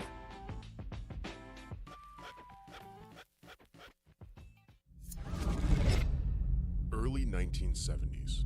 the world was discovering the boundless possibilities of esports. While esports offered endless enjoyment and addictive allure, it lacked a certain depth and a sense of purpose.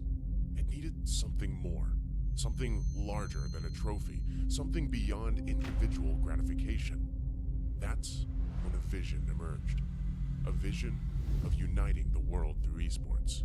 The International Esports Federation and the World Esports Championship were born. Its mission was clear: to create a stage where nations could unite and compete for the ultimate title, World Esports Champion. For these athletes and nations, the World Esports Championship was more than just a competition, more than just a game, a chance to make history, to leave a lasting legacy, to inspire a generation, and to represent their nation. Over the years, IESF started achieving greatness year by year. Korea, Indonesia, Israel, Romania, worldwide. The World Esports capital changed, each year expanding significantly, getting bigger and bigger. Fast forward 15 years, IESF was determined to show the world the most valuable World Esports Championship.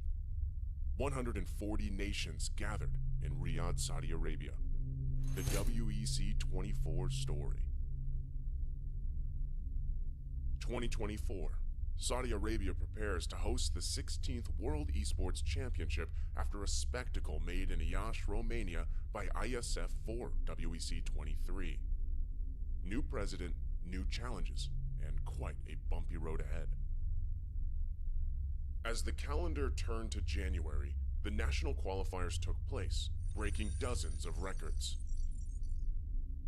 In a wingspan of 3 months in every nation across the globe, athletes competed to get one step closer to the World Esports Championship and represent their nation on the global stage. However, as fate would have it, the road to WEC24 was far from smooth. Things went south. 2 out of 3 offline regional qualifiers were forced to go online.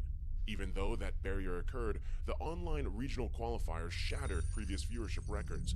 The hype for WEC24 was real. Meanwhile, Africa. IESF showed just how much potential is hidden in Africa. Over 180 athletes, 17 nations, and thousands of fans. All in one place for one specific reason: esports. The bumpy road came to an end. The slots for WEC24 were secured and everyone was ready. The much-anticipated 16th World Esports Championship set sails. WEC24 Day 1.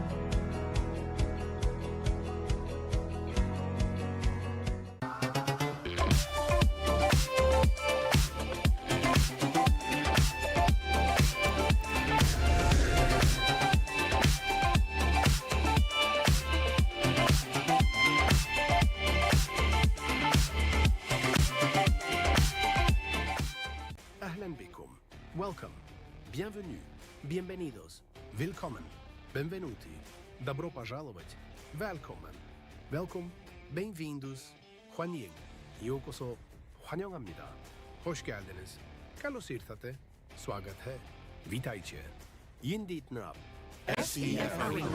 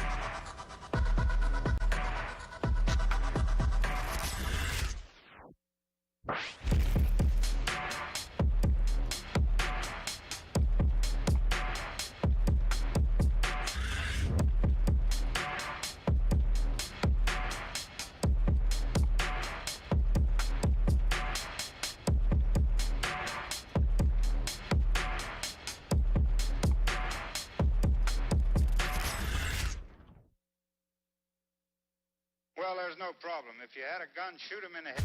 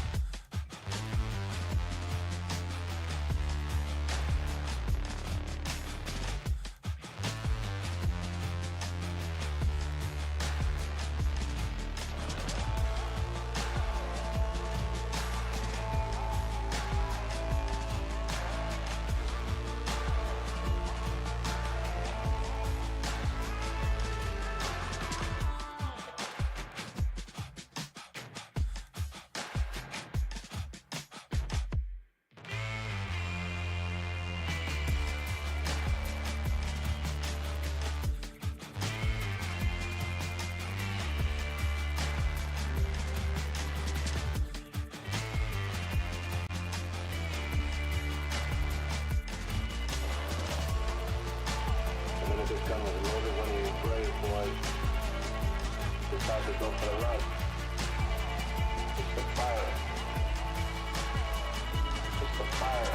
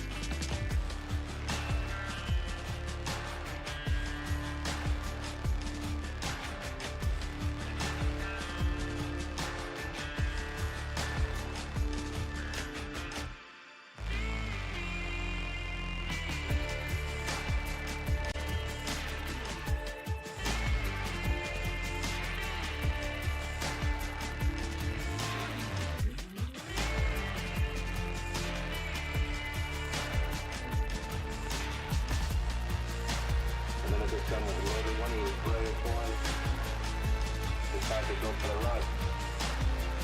It's the fire.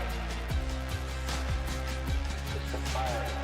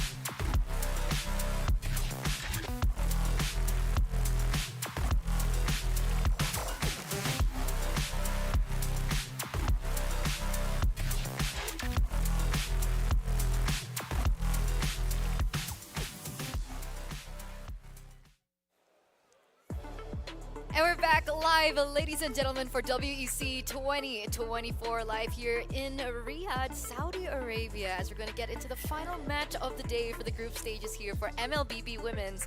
We're back on the panel with me, Eterna, as your desk host, and there you go. There's Renmar as well as Leo. Hey, it's good. We had fun with our last matchup. Yeah, that was fun. That was fun. I am still looking for my opportunity to get a photo with the Mongolian team, but it seems like they are avoiding me. Nah, I'm kidding. No, they're busy. They still have other games to play, and they're playing games right now.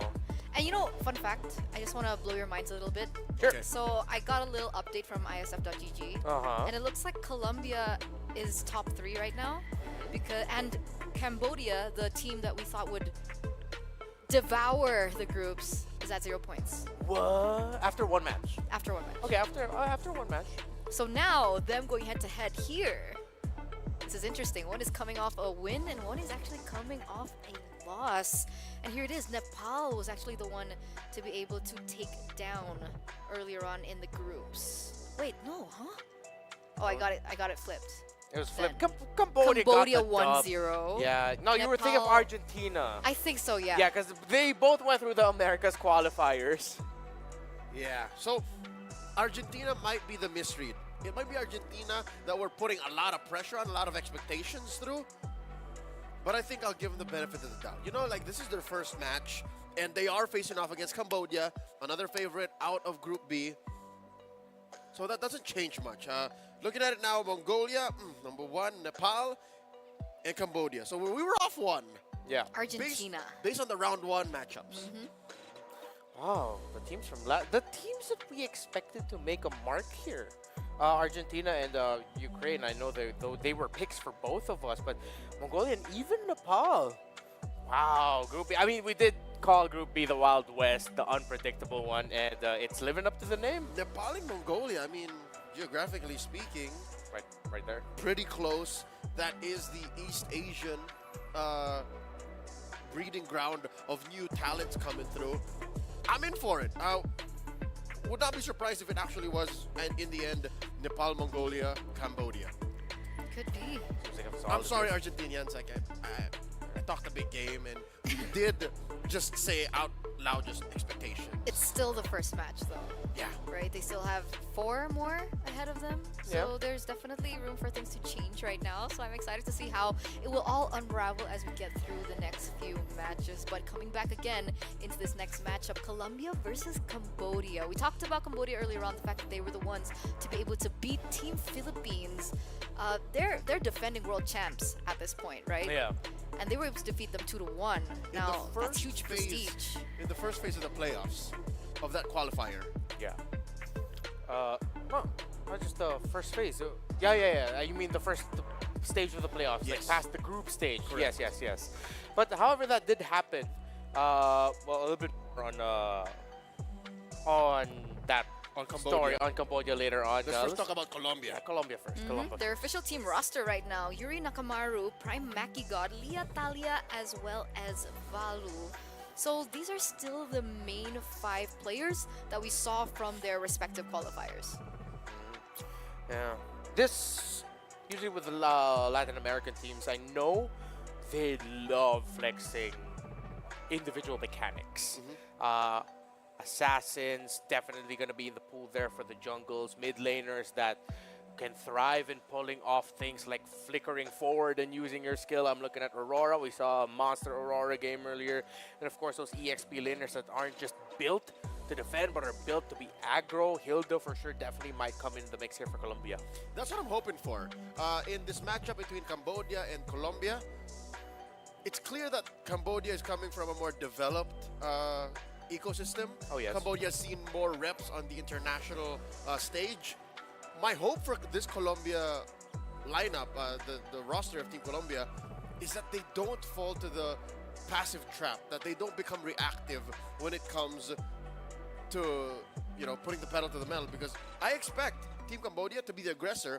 I'm hoping Colombia does more than just accept that fact and have their own game plan.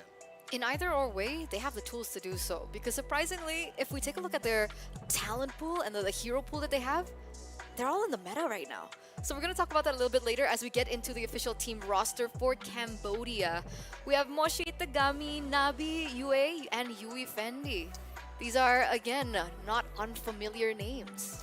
Yeah, for Cambodia, of course, they have Tagami there, their jungler, the first female player to play in MPL Cambodia, and be a champion, because this roster is made up of members of teams called CFU Serendipity. That's right. However, it is CFU Gaming, Tagami, who, well, is a champion in her own right. The assets need to be flipped a bit. Because, Yeah, 'cause that's Moshi Bang. Moshi Bang Bang. is the XP laner, and then Tagami is the jungler, Yeah. photo-wise. Photo-wise. But regardless, these are the ladies that we saw that dropped the aforementioned Team Philippines, who at the time were on top of the world, and then suddenly in a Game 3, best of 3, it's Team Cambodia who comes out on top. You guys keep hyping up Tagami. I'm here to, put a little spotlight on Yui. I agree. think Yui deserves to be highlighted as well, because a lot of what Team Cambodia did in that qualifier would not be possible if not for her Edith. I think the way she plays Edith in Rome is prolific in the sense that you're not sure. She's like a rattlesnake. Do they have those in Cambodia? Are there Khmer's native snake? But I'm not good with like a zoology, so yeah, it's not my strongest. Yeah, suit. the Cambodia First United, their logo is a shark. But yeah, I'm getting lost. I'm getting real. I like how Yui plays. Can I just put it that simple Yes. as that? Your gold laner, safe, stable. Tagami, mechanically gifted. Yui, she has a good read on where the rest of her team is going. And if there's any possibility of our unique picks coming through that we mentioned earlier specifically, it could be now too. So other than the Edith for, of course, Yue, Nabi has a Nana in her mix as well. So might we be seeing that? I appreciate any team that has a Nana in their pool. Thank you for bringing that up. So hopefully we get to see that. Nana is, I feel like, one of the heroes that you could definitely go for in a BO1. Oh, yeah. Last pick Nana's like, oh, what major are they going to pick? Oh, Vixana, Valentina, Aurora. And then boom, Nana. What you going to do with Nana when you turn into Melina? Nothing. When you turn into a stuffed toy? Nothing. Nothing. So yeah, hopefully the Nana. But you know what? I think Leo Morton. No, I'm not gonna go back into We're that. going again. back to Leo No. Morton? I mean, no, maybe I'm you not can gonna try keep my the hopes. second time. I'm not gonna get my hopes up anymore. There definitely be 100% no Leo Mortons here.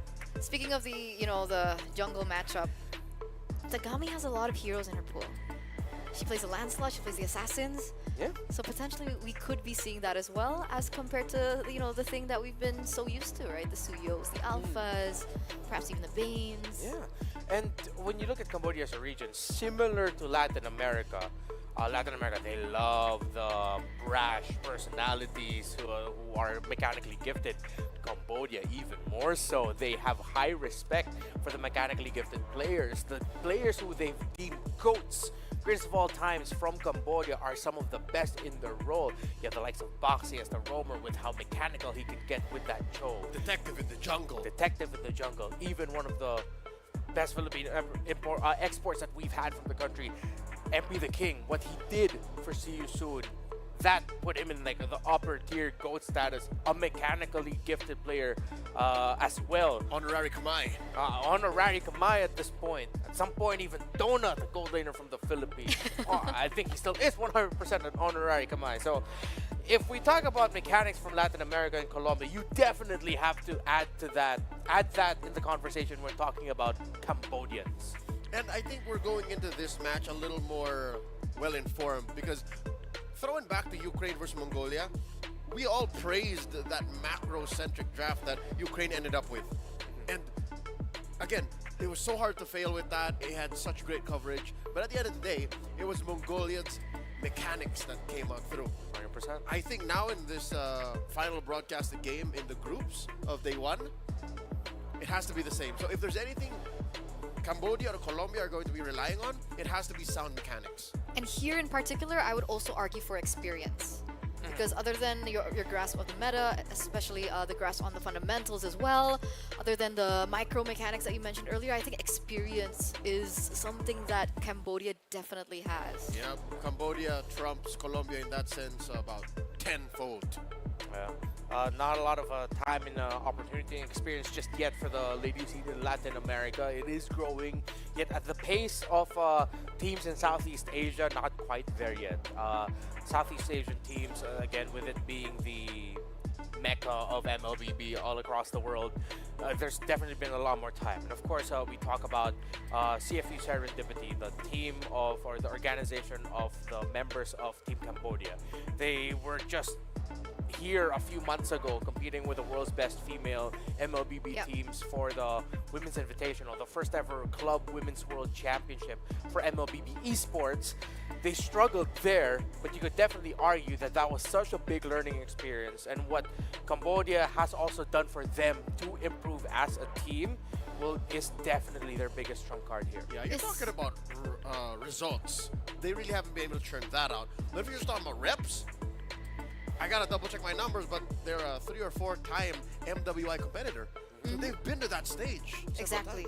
Time and time again. And it's not just the experience in the game that we're talking about here, but also the mentality of what these players are feeling on the stage. Because last year at MWI, I got an interview with Egypt, and even they mentioned, even them being interviewed, they were shaking. Earlier this year. Earlier this year. But that's what I mean, right? The presence of being on a stage as big as this, the prestige of being in a world championship. You know, if your fingers are shaking, how can you press the buttons properly? You know, just to put it very simply. Can't use your feet. You can't.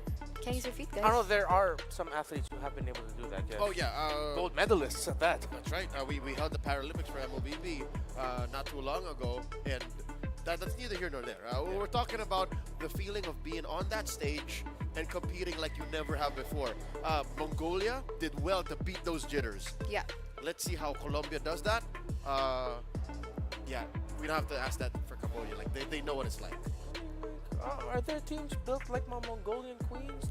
I don't know. They're your Mongolian queens now. So far, no. So far, no. I think Mongolia, as a first-time international competitor, is performing well. The best. Slay it. What is this bias coming through? Okay, I think we need to like pick our regions. Okay, we say ours are the same, right? 3, 2, 1, Mongolia. What? No, I mean like different ones. No, you didn't say different ones. Okay, different ones then. Oh wait, so what's the prompt here? What are we gonna do? No, just for things to get interesting. Okay. Like just in case our teams go against each other. Same. 3, 2, 1. Indonesia. Vivian rules all. What? What? What? I thought you were in Mongolia. What's going on? No, yeah, but like. It was a simple question, guys. The mother of all tanks. Okay, specific players. Okay.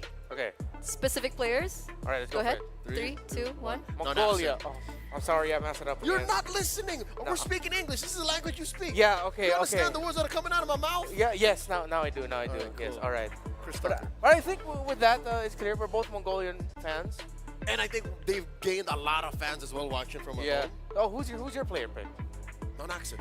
The Nolan. Oh yeah, that's a great choice. Do you have one?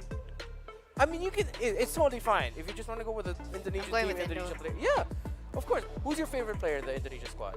For Indonesia, I'd say Fumieko. Ooh, okay. Fumieko's Great my choice. Great choice. XP Queen. XP Queen. And with that, we're also going to take a look at other queens because it looks like both of these teams are ready. Colombia as well as Cambodia. Let's take it to the stage. Well, ladies and gentlemen, this is it right now for another match, another hype with MLBB Habibi right here in Saudi Arabia, Riyadh. Your word is what again? My word? What do you mean? Khalas? Ah, khalas. But it's not khalas just yet. We've still got more MLBB still to go. So did I do the pronunciation? Oh, you perfection. There we go. I nailed it. But you know what, Bara? It's been exciting thus far over here on the big stage. We still have more MLBB to go, though. And it is going to be another best of one, which means the results could be very much up in the air. What do you think? I think it is time to go right now and introduce the first team getting right now for this match. So let's hear it for Team Colombia!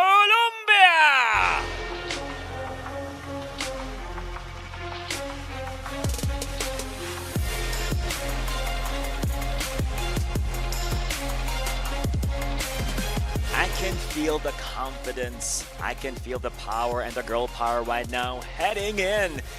And I feel that pretty much they actually make it happen for this match. It's just a feeling, it's just a hunch.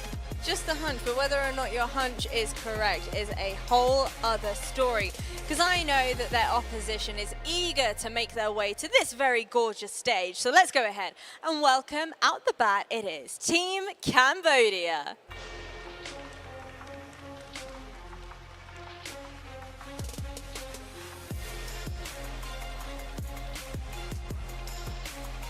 And you know what's really interesting about this lineup, Butter? Tell me. Amongst Team Cambodia, they have Tagami, Okay. which is the very first woman to compete in the men's league and be crowned a champion as well. So now, ladies, the real question is, can you do it right here in Riyadh? What do we think? I think it is time to go right now. So, talents, take it away and fire it up. And fire it up we shall. Thank you so much, Bara. Thank you so much to Jasmine for the wonderful introduction for both of these teams. And I finally remember something. What is it? Cambodia, Homemao. Homemao! That's the one. Yes. What does that mean again? Like the Just cheer. Cheer? Yeah. It's like make some noise. Make some noise, yeah. Yeah, the ladies are smiling. They know. Yeah, they know. But yeah, back again to this matchup. Akun for entertaining us. Oh, what does that That's mean? thank you. Oh, thank you. They laughed along, so. I'm gonna look for, because I'm trying to remember if Colombia is just straight up Spanish. I mean, we gotta even it out. If we're, We do. If we're bringing out some Okay, amigo. we gotta Okay, bring amigo. Let's do that. out C. But back again, this best of one match, it's going to be very telling to how both these teams are going to utilize that momentum to bring it forward in their respective groups. So when we're moments away of coming into the drafting phase, what do we need to be looking at? Assassins, mechanics, all those heroes that maybe for someone like us it might be a little bit too difficult to pull off at this point in our lives. But definitely for these young women, they have the mechanics, the reflexes to bring out those assassins. I'm watching out for those. Yeah, I think you have to consider so if you're talking about assassins, you have to consider the mid-13. No. The mid-tres. The mid-trio. Yes, the mid-3. Yeah, because you said we gotta even it out, speak a little Spanish. Consider the mid-trio and understand how that will attack the opponent's side lanes. Because mid-trios don't attack each other. Yeah. So you affect your opponent's side lanes, and if things go well, the aggressor should always beat down on their choice of the gold lane or the XP laner. Yeah, by the way, I learned something today. It is actually just trio. He didn't need to change anything. We're already speaking Spanish by saying that. But yeah, I agree with you. Definitely, especially with the last one, Alpha and the Nolan. The reason why the Nolan trumped that Alpha is because it had a great mid laner paired up with it, and the rotations that they had protected the Nolan a little bit better, which allowed to the Nolan eventually branch off away from his her Roman mid laner and go off on her own, trying to find her own victory. So if you talk about assassins, really it all boils down again to the Roman mid that it's paired with. I get that, but there's this one hero that I wish would pop up. Okay. And I'm thinking with Cambodia, with Tagami in the mix, it might come out because it has been ignored the entire day. That hero is Fanny. Oh, yeah, definitely. I That's mean, what were I you was gonna say thinking. Lancelot? Like No, Lancelot no. is okay No, too. I agree with you. No, Fanny, But like 100%. Yeah, I wish a Fanny came up. It's The not bad, Fanny right? should be noted because we've only seen one Fanny ban all day. Yeah. And looking back at the men's playoffs, Fannies were banned like 80% of the time, minimum. I'm being very Except for conservative. that particular match. Yeah, hopefully. If Tagami has like a Fanny like ready for her and then suddenly shows up first pick right away, if Cambodia is gonna be playing on the blue side, that's fire. That would be so chaotic too. Yeah, and as far as I know, also that based off of the previous tournaments we've seen, Fanny in the women's scene is not common. Yeah. If a Fanny pops up in the women's scene, it's specialized for a very special player. Is Tagami that very special player? Again, at the introduction in MPL Cambodia, the professional league in Cambodia, she's the first female to ever play there and the first female to become a champion. And what this means for Team Colombia is if ever the Fanny does pop up, it'll test the depth of the hero pool. Do you have the stoppers? Can you adjust on the fly? If let's say you don't ban the Fanny, you got stuck on this whole Suyo Alpha Yeah. dichotomy, the eternal rivalry of those two in the jungle. What if suddenly the Fanny comes out second phase or late, early pick 3 or something? Can you adjust on the fly? Did you have the resources in the hero pool to address that? That's a valid question. That's a valid question. And that's even if it pops out, right? There's a case to be made that it actually might not. You're just hopeful. I'm hopeful. I'm hopeful. I want to see my Fanny. So I'm hopeful too. I miss out on Mabane. He's accepted the fact that Leomord's not showing up today. Maybe the Fanny. Maybe. So let's hope. Maybe that'll be a great little game to play for the final game that we're gonna be looking at today. Which one of our picks is gonna show up? Yeah, is the, it your Bane? the slightly off-meta picks. Yeah, is it my Leomord or is it your Fanny pick? That's not fair though. Hers is like a hot pick. It's just we haven't really seen it come through. No, but again, in the context of the women's scene, Fanny isn't that common. So I feel like we're on even ground here. Yeah. Fair. Fair. It's not as caliente as a pick. Yeah, it's not muy caliente. But it should still be something to note. See, because it's impossible that Tegami doesn't play that. Again, is there someone we can ask in Cambodia? Should we ask our good friend Ice Frog right now? Ice Frog, he just had a baby. Really? He did. Oh, congratulations! Congratulations. Congratulations. Yeah, chat him up real quick. Yeah. Tegami. I will.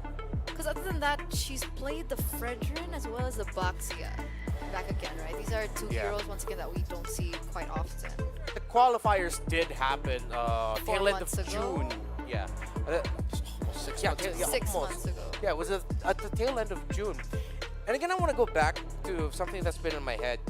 If I'm not mistaken, the Women's Invitational, the first ever Club World Championship, happened when again? May? Was it May? July, wasn't it? It was July. Yeah, their qualifiers happened before the Philippines raised that trophy. So they were able to take down the eventual World Club champions. That says something. Exactly. for Yeah, Cambodia. And it that's also happened- one of the reasons why Team Philippines had to improve. That's right. It happened after the fact. So Cambodia beat out the then reigning world champion. No, not yet. Beforehand. Because if it happened in July, it was... Oh yeah, June, right? Yeah, tail So end of June. It was before. Yeah. Like Mirko would say, a loss is not a... An L is not a loss, it's a learns. It's a learn. It's a learns, yeah. Learns experience. Yeah. What do you get from your teachers? Learns. Learns. That's why they write learns plans. I got a bunch of failing marks. I don't know what y'all talking about.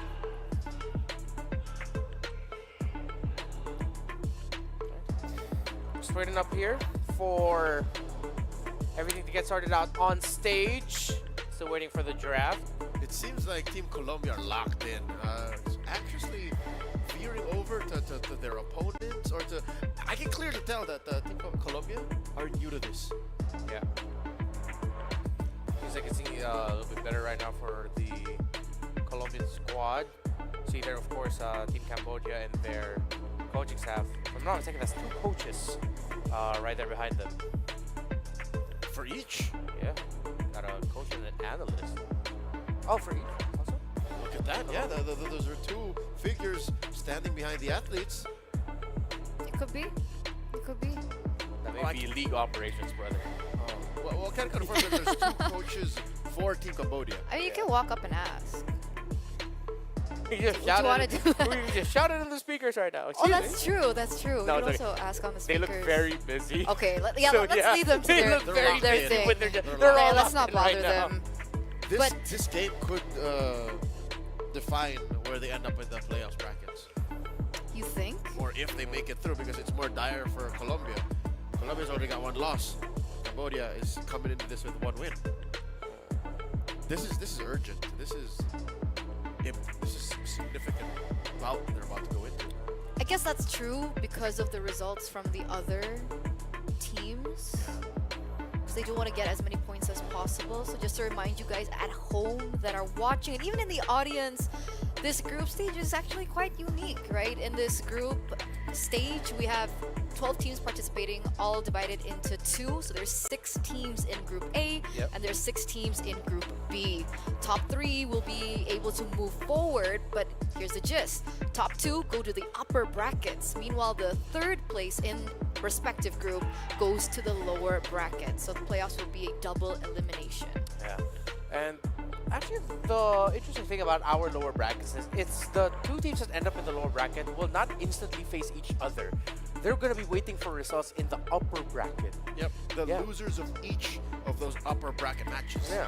So in a way, it's still quite... You're still in a dire situation because you are essentially playing like one tournament life left.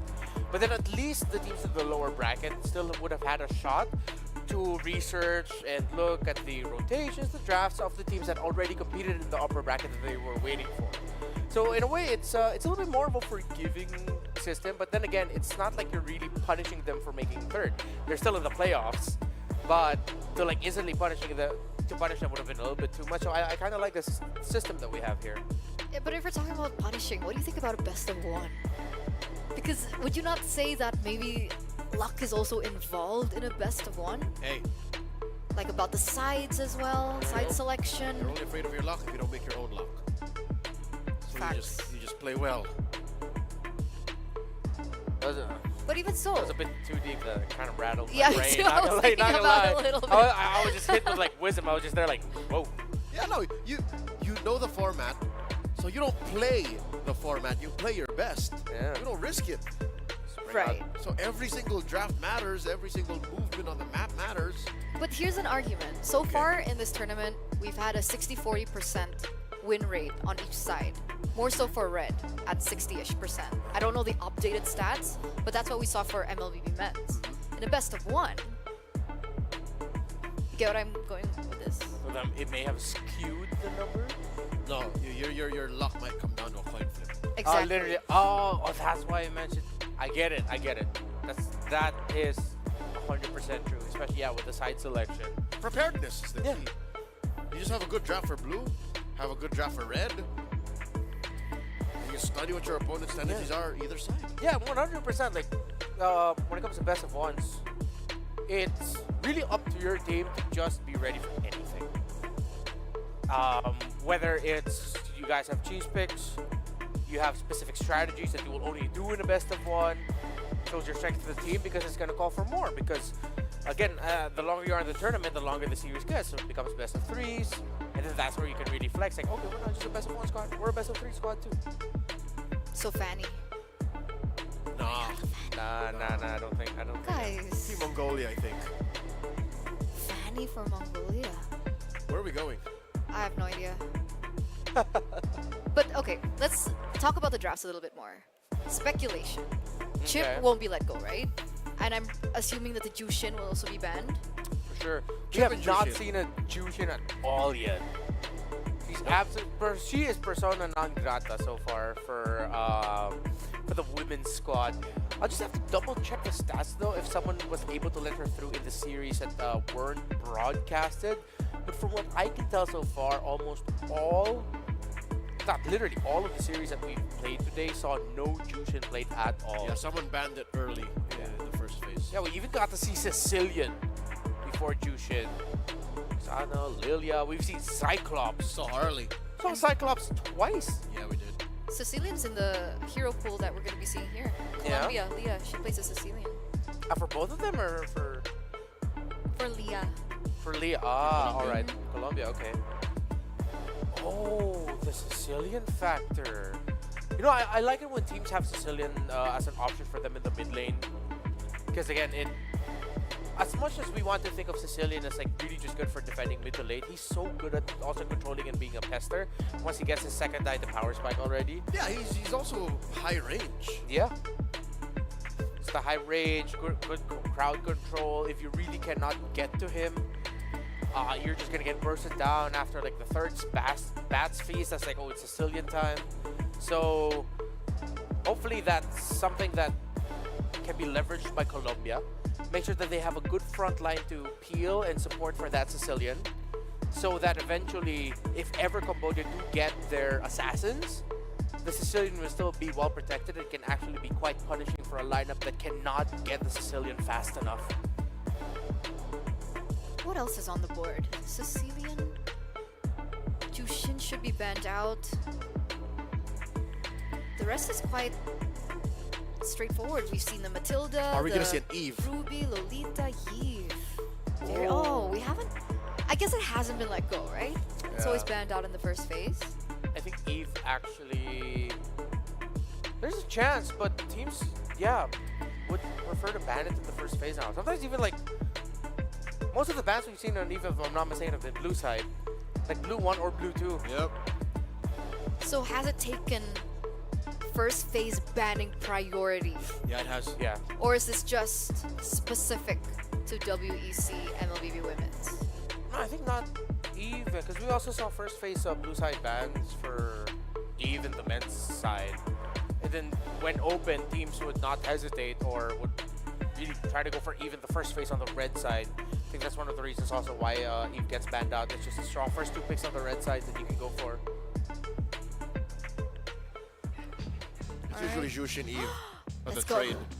We're going to the drafts, ladies and gentlemen. Hey, we saw Fanny. Nobody wins. We saw Fanny, but it got banned.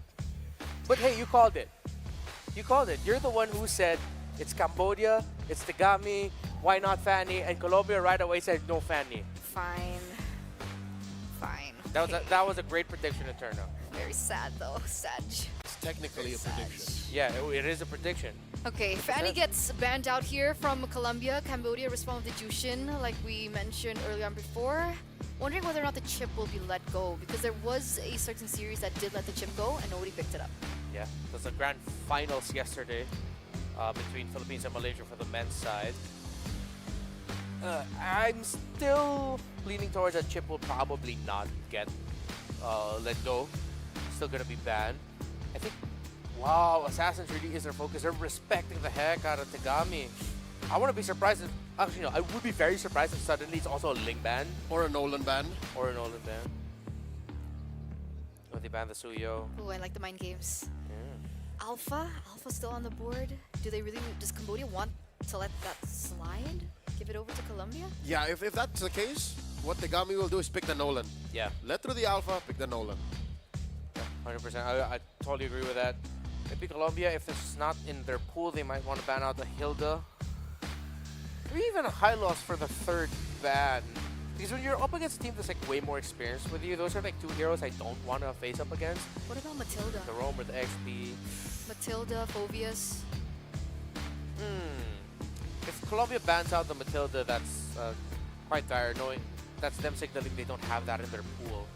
So if they take out the Gacha instead, then that means they're going for a little bit more of a static presence in the back, traditional backline style of gold and mid laners. This is where the chip comes in, if ever the chip will be banned. See, I feel like Colombia's trying to call a bluff here.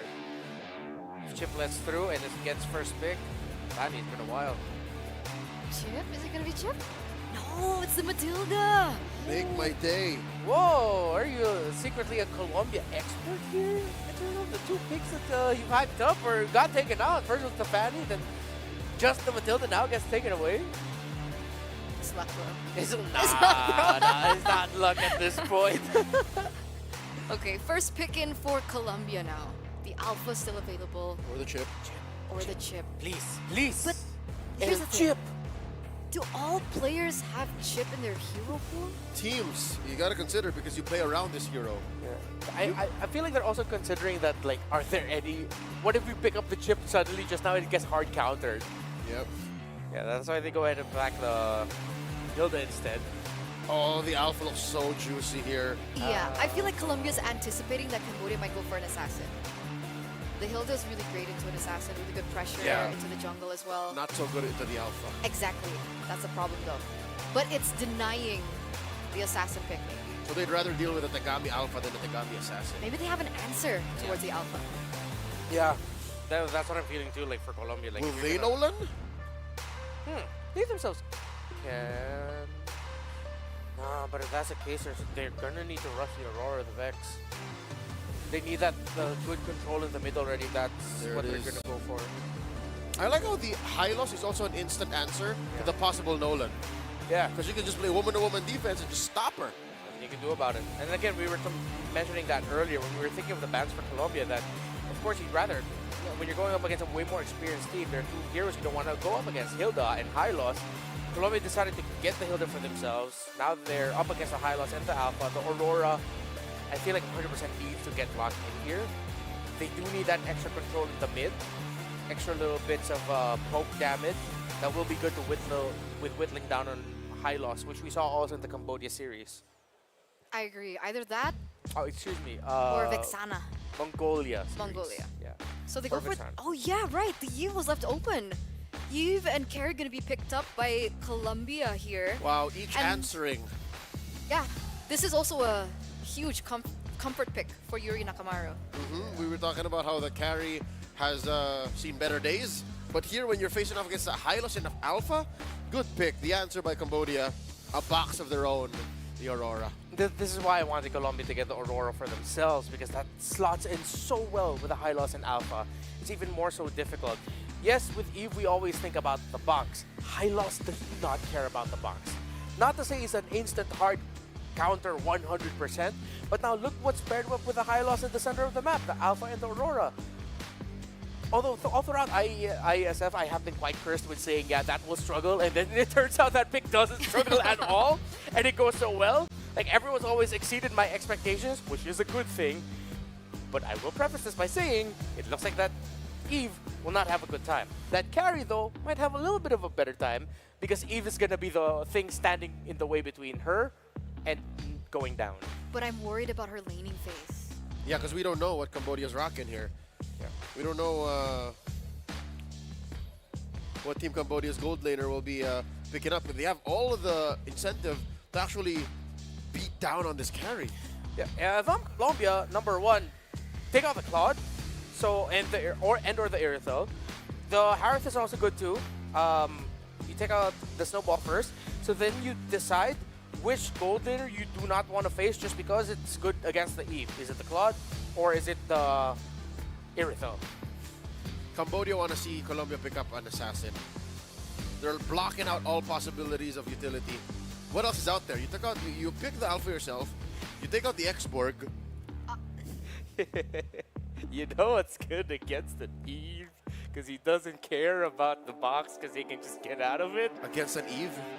Leomore. No, There's an Alpha. Oh, right. Oh, I got Your way too wishful excited. thinking has Stop fought being your excited. vision. Because I feel like What he's if that getting Alpha excited goes- for Bane for Colombia. What if that Alpha goes EXP, huh? Bane? Bane's actually pretty bad against Aurora. Yeah, it's bad against Aurora, but you can space it out. I think it's not bad. No. The other thing that Talia has used in the jungle is the Martis. Ooh, okay. I'm weirded out by the Marks. Yeah. Too chunky. The three picks for Cambodia right now are too chunky for the Martis to perform. So I think Cambodia here will save their gold laner for last. I mean, either or. It's oh yeah, they don't need to rush it here. XP, roam, trade. Gata's already gone. Ooh, huh? Oh, they want to use the flex. The full flex. Full flex into the final pick for Cambodia. Is that Technically, if they want to beat the Hilda in the EXP lane, they could still pick up something like the Uranus, right? Oh, but rest of- against carry? The rest of their... It'll suck against the carry, yes. Yeah. But the rest of the lineup is enough to be... is fast enough to warrant the Uranus. They just don't let the carry get to the Uranus. yeah, I see that happening. That might actually play out. The Colombian jungler, we still don't know. What's going to be the pick? Martis, Bane, or what else? Julian? Nolan's still I out wouldn't there. mind. I wouldn't Exactly. mind a Julian. Nolan is still an option if they want to go for that. But the Nolan is a hard stop. There's the Julian. Wow, been a while. Oh, what? Selena! This is a Rome Selena. Yeah. Long time no see. A Rome Selena against an Alpha Hylos Aurora. Very risky. What's the target here, Bruno? The Bruno, the Alpha, stun him. It could also just be like, hey, Selena, Julian, Eve, every time you see the Hylos or whatever, just throw out every magic crowd control you got and hope for the best. That's what it feels like. Oh, and it's a last pick. Oh no, the Tigreal was perfect. It was the perfect response. Yep, Yui locking in the Tigreal. She's ready. She doesn't care if she has to catch arrows, but she will be in the heat of things. If I'm just gonna say this, if Colombia win this game, It's on the back of an absolute Mackie God performance from Prime Mackie God. And they're also going to be your queens. Yeah, no, my No, still Mongolia number one? Still Mongolia Are you number sure? We one, haven't seen her Mongolia play. number one. Actually, yeah, let's see. Let's see, who knows? Selena. But the one thing that the Selena offers is also vision. So that's something that we do need to keep into consideration And too. burst. It's burst unlike anything you've seen in the jungle. Strong level. Rather, in the roam. Strong level 2 as well. Doesn't need level 4. Power spike. Interesting. And it forces your opponent's defensive profile to suddenly change. Like, you have to consider, oh no, we need an Athena shield now. And to be fair, the last times we've seen Selena popped up, it's because it was in the tank meta. Now it's assassins, and they're more susceptible to getting bursted. So we'll see. We'll see exactly how this pans out. I want to know what Mirko and Naisu thinks about these two drafts. So we're going to head over to them right now. Boys, take it away. Hey, thank you so much, guys, on the panel.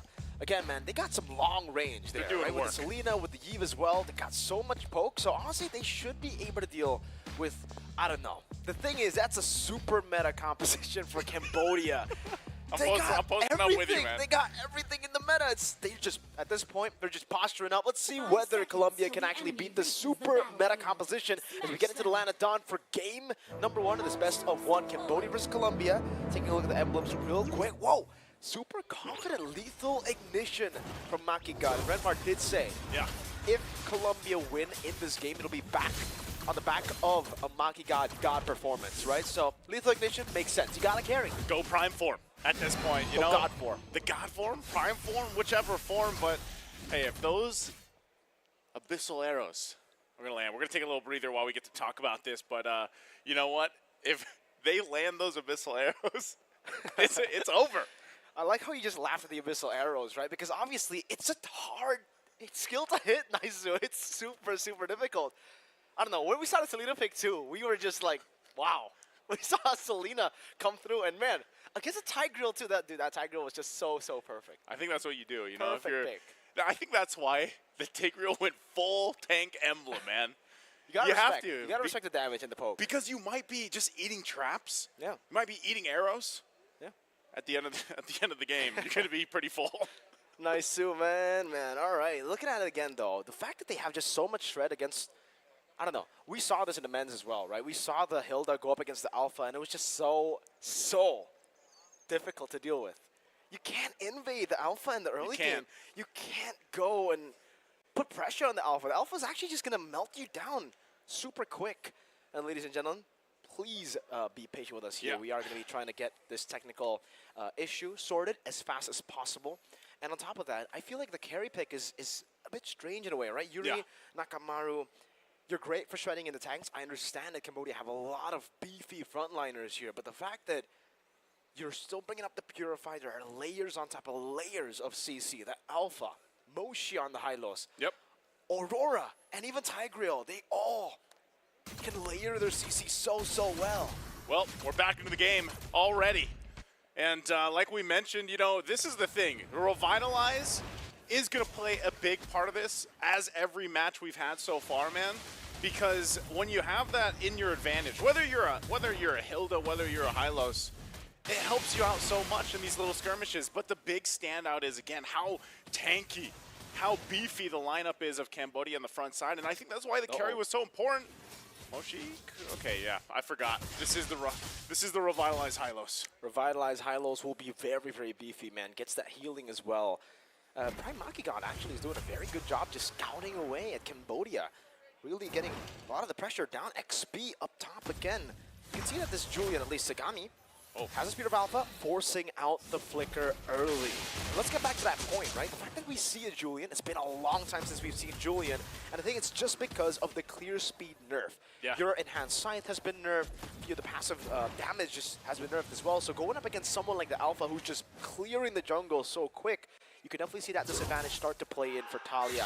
Still going up there. The reaction Spear of Alpha into their front, knowing that there's no more sword. Tagami just gonna go slice and dice Talia. Still able to escape with the help of Prime Mackie God as Leah pokes them down slowly but surely.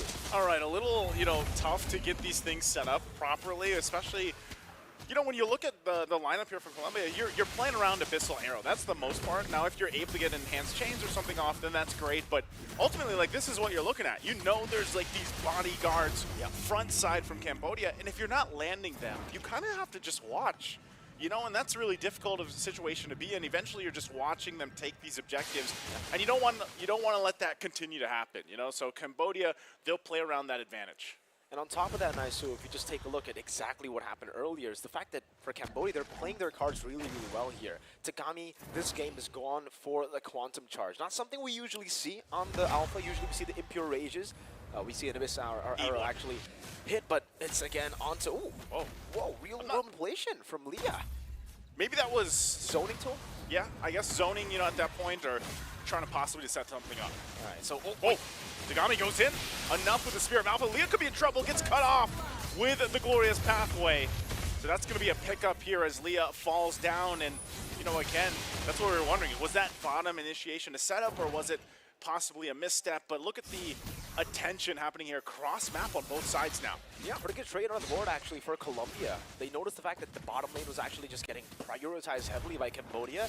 And again, it's great that just happened. Tagami getting the kill over. So much more mobility with the Quantum Charge too. This is the optional choice you can go for if you're going for Alpha. If you know that you're going to out-sustain your opponents and just out-teamfight your opponents, go for the Quantum Charge. It's really, really good for sustain and mobility across the map, so you can look for more ganks. And you can already see this play dividends for Cambodia in the bottom lane. That's that's turret 1 already at 3 minutes. It's really just the power of the Bruno, essentially, right? On top of that, you're already in a winning matchup against this carry. Mirko, I was going to say, you know, Bruno is typically known for being that hero to just demolish turrets, but already under that 4-minute mark, getting a turret this early on gives even more so of an advantage, even leading into this next objective, right? The second turn of the game, playing around that, and they'll go ahead and just kind of focus elsewhere. As you can see the swapping happening up, Yui Fendi going up top as well to go ahead and respond to Yuri.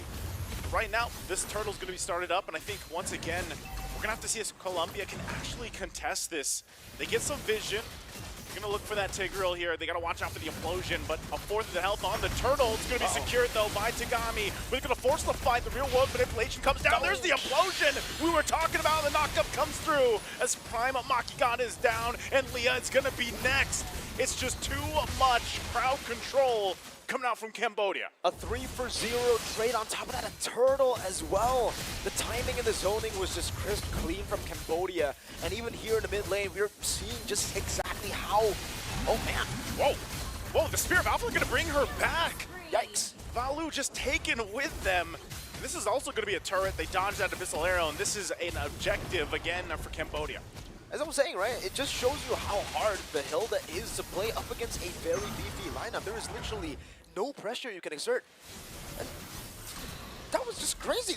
Cambodians went into the turret, went in, and now they might just be going for tier 2 with the Bruno. They already got a tier 1. Oh, she's walking up. They're going to do it again. Leah in trouble here, trying to find a setup place. Flickers defensively, force the fight once again. Frigid Glacier is going to go in with a lockdown. Valu will be able to get a kill, and they return it back as the Tigreal finally falls too. But already Leah. Tagami getting more. Leah left in the whim all by herself.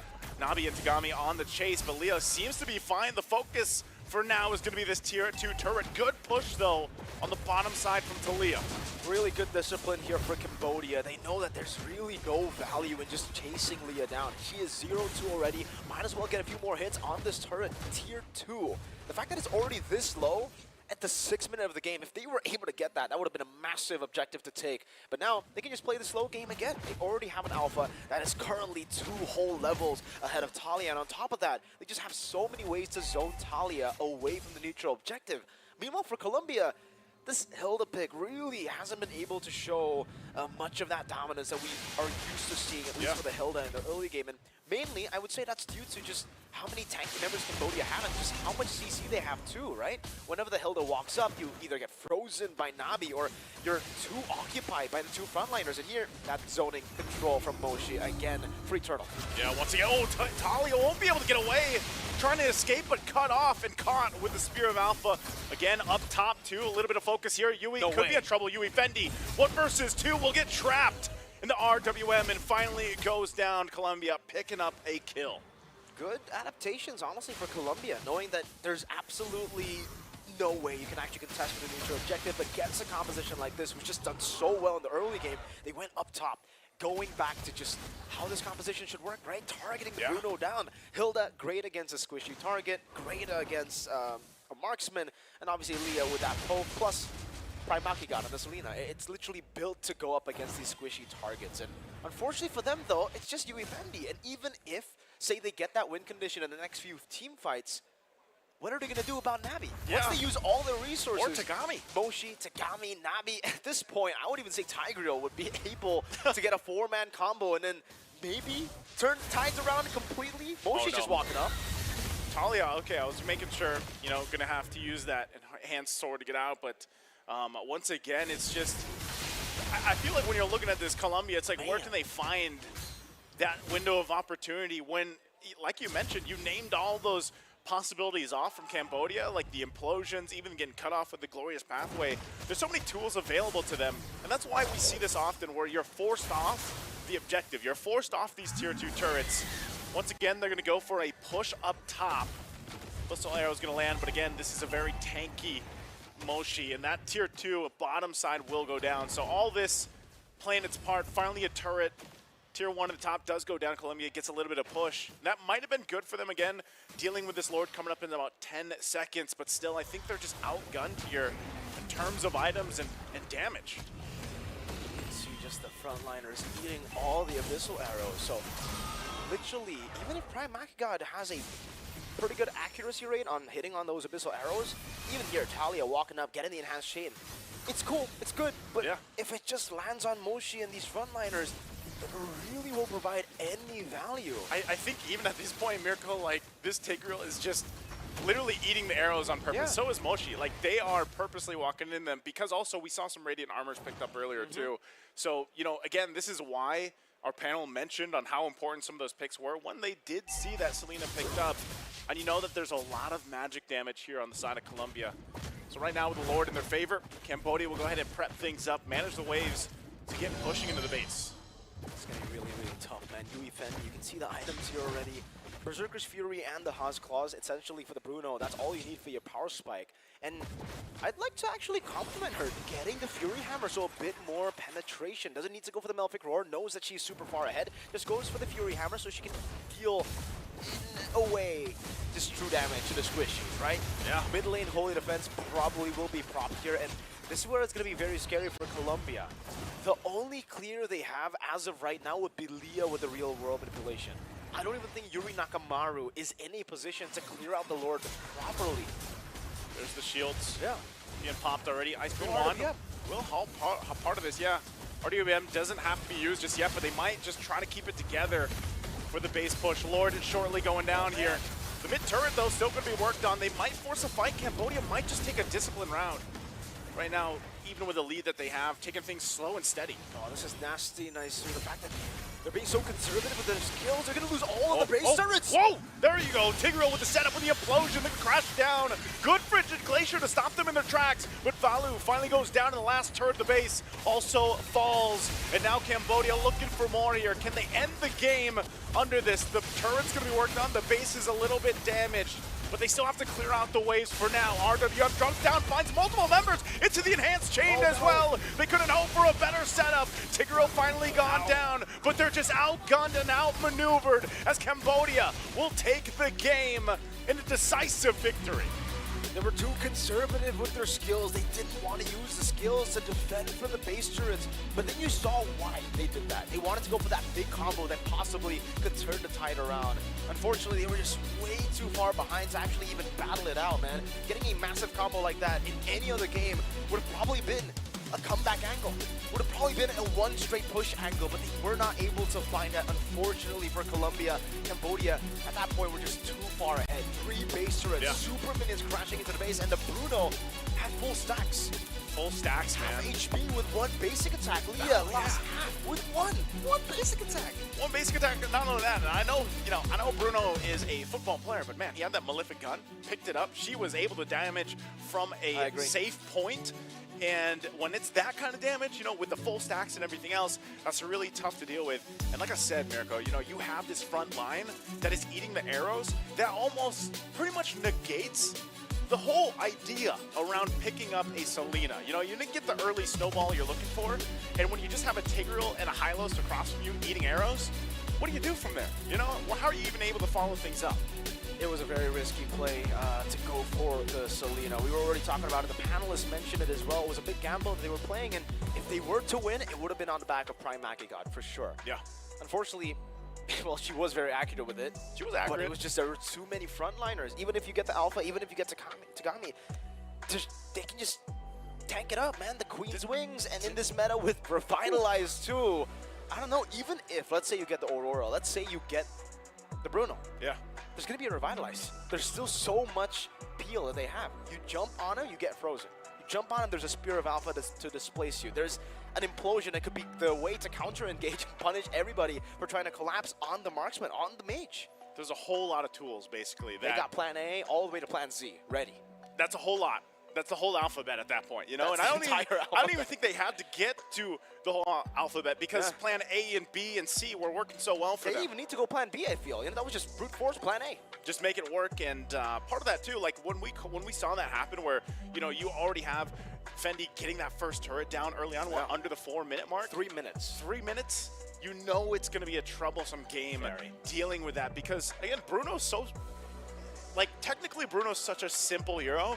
His one job as a hero is to just knock those turrets down for the most part. And then later on, you start to really shine with your damage, especially when you're fully stacked up and you have the items that you need. And it's kind of hard to deal with. And again, I love the fact that you just have this bulwark front line. A Tigreal and a Hylos, it almost doesn't get better than that because even at the end push, you saw that implosion. When that flicker is available, or even a Glorious Path, you can cut people off, slow them down, sets things up for the Tigreal to implosion on multiple members. And whether you have that combination or not, the crowd control is just so good to be able to set things up in your favor. It really is. And it's funny that you say simple, Naisu, because I agree. The simple Bruno is what works in the gold lane, but it just, we can describe every single meta pick right now as a simple pick. Alpha, very simple. Why you pick Alpha? Literally just jungle, right? You clear really fast, you go for neutral objectives.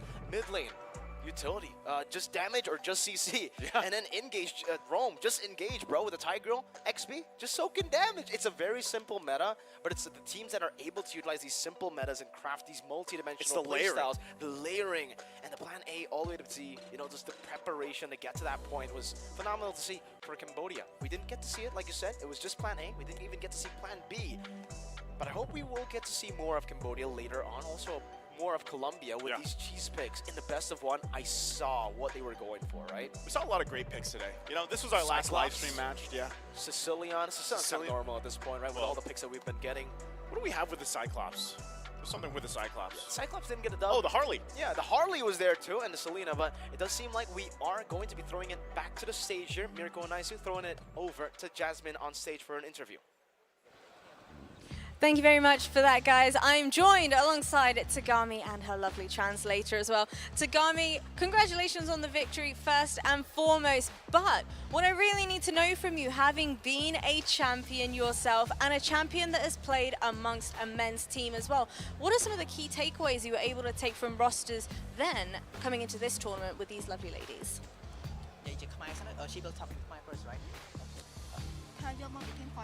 Yes. ចំពោះខ្ញុំធ្លាប់ពីលេងពីធីម Forma ខ្ញុំទទួលបានបទពិសោធន៍ថ្មីនិងការ communicate ថ្មីល្អៗហើយនិយាយទៅគឺបទពិសោធន៍ដែលយើងអត់ទទួលបានពីធីមស្រីពីមុនអញ្ចឹងយើងគួរធ្វើឲ្យយើងផ្លាស់ប្ដូរច្រើន Okay, I will now translate, right?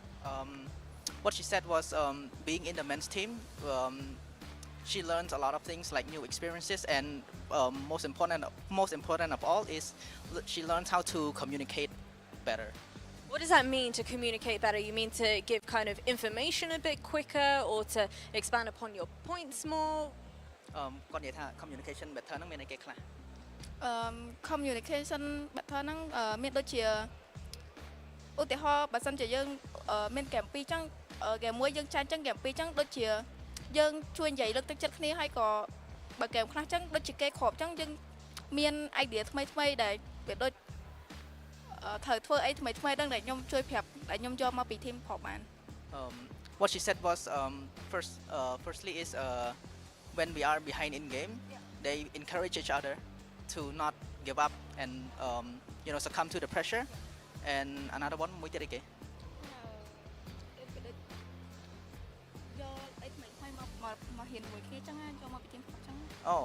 Another one is how they talk during the game. How they talk during the game for the men's team, she tries to implement it to the women's team also.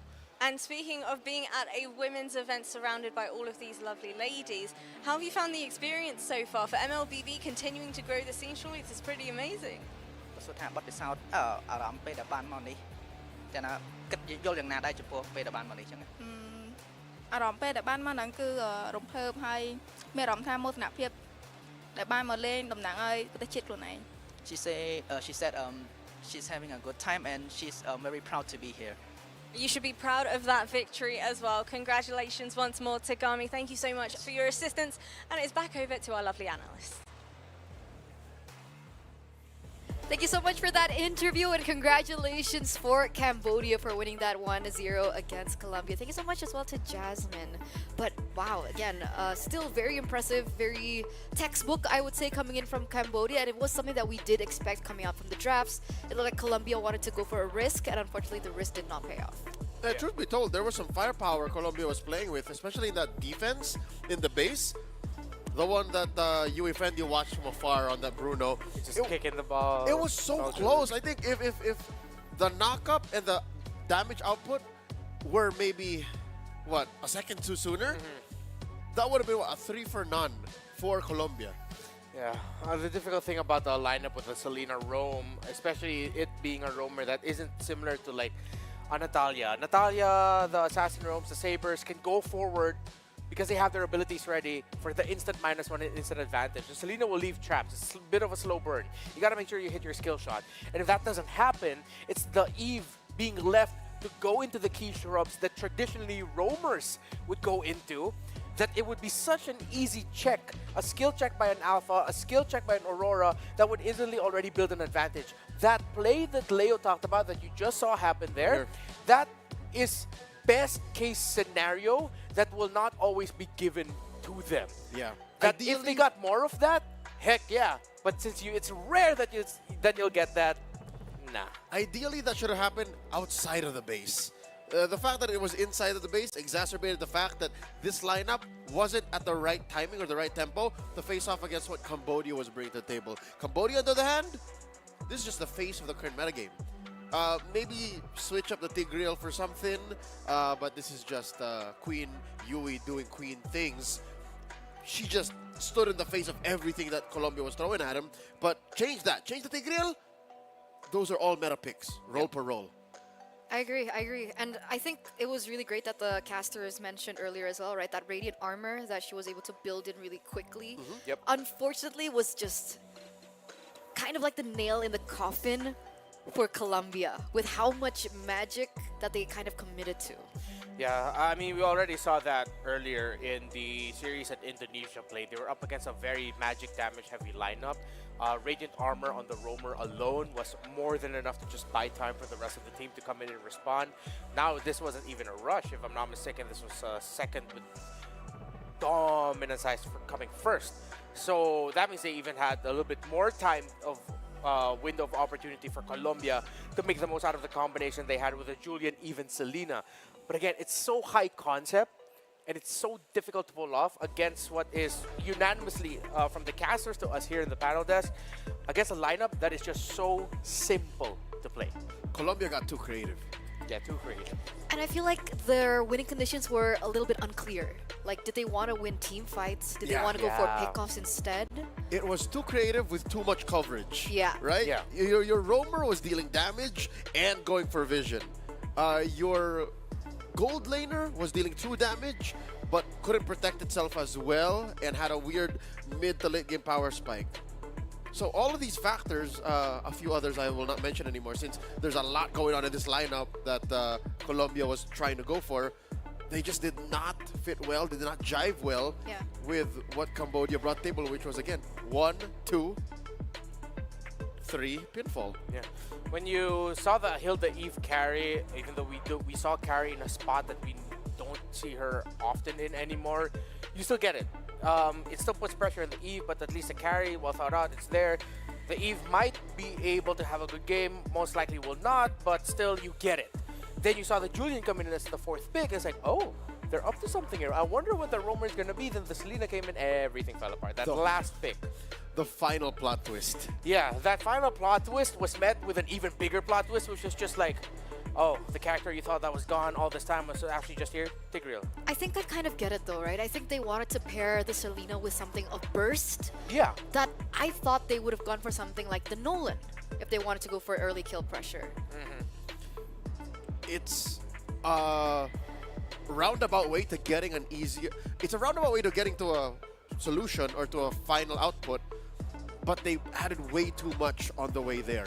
Yeah. It's basically Season 7 of Game of Thrones. Season 7? Yeah. Okay, yeah. Wow, If you get it, right? Completely let go of that. It would've been, you know what's funny? If they paired up that Julian with a Tigreal, much more better chance. I agree. But even so, I feel like even in the lanes, right? I guess Yeah, we still can. somewhat. Yeah. Yeah, the carry and the Bruno, oh, it was so hard.